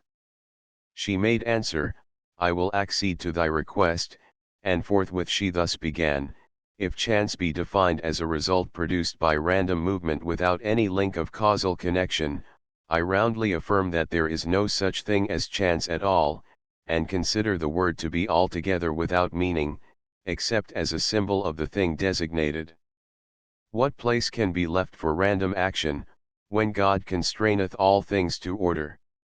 For ex nihilo nihil is sound doctrine which none of the ancients gainsaid, although they used it of material substance, not of the efficient principle. This they laid down as a kind of basis for all their reasonings concerning nature. Now, if a thing arise without causes, it will appear to have arisen from nothing. But if this cannot be, neither is it possible for there to be chance in accordance with the definition just given. Well, said I, is there, then, nothing which can properly be called chance or accident, or is there something to which these names are appropriate, though its nature is dark to the vulgar? Our good Aristotle, says she, has defined it concisely in his Physics, and closely in accordance with the truth. How, pray, said I. Thus, says she, whenever something is done for the sake of a particular end, and for certain reasons some other result than that designed ensues, this is called chance. For instance, if a man is digging the earth for tillage, and finds a mass of buried gold. Now, such a find is regarded as accidental, yet it is not ex nihilo, for it has its proper causes, the unforeseen and unexpected concurrence of which has brought the chance about. For had not the cultivator been digging, had not the man who hid the money buried it in that precise spot, the gold would not have been found. These, then, are the reasons why the find is a chance one, in that it results from causes which met together and concurred, not from any intention on the part of the discoverer. Since neither he who buried the gold nor he who worked in the field intended that the money should be found, but, as I said, it happened by coincidence that one dug where the other buried the treasure. We may, then, define chance as being an unexpected result flowing from a concurrence of causes where the several factors had some definite end. But the meeting and concurrence of these causes arises from that inevitable chain of order which, flowing from the fountainhead of Providence, disposes all things in their due time and place. Song-I Chance. In the rugged Persian highlands, where the masters of the bow skill to feign a flight, and, fleeing, hurl their darts and pierce the foe, there the Tigris and Euphrates at one source their waters blend, soon to draw apart, and plainward each its separate way to wend.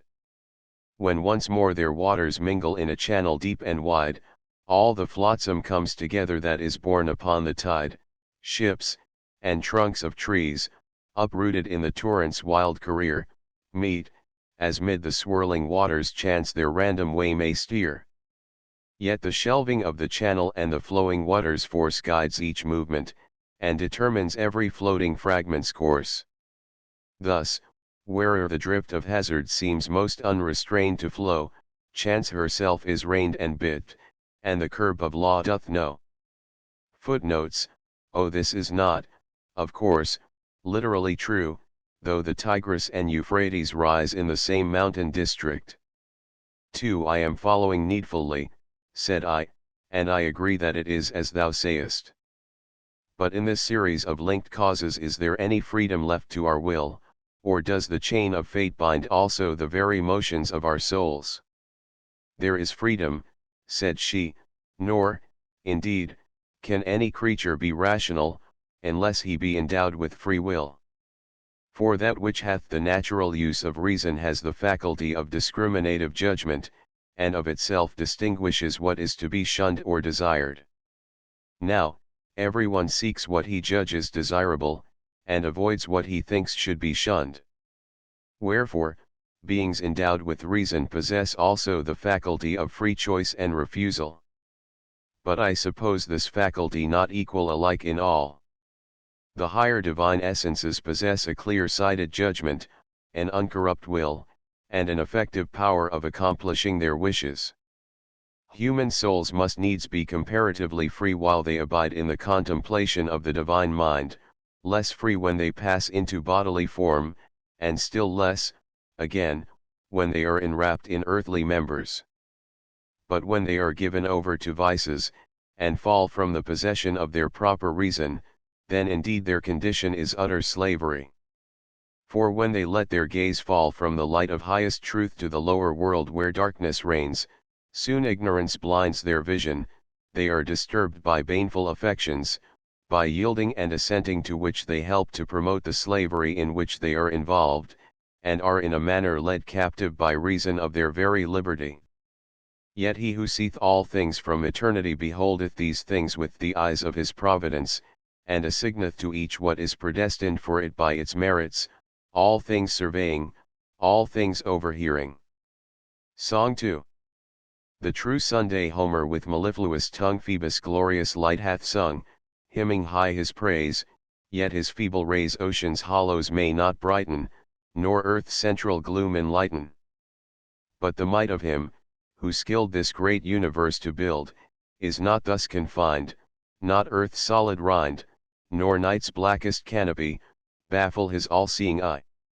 All that is, hath been, shall be, in one glance's compass, he limitless descries, and, save his, no eyes all the world survey no, none. Him, then, truly name the Sunday 3. Then said I, but now I am once more perplexed by a problem yet more difficult. And what is that? Said she, yet, in truth, I can guess what it is that troubles you. It seems, said I, too much of a paradox and a contradiction that God should know all things, and yet there should be free will. For if God foresees everything, and can in no wise be deceived, that which providence foresees to be about to happen must necessarily come to pass. Wherefore, if from eternity he foreknows not only what men will do, but also their designs and purposes, there can be no freedom of the will, seeing that nothing can be done, nor can any sort of purpose be entertained, save such as a divine providence, incapable of being deceived, has perceived beforehand. For if the issues can be turned aside to some other end than that foreseen by providence, there will not then be any sure foreknowledge of the future, but uncertain conjecture instead, and to think this of God I deem impiety. Moreover, I do not approve the reasoning by which some think to solve this puzzle. For they say that it is not because God has foreseen the coming of an event that therefore it is sure to come to pass, but, conversely, because something is about to come to pass, it cannot be hidden from divine providence, and accordingly the necessity passes to the opposite side, and it is not that what is foreseen must necessarily come to pass, but that what is about to come to pass must necessarily be foreseen. But this is just as if the matter in debate were, which is cause and which effect, whether foreknowledge of the future cause of the necessity, or the necessity of the future of the foreknowledge. But we need not be at the pains of demonstrating that, whatsoever be the order of the causal sequence, the occurrence of things foreseen is necessary, even though the foreknowledge of future events does not in itself impose upon them the necessity of their occurrence. For example, if a man be seated, the supposition of his being seated is necessarily true, and, conversely, if the supposition of his being seated is true, because he is really seated, he must necessarily be sitting. So, in either case, there is some necessity involved in this latter case, the necessity of the fact, in the former, of the truth of the statement. But in both cases the sitter is not therefore seated because the opinion is true, but rather the opinion is true because antecedently he was sitting as a matter of fact. Thus, though the cause of the truth of the opinion comes from the other side p, yet there is a necessity on both sides alike. We can obviously reason similarly in the case of providence and the future. Even if future events are foreseen because they are about to happen, and do not come to pass because they are foreseen, still, all the same, there is a necessity, both that they should be foreseen by God as about to come to pass, and that when they are foreseen they should happen, and this is sufficient for the destruction of free will. However, it is preposterous to speak of the occurrence of events in time as the cause of eternal foreknowledge. And yet if we believe that God foresees future events because they are about to come to pass, what is it but to think that the occurrence of events is the cause of his supreme providence?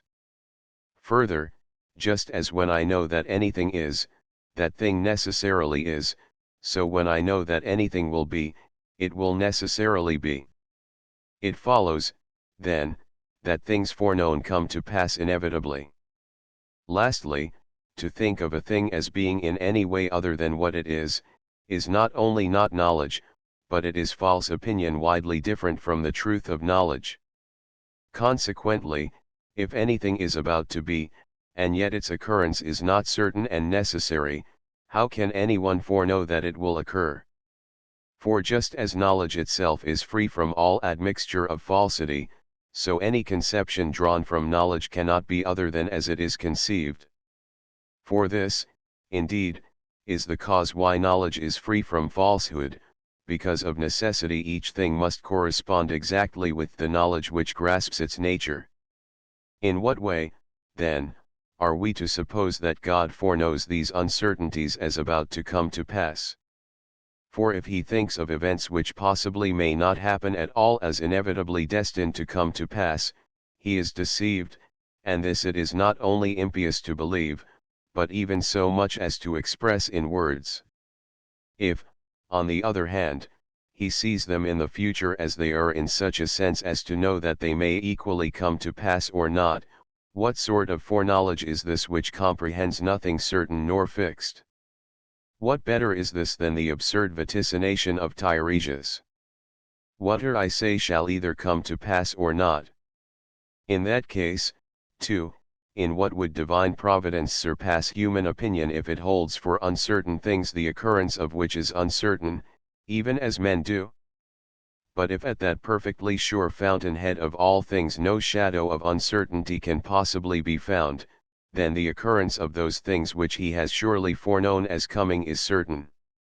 Wherefore there can be no freedom in human actions and designs, but the divine mind, which foresees all things without possibility of mistake, ties and binds them down to one only issue. But this admission once made, what an upset of human affairs manifestly ensues. Vainly are rewards and punishments proposed for the good and bad, since no free and voluntary motion of the will has deserved either one or the other, nay, the punishment of the wicked and the reward of the righteous, which is now esteemed the perfection of justice, will seem the most flagrant injustice, since men are determined either way not by their own proper volition, but by the necessity of what must surely be. And therefore neither virtue nor vice is anything, but rather good and ill desert are confounded together without distinction. Moreover, seeing that the whole course of events is deduced from providence, and nothing is left free to human design, it comes to pass that our vices also are referred to the author of all good a thought than which none more abominable can possibly be conceived. Again, no ground is left for hope or prayer, since how can we hope for blessings, or pray for mercy, when every object of desire depends upon the links of an unalterable chain of causation?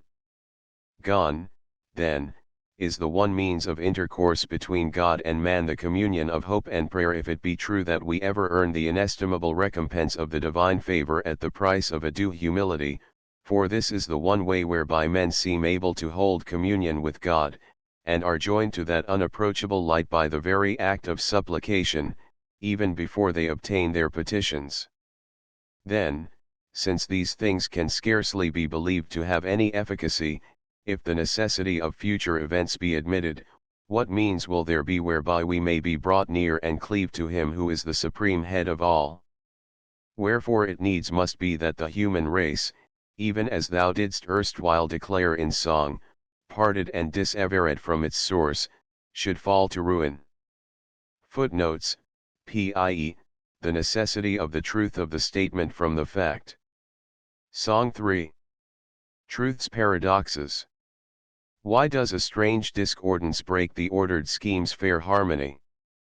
Hath God decreed twixt truth and truth there may such lasting warfare be, that truths, each severally plain, we strive to reconcile in vain?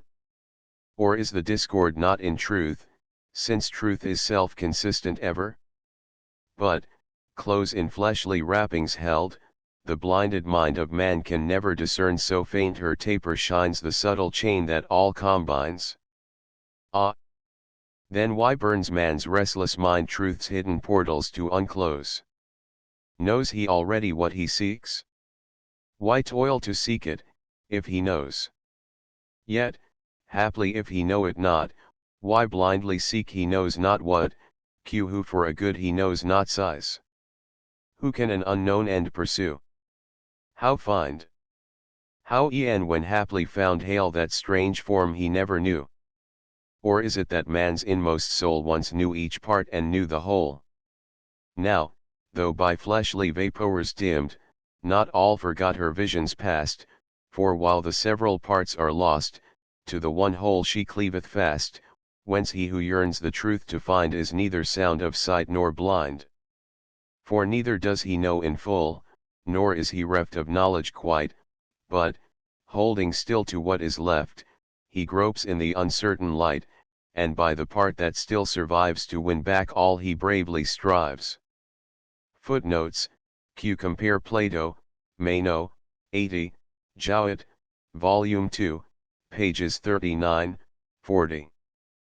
For then said she, this debate about providence is an old one, and is vigorously discussed by Cicero in his Divination, thou also hast long and earnestly pondered the problem, yet no one has had diligence and perseverance enough to find a solution.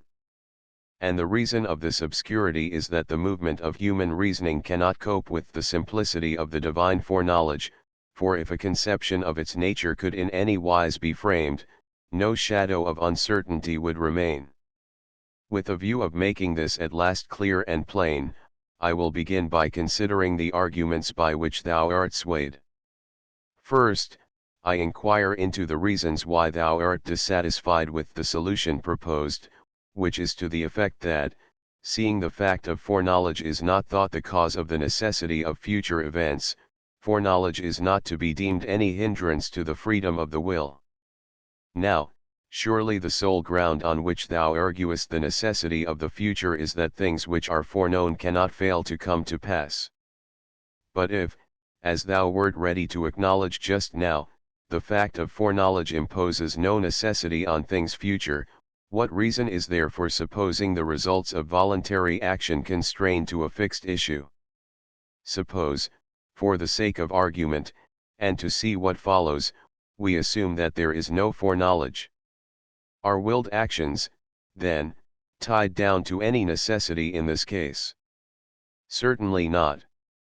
Let us assume foreknowledge again, but without its involving any actual necessity, the freedom of the will, I imagine, will remain in complete integrity.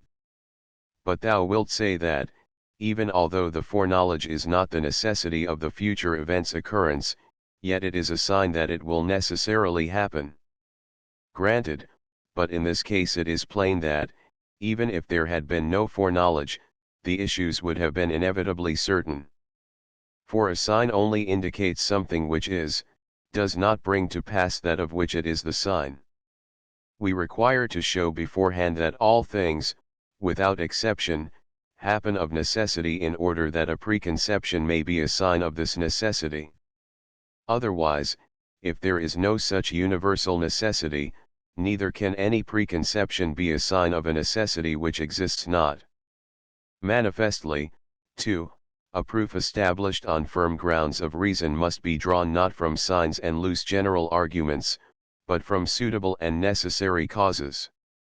But how can it be that things foreseen should ever fail to come to pass?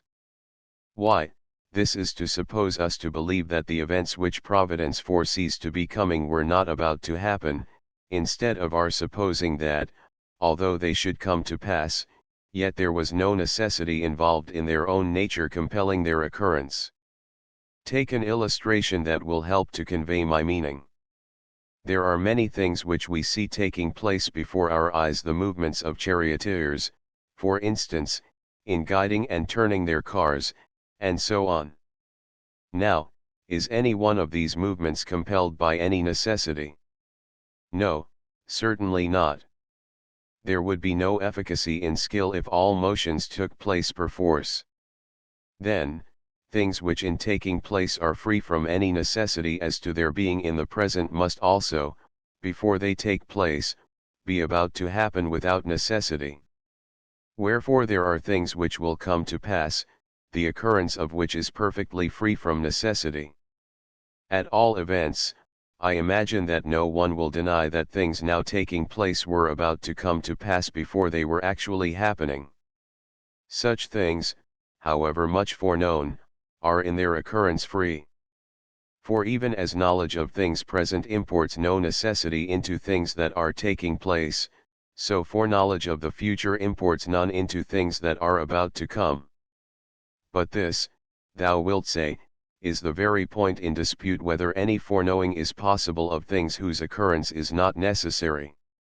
For here there seems to thee a contradiction, and, if they are foreseen, their necessity follows, whereas if there is no necessity, they can by no means be foreknown, and thou thinkest that nothing can be grasped as known unless it is certain, but if things whose occurrence is uncertain are foreknown as certain, this is the very mist of opinion, not the truth of knowledge.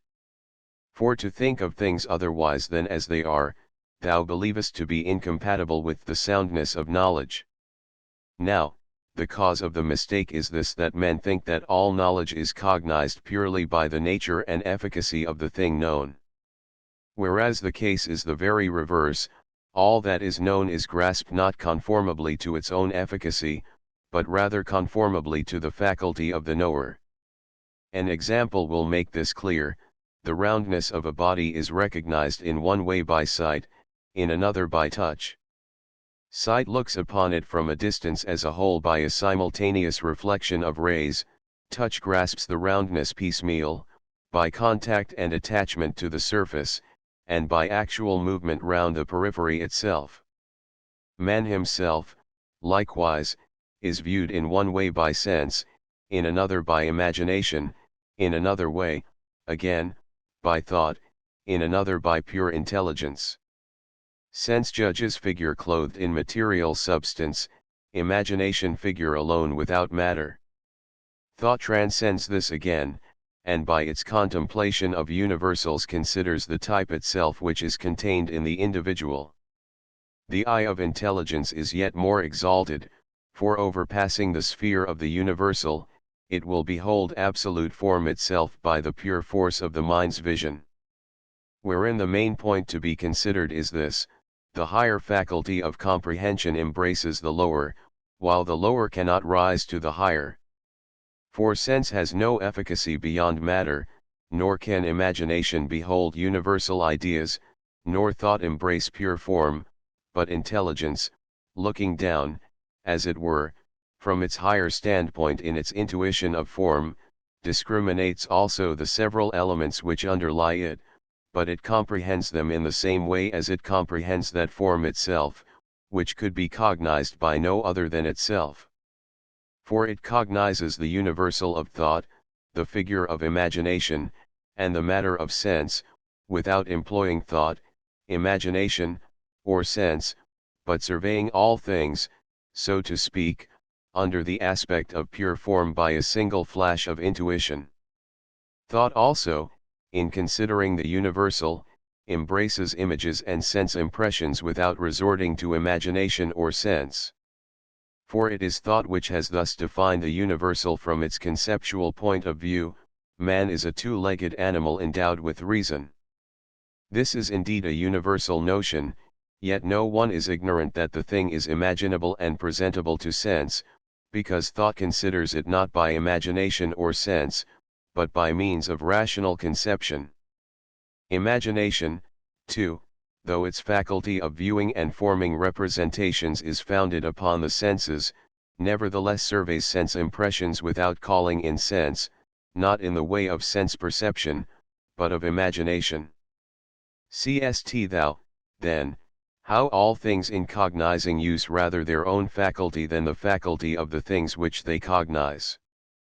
Nor is this strange, for since every judgment is the act of the judge, it is necessary that each should accomplish its task by its own, not by another's power. Song 4. A psychological fallacy are from the porch's murky depths comes a doctrine sage, that doth liken living mind to a written page, since all knowledge comes through sense, graven by experience. As, say they, the pen its marks curiously doth trace on the smooth unsullied white of the paper's face, so do outer things impress images on consciousness. But if verily the mind thus all passive lies, if no living power within its own force supplies, if it but reflect again, like a glass, things false and vain, whence the wondrous faculty that perceives and knows, that in one fair ordered scheme doth the world dispose, grasps each whole that sense presents, or breaks into elements. So divides and recombines, and in changeful wise now to low descends, and now to the height doth rise, last in inward swift review strictly sifts the false and true.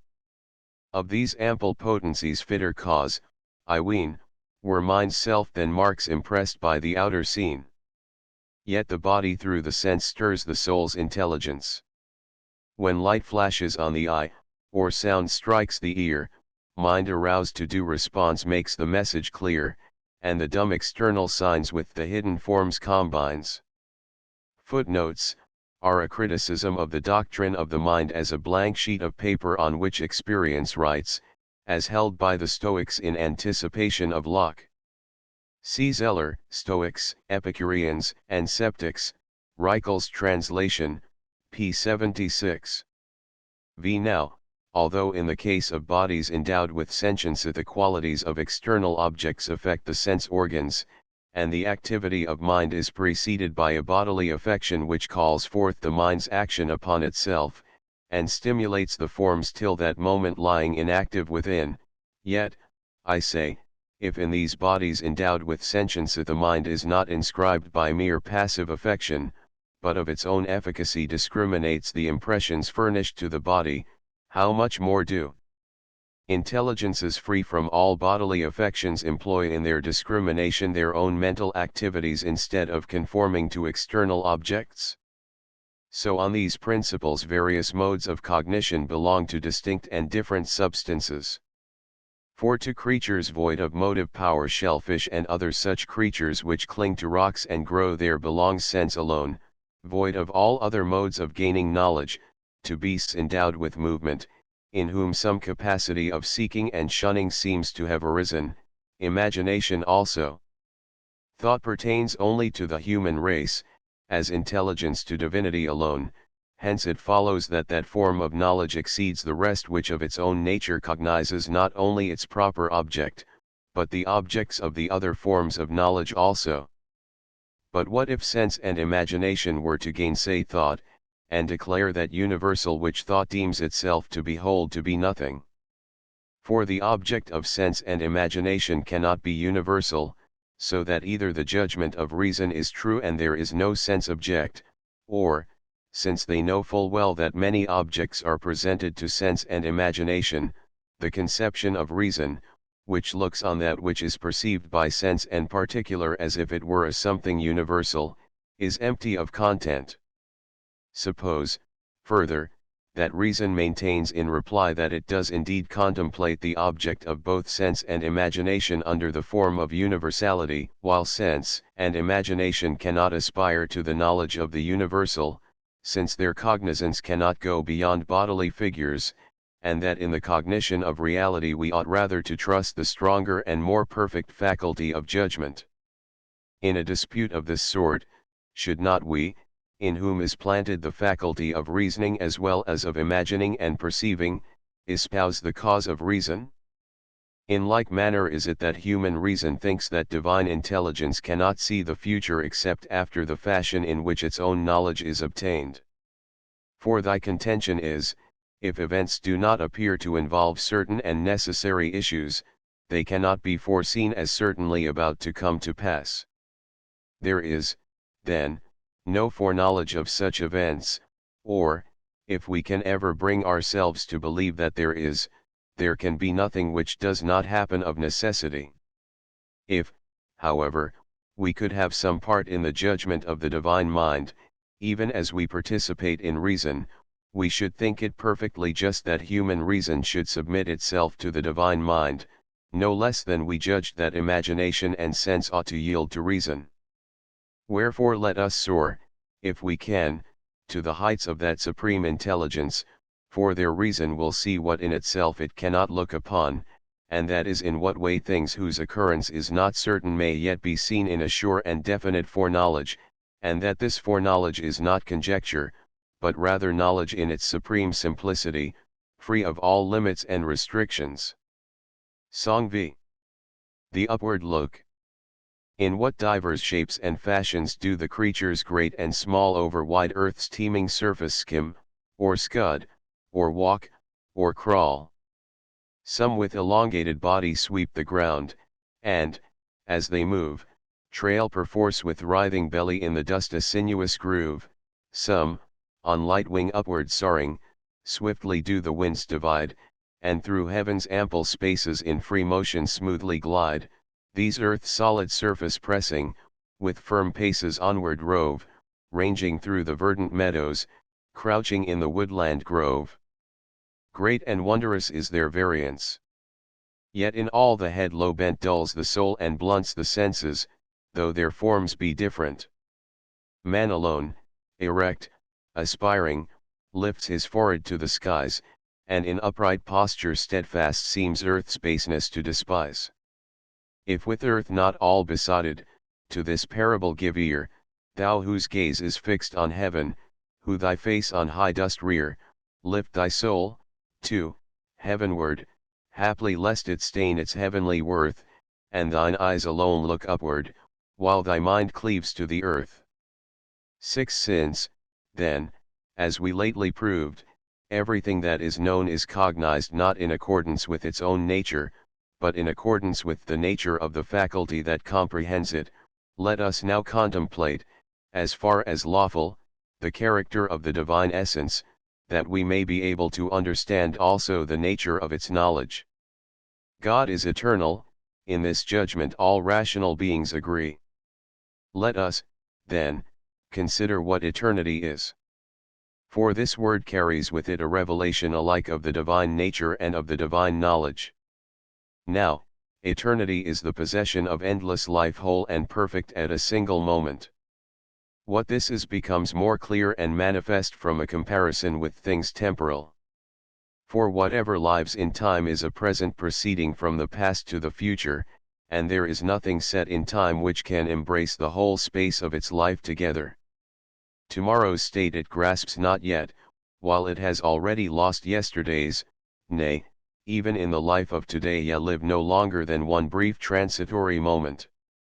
Whatever, therefore, is subject to the condition of time, although, as Aristotle deemed of the world, it never have either beginning or end, and its life be stretched to the whole extent of time's infinity, it yet is not such as rightly to be thought eternal. For it does not include and embrace the whole space of infinite life at once, but has no present hold on things to come, not yet accomplished. Accordingly, that which includes and possesses the whole fullness of unending life at once, from which nothing future is absent, from which nothing past has escaped, this is rightly called eternal. This must of necessity be ever present to itself in full self-possession, and hold the infinity of movable time in an abiding present. Wherefore they deem not rightly who imagine that on Plato's principles the created world is made co-eternal with the Creator, because they are told that he believed the world to have had no beginning in time and to be destined never to come to an end. For it is one thing for existence to be endlessly prolonged, which was what Plato ascribed to the world, another for the whole of an endless life to be embraced in the present, which is manifestly a property peculiar to the divine mind. Nor need God appear earlier in mere duration of time to created things, but only prior in the unique simplicity of his nature. For the infinite progression of things in time copies this immediate existence in the present of the changeless life, and when it cannot succeed in equaling it, declines from movelessness into motion, and falls away from the simplicity of a perpetual present to the infinite duration of the future and the past, and since it cannot possess the whole fullness of its life together, for the very reason that in a manner it never ceases to be, it seems, up to a certain point, to rival that which it cannot complete and express by attaching itself indifferently to any present moment of time, however swift and brief, and since this bears some resemblance to that ever-abiding present, it bestows on everything to which it is assigned the semblance of existence. But since it cannot abide, it hurries along the infinite path of time, and the result has been that it continues by ceaseless movement the life the completeness of which it could not embrace while it stood still. So, if we are minded to give things their right names, we shall follow Plato in saying that God indeed is eternal, but the world everlasting. Since, then, every mode of judgment comprehends its objects conformably to its own nature, and since God abides forever in an eternal present, his knowledge, also transcending all movement of time, dwells in the simplicity of its own changeless present, and, embracing the whole infinite sweep of the past and of the future, contemplates all that falls within its simple cognition as if it were now taking place. And therefore, if thou wilt carefully consider that immediate presentment whereby it discriminates all things, thou wilt more rightly deem it not foreknowledge as of something future, but knowledge of a moment that never passes. For this cause the name chosen to describe it is not prevision, but providence, because, since utterly removed in nature from things mean and trivial, its outlook embraces all things as from some lofty height. Why, then, dost thou insist that the things which are surveyed by the divine eye are involved in necessity, whereas clearly men impose no necessity on things which they see? Does the act of vision add any necessity to the things which thou seest before thy eyes? Assuredly not. And yet, if we may without unfitness compare God's present and man's, just as ye see certain things in this your temporary present, so does he see all things in his eternal present. Wherefore this divine anticipation changes not the natures and properties of things, and it beholds things present before it, just as they will hereafter come to pass in time. Nor does it confound things in its judgment, but in the one mental view distinguishes alike what will come necessarily and what without necessity. For even as ye, when at one and the same time ye see a man walking on the earth and the sun rising in the sky, distinguish between the two, though one glance embraces both, and judge the former voluntary, the latter necessary action, so also the divine vision in its universal range of view does in no wise confuse the characters of the things which are present to its regard, though future in respect of time. Whence it follows that when it perceives that something will come into existence, and yet is perfectly aware that this is unbound by any necessity, its apprehension is not opinion, but rather knowledge based on truth. And if to this thou sayest that what God sees to be about to come to pass cannot fail to come to pass, and that what cannot fail to come to pass happens of necessity, and wilt tie me down to this word necessity, I will acknowledge that thou affirmest a most solid truth, but one which scarcely anyone can approach to who has not made the divine his special study. For my answer would be that the same future event is necessary from the standpoint of divine knowledge, but when considered in its own nature it seems absolutely free and unfettered. So, then, there are two necessities, one simple, as that men are necessarily mortal, the other conditioned, as that, if you know that someone is walking, he must necessarily be walking. For that which is known cannot indeed be otherwise than as it is known to be, and yet this fact by no means carries with it that other simple necessity. For the former necessity is not imposed by the thing's own proper nature, but by the addition of a condition. No necessity compels one who is voluntarily walking to go forward, although it is necessary for him to go forward at the moment of walking. In the same way, then, if Providence sees anything as present, that must necessarily be, though it is bound by no necessity of nature. Now, God views as present those coming events which happen of free will. These, accordingly, from the standpoint of the divine vision are made necessary conditionally on the divine cognizance, viewed, however, in themselves, they desist not from the absolute freedom naturally theirs.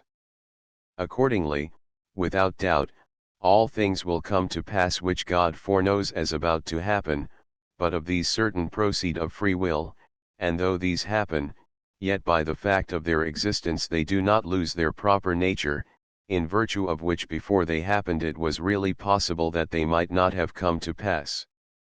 What difference, then, does the denial of necessity make, since, through their being conditioned by divine knowledge, they come to pass as if they were in all respects under the compulsion of necessity?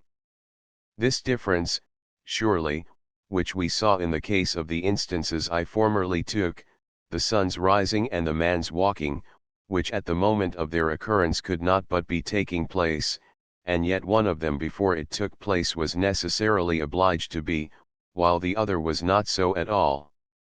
So likewise the things which to God are present without doubt exist, but some of them come from the necessity of things, others from the power of the agent. Quite rightly, then, have we said that these things are necessary if viewed from the standpoint of the divine knowledge, but if they are considered in themselves, they are free from the bonds of necessity, even as everything which is accessible to sense, regarded from the standpoint of thought, is universal, but viewed in its own nature particular. But, thou wilt say, if it is in my power to change my purpose, I shall make void providence, since I shall perchance change something which comes within its foreknowledge. My answer is, thou canst indeed turn aside thy purpose, but since the truth of providence is ever at hand to see that thou canst, and whether thou dost, and whither thou turnest thyself, thou canst not avoid the divine foreknowledge, even as thou canst not escape the sight of a present spectator, although of thy free will thou turn thyself to various actions. Wilt thou, then, say, shall the divine knowledge be changed at my discretion, so that, when I will this or that, providence changes its knowledge correspondingly? Surely not. True, for the divine vision anticipates all that is coming, and transforms and reduces it to the form of its own present knowledge, and varies not, as thou deemest, in its foreknowledge, alternating to this or that, but in a single flash it forestalls and includes thy mutations without altering. And this ever-present comprehension and survey of all things God has received, not from the issue of future events, but from the simplicity of his own nature. Hereby also is resolved the objection which a little while ago gave the offense that our doings in the future were spoken of as if supplying the cause of God's knowledge. For this faculty of knowledge, embracing all things in its immediate cognizance, has itself fixed the bounds of all things, yet itself owes nothing to what comes after. And all this being so, the freedom of man's will stands unshaken, and laws are not unrighteous, since their rewards and punishments are held forth to wills unbound by any necessity. God, who foreknoweth all things, still looks down from above, and the ever-present eternity of his vision concurs with the future character of all our acts, and dispenseth to the good rewards, to the bad punishments. Our hopes and prayers also are not fixed on God in vain, and when they are rightly directed cannot fail of effect. Therefore, withstand vice, practice virtue, lift up your souls to right hopes, offer humble prayers to heaven. Great is the necessity of righteousness laid upon you if ye will not hide it from yourselves, seeing that all your actions are done before the eyes of a judge who seeth all things. Footnotes: Plato expressly states the opposite in the Timaeus, 28b, though possibly there the account of the beginning of the world in time is to be understood figuratively, not literally. See Jowett, Volume 3, pages 448, 449, 3rd edit. Epilogue. Within a short time of writing the Consolation of Philosophy, Boethius died by a cruel death. As to the manner of his death there is some uncertainty. According to one account, he was cut down by the swords of the soldiers before the very judgment seat of Theodoric. According to another, a cord was first fastened round his forehead, and tightened till his eyes started. He was then killed with a club. Eliot Stock, Paternoster Row, London. References to quotations in the text. BKI, ch4, p17, L6, Iliad, I 363. ch4, p18, L7, Plato, Republic, v 473, d. Jowett, Volume 3, pages 170, 171, 3rd edit. ch4, p22, L6, Plato, Republic, I 347, c. Jowett, 3, p25. chv, p30, L19, Iliad, 2, 204, 205. BK2, ch2, p50, L21, Iliad. XXIV 527, 528. ch7, p78, L25, Cicero, De Republica, 6. 20, in the Somnium Sapiens. BK3, CH4, P106, L10, Catullus, Lea, 2. CH6, P114, L4, Euripides, Andromache, 319, 320. CH9, P129, L3, Plato, Timaeus, 27, C. Jowett, Volume 3, P448. CH12, P157, L14, quoted Plato, Sophists, 244, E. Jowett, Volume 4, P374. CH12, P157, L22, Plato, Timaeus, 29, B. Jowett, Volume 3, P449. BK4, CH6, P206, L17, Lucan, Pharsalia, I126. CH6, P210, L23, Iliad, 12. 176 BKV, CHI, P227, L16, Aristotle, Physics, 2. V5. CH3, P238, L20, Horace, Satires, 2. V59.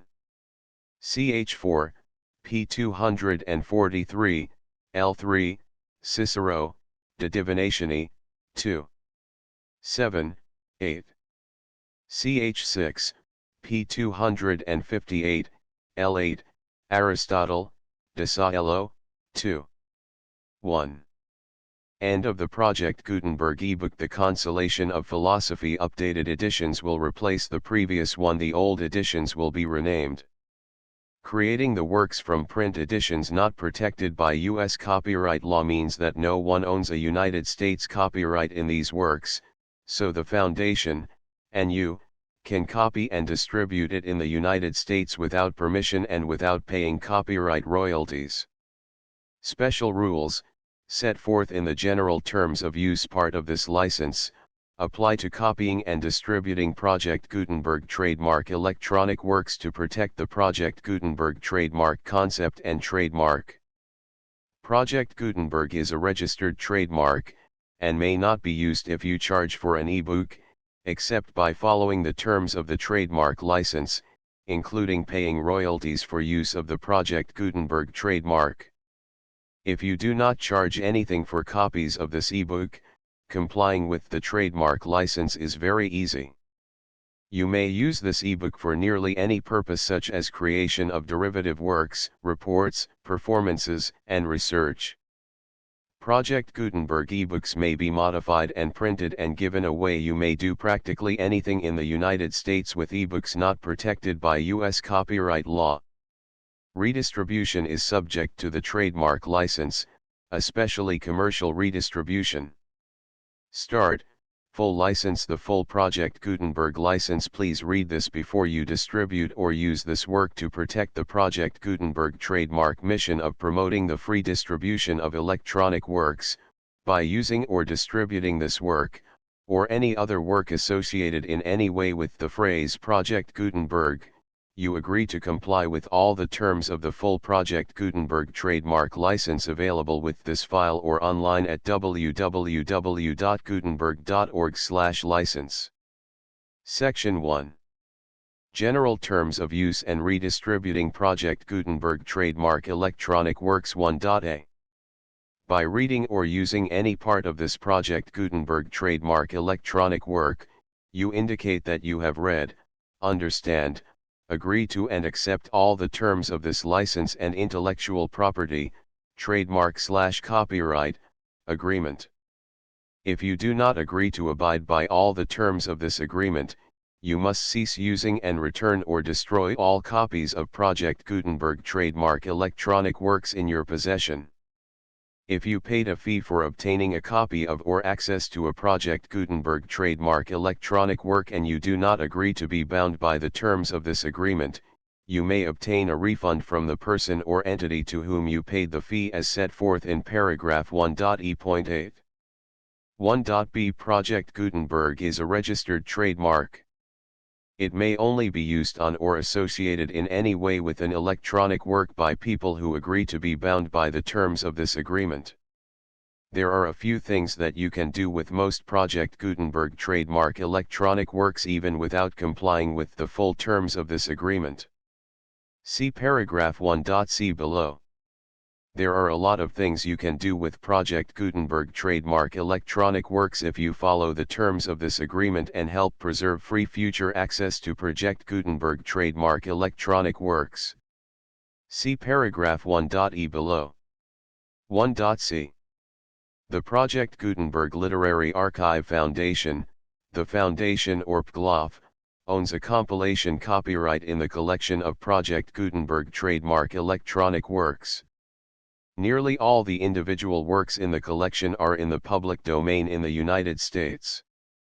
If an individual work is unprotected by copyright law in the United States and you are located in the United States, we do not claim a right to prevent you from copying, distributing, performing, displaying, or creating derivative works based on the work as long as all references to Project Gutenberg are removed.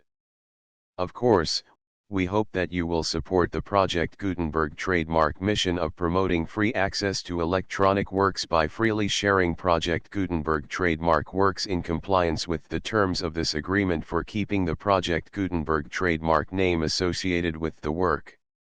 You can easily comply with the terms of this agreement by keeping this work in the same format with its attached full Project Gutenberg trademark license when you share it without charge with others. 1.d. The copyright laws of the place where you are located also govern what you can do with this work. Copyright laws in most countries are in a constant state of change. If you are outside the United States, check the laws of your country in addition to the terms of this agreement before downloading, copying, displaying, performing, distributing or creating derivative works based on this work or any other Project Gutenberg trademark work. The Foundation makes no representations concerning the copyright status of any work in any country other than the United States. 1.e Unless you have removed all references to Project Gutenberg, 1.e.1. The following sentence, with active links to, or other immediate access to, the full Project Gutenberg trademark license must appear prominently whenever any copy of a Project Gutenberg trademark work, any work on which the phrase Project Gutenberg appears, or with which the phrase Project Gutenberg is associated, is accessed, displayed, performed, viewed, copied or distributed. This ebook is for the use of anyone anywhere in the United States and most other parts of the world at no cost and with almost no restrictions whatsoever. You may copy it, give it away or reuse it under the terms of the Project Gutenberg license included with this ebook or online at www.gutenberg.org. If you are not located in the United States, you will have to check the laws of the country where you are located before using this ebook. 1.e.2. If an individual Project Gutenberg trademark electronic work is derived from texts not protected by U.S. copyright law, does not contain a notice indicating that it is posted with permission of the copyright holder, the work can be copied and distributed to anyone in the United States without paying any fees or charges.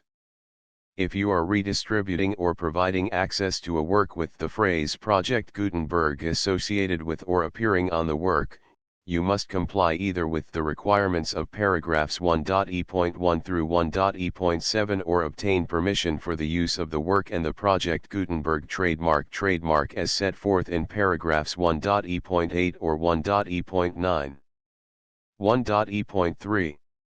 If an individual Project Gutenberg trademark electronic work is posted with the permission of the copyright holder, your use and distribution must comply with both paragraphs 1.e.1 through 1.e.7 and any additional terms imposed by the copyright holder.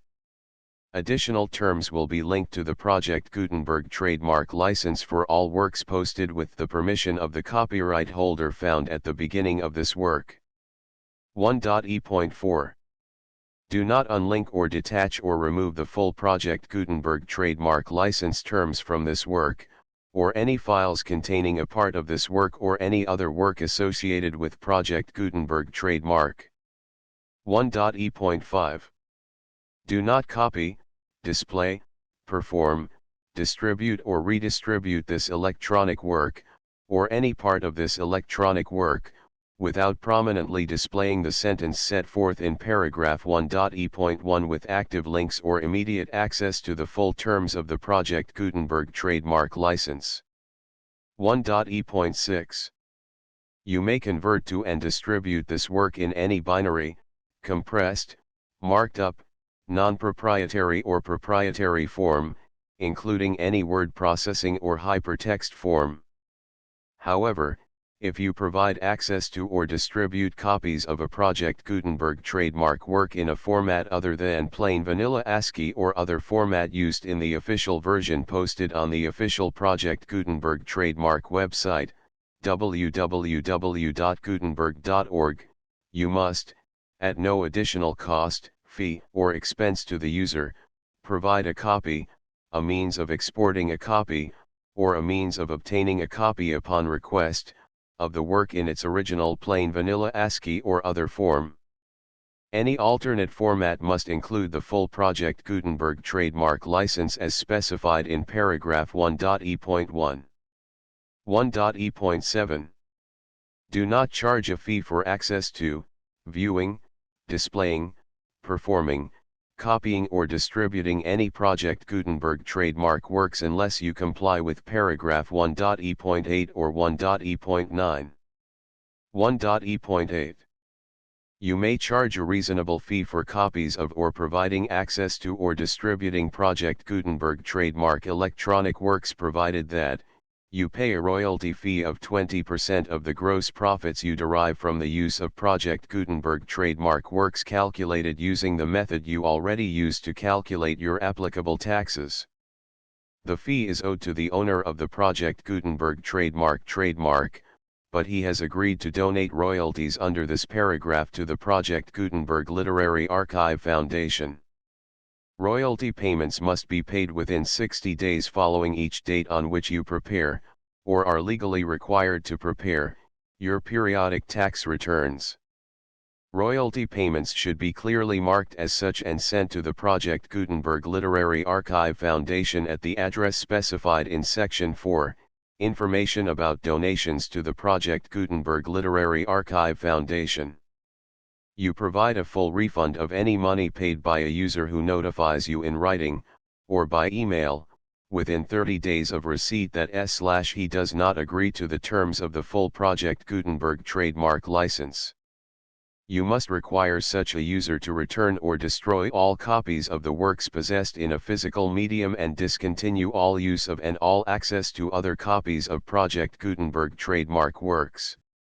You provide, in accordance with paragraph 1.f.3, a full refund of any money paid for a work or a replacement copy, if a defect in the electronic work is discovered and reported to you within 90 days of receipt of the work.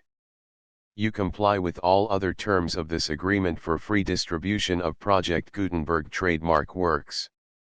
1.e.9 If you wish to charge a fee or distribute a Project Gutenberg trademark electronic work or group of works on different terms than are set forth in this agreement, you must obtain permission in writing from the Project Gutenberg Literary Archive Foundation, the manager of the Project Gutenberg trademark. Contact the Foundation as set forth in Section 3 below.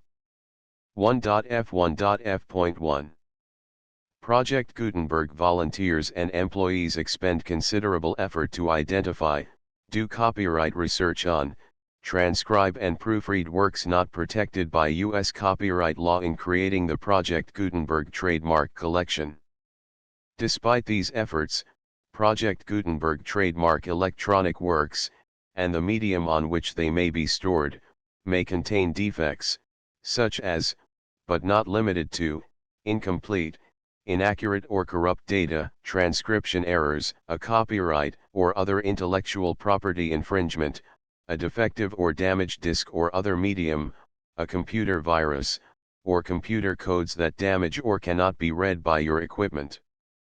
1.f.2 Limited warranty, disclaimer of damages, except for the right of replacement or refund described in paragraph 1.f.3, the Project Gutenberg Literary Archive Foundation, the owner of the Project Gutenberg trademark, and any other party distributing a Project Gutenberg trademark electronic work under this agreement, disclaim all liability to you for damages, costs, and expenses, including legal fees. You agree that you have no remedies for negligence, strict liability, breach of warranty or breach of contract except those provided in paragraph 1.f.3. You agree that the foundation, the trademark owner, and any distributor under this agreement will not be liable to you for actual, direct, indirect, consequential, punitive, or incidental damages even if you give notice of the possibility of such damage. 1.f.3 Limited right of replacement or refund. If you discover a defect in this electronic work within 90 days of receiving it, you can receive a refund of the money, if any, you paid for it by sending a written explanation to the person you received the work from. If you received the work on a physical medium, you must return the medium with your written explanation. The person or entity that provided you with the defective work may elect to provide a replacement copy in lieu of a refund. If you received the work electronically, the person or entity providing it to you may choose to give you a second opportunity to receive the work electronically in lieu of a refund. If the second copy is also defective, you may demand a refund in writing without further opportunities to fix the problem. 1.f.4 Except for the limited right of replacement or refund set forth in paragraph 1.f.3, this work is provided to you as is, with no other warranties of any kind, express or implied, including but not limited to warranties of merchantability or fitness for any purpose. 1.f.5 Some states do not allow disclaimers of certain implied warranties or the exclusion or limitation of certain types of damages. If any disclaimer or limitation set forth in this agreement violates the law of the state applicable to this agreement, the agreement shall be interpreted to make the maximum disclaimer or limitation permitted by the applicable state law. The invalidity or unenforceability of any provision of this agreement shall not void the remaining provisions. 1.f.6 Indemnity.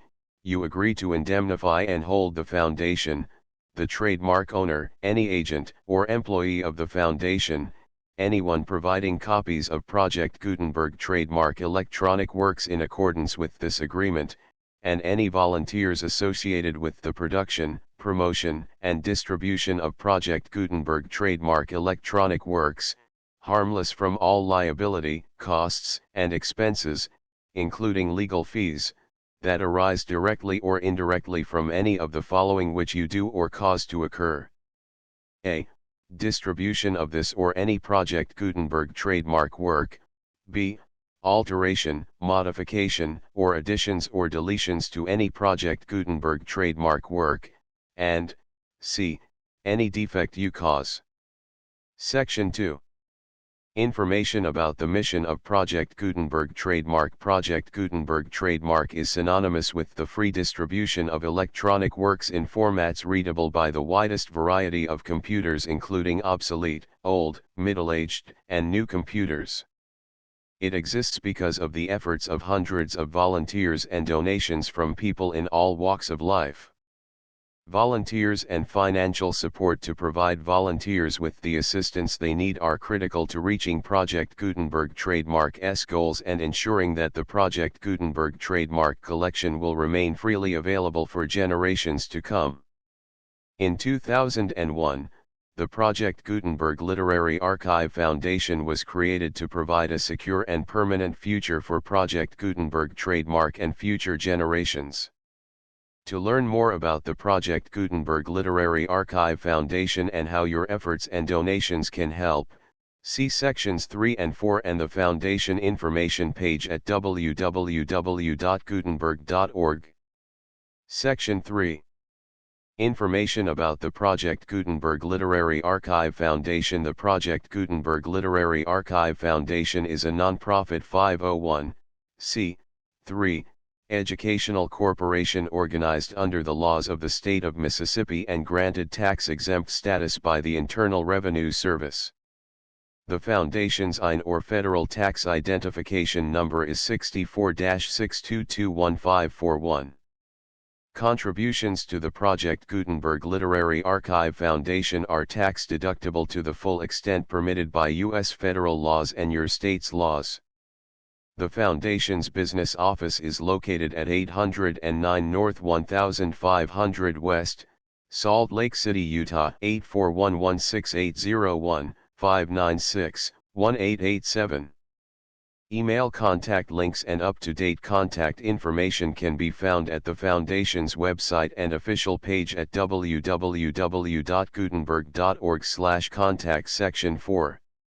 Information about donations to the Project Gutenberg Literary Archive Foundation. Project Gutenberg trademark depends upon and cannot survive without widespread public support and donations to carry out its mission of increasing the number of public domain and licensed works that can be freely distributed in machine-readable form accessible by the widest array of equipment including outdated equipment. Many small donations, $1 to $5,000, are particularly important to maintaining tax-exempt status with the IRS. The Foundation is committed to complying with the laws regulating charities and charitable donations in all 50 states of the United States. Compliance requirements are not uniform and it takes a considerable effort, much paperwork, and many fees to meet and keep up with these requirements. We do not solicit donations in locations where we have not received written confirmation of compliance. To send donations or determine the status of compliance for any particular state, visit www.gutenberg.org/donate. While we cannot and do not solicit contributions from states where we have not met the solicitation requirements, we know of no prohibition against accepting unsolicited donations from donors in such states who approach us with offers to donate. International donations are gratefully accepted, but we cannot make any statements concerning tax treatment of donations received from outside the United States. U.S. laws alone swamp our small staff. Please check the Project Gutenberg web pages for current donation methods and addresses. Donations are accepted in a number of other ways including checks, online payments, and credit card donations. To donate, please visit www.gutenberg.org/donate. Section 5. General information about Project Gutenberg trademark electronic works. Professor Michael S. Hart was the originator of the Project Gutenberg trademark concept of a library of electronic works that could be freely shared with anyone. For 40 years, he produced and distributed Project Gutenberg trademark ebooks with only a loose network of volunteer support. Project Gutenberg trademark ebooks are often created from several printed editions, all of which are confirmed as not protected by copyright in the U.S. unless a copyright notice is included. Thus, we do not necessarily keep ebooks in compliance with any particular paper edition. Most people start at our website, which has the main PG search facility, www.gutenberg.org.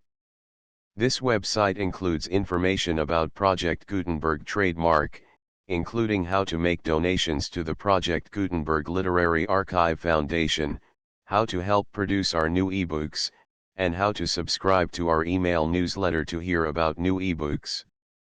The Consolation of Philosophy of Boethius. Translated into English prose and verse H.R. James, M.A., CHCH Oxford. Preface. Proem. Index of verse interludes. Book I. The Sorrows of Boethius. Book I. Song I. Boethius Complaint. I. Song 2. His Despondency. 2. Song 3. The Mists Dispelled. 3. Song 4. Nothing Can Subdue Virtue. 4. Song V. Boethius Prayer. V. Song 6. All Things Have Their Needful Order. 6. Song 7. The Perturbations of Passion. Book 2. The Vanity of Fortune's Gifts. Book 2. I. Song I. Fortune's Malice. 2. Song 2. Man's Covetousness. 3. Song 3. All Passes. 4. Song 4. The Golden Mean. V. Song V. The Former Age. 6. Song 6. Nero's Infamy. 7. Song 7. Glory May Not Last. 8. Song 8. Love is Lord of All. Book 3. True Happiness and False. Book 3. I. Song I. The Thorns of Error. 2. Song 2. The Bent of Nature. 3. Song 3. The Insatiableness of Avarice. 4. Song 4. Disgrace of honors conferred by a tyrant. V. Song V. Self-mastery. 6. Song 6. True nobility. 7. Song 7. Pleasure's sting. 8. Song 8. Human folly. 9. Song 9. I. Invocation. X. Song X. The true light. 11. Song 11. Reminiscence. J12. Song 12. Orpheus and Eurydice. Book 4. Good and Ill Fortune. Book 4. I. Song I. The Soul's Flight. 2. Song 2. The Bondage of Passion. 3. Song 3. Circe's Cup. 4. Song 4. The Unreasonableness of Hatred. V. Song V. Wonder and Ignorance. 6. Song 6. The Universal Aim. 7. Song 7. The Hero's Path. Book V. Free Will and God's Foreknowledge. Book V. I. Song I. Chance. 2. Song 2. The True Sunday. 3. Song 3. Truth's Paradoxes. 4. Song 4. A Psychological Fallacy. RV. Song V. The Upward Look. 6. Epilogue. References to quotations in the text. The full Project Gutenberg license.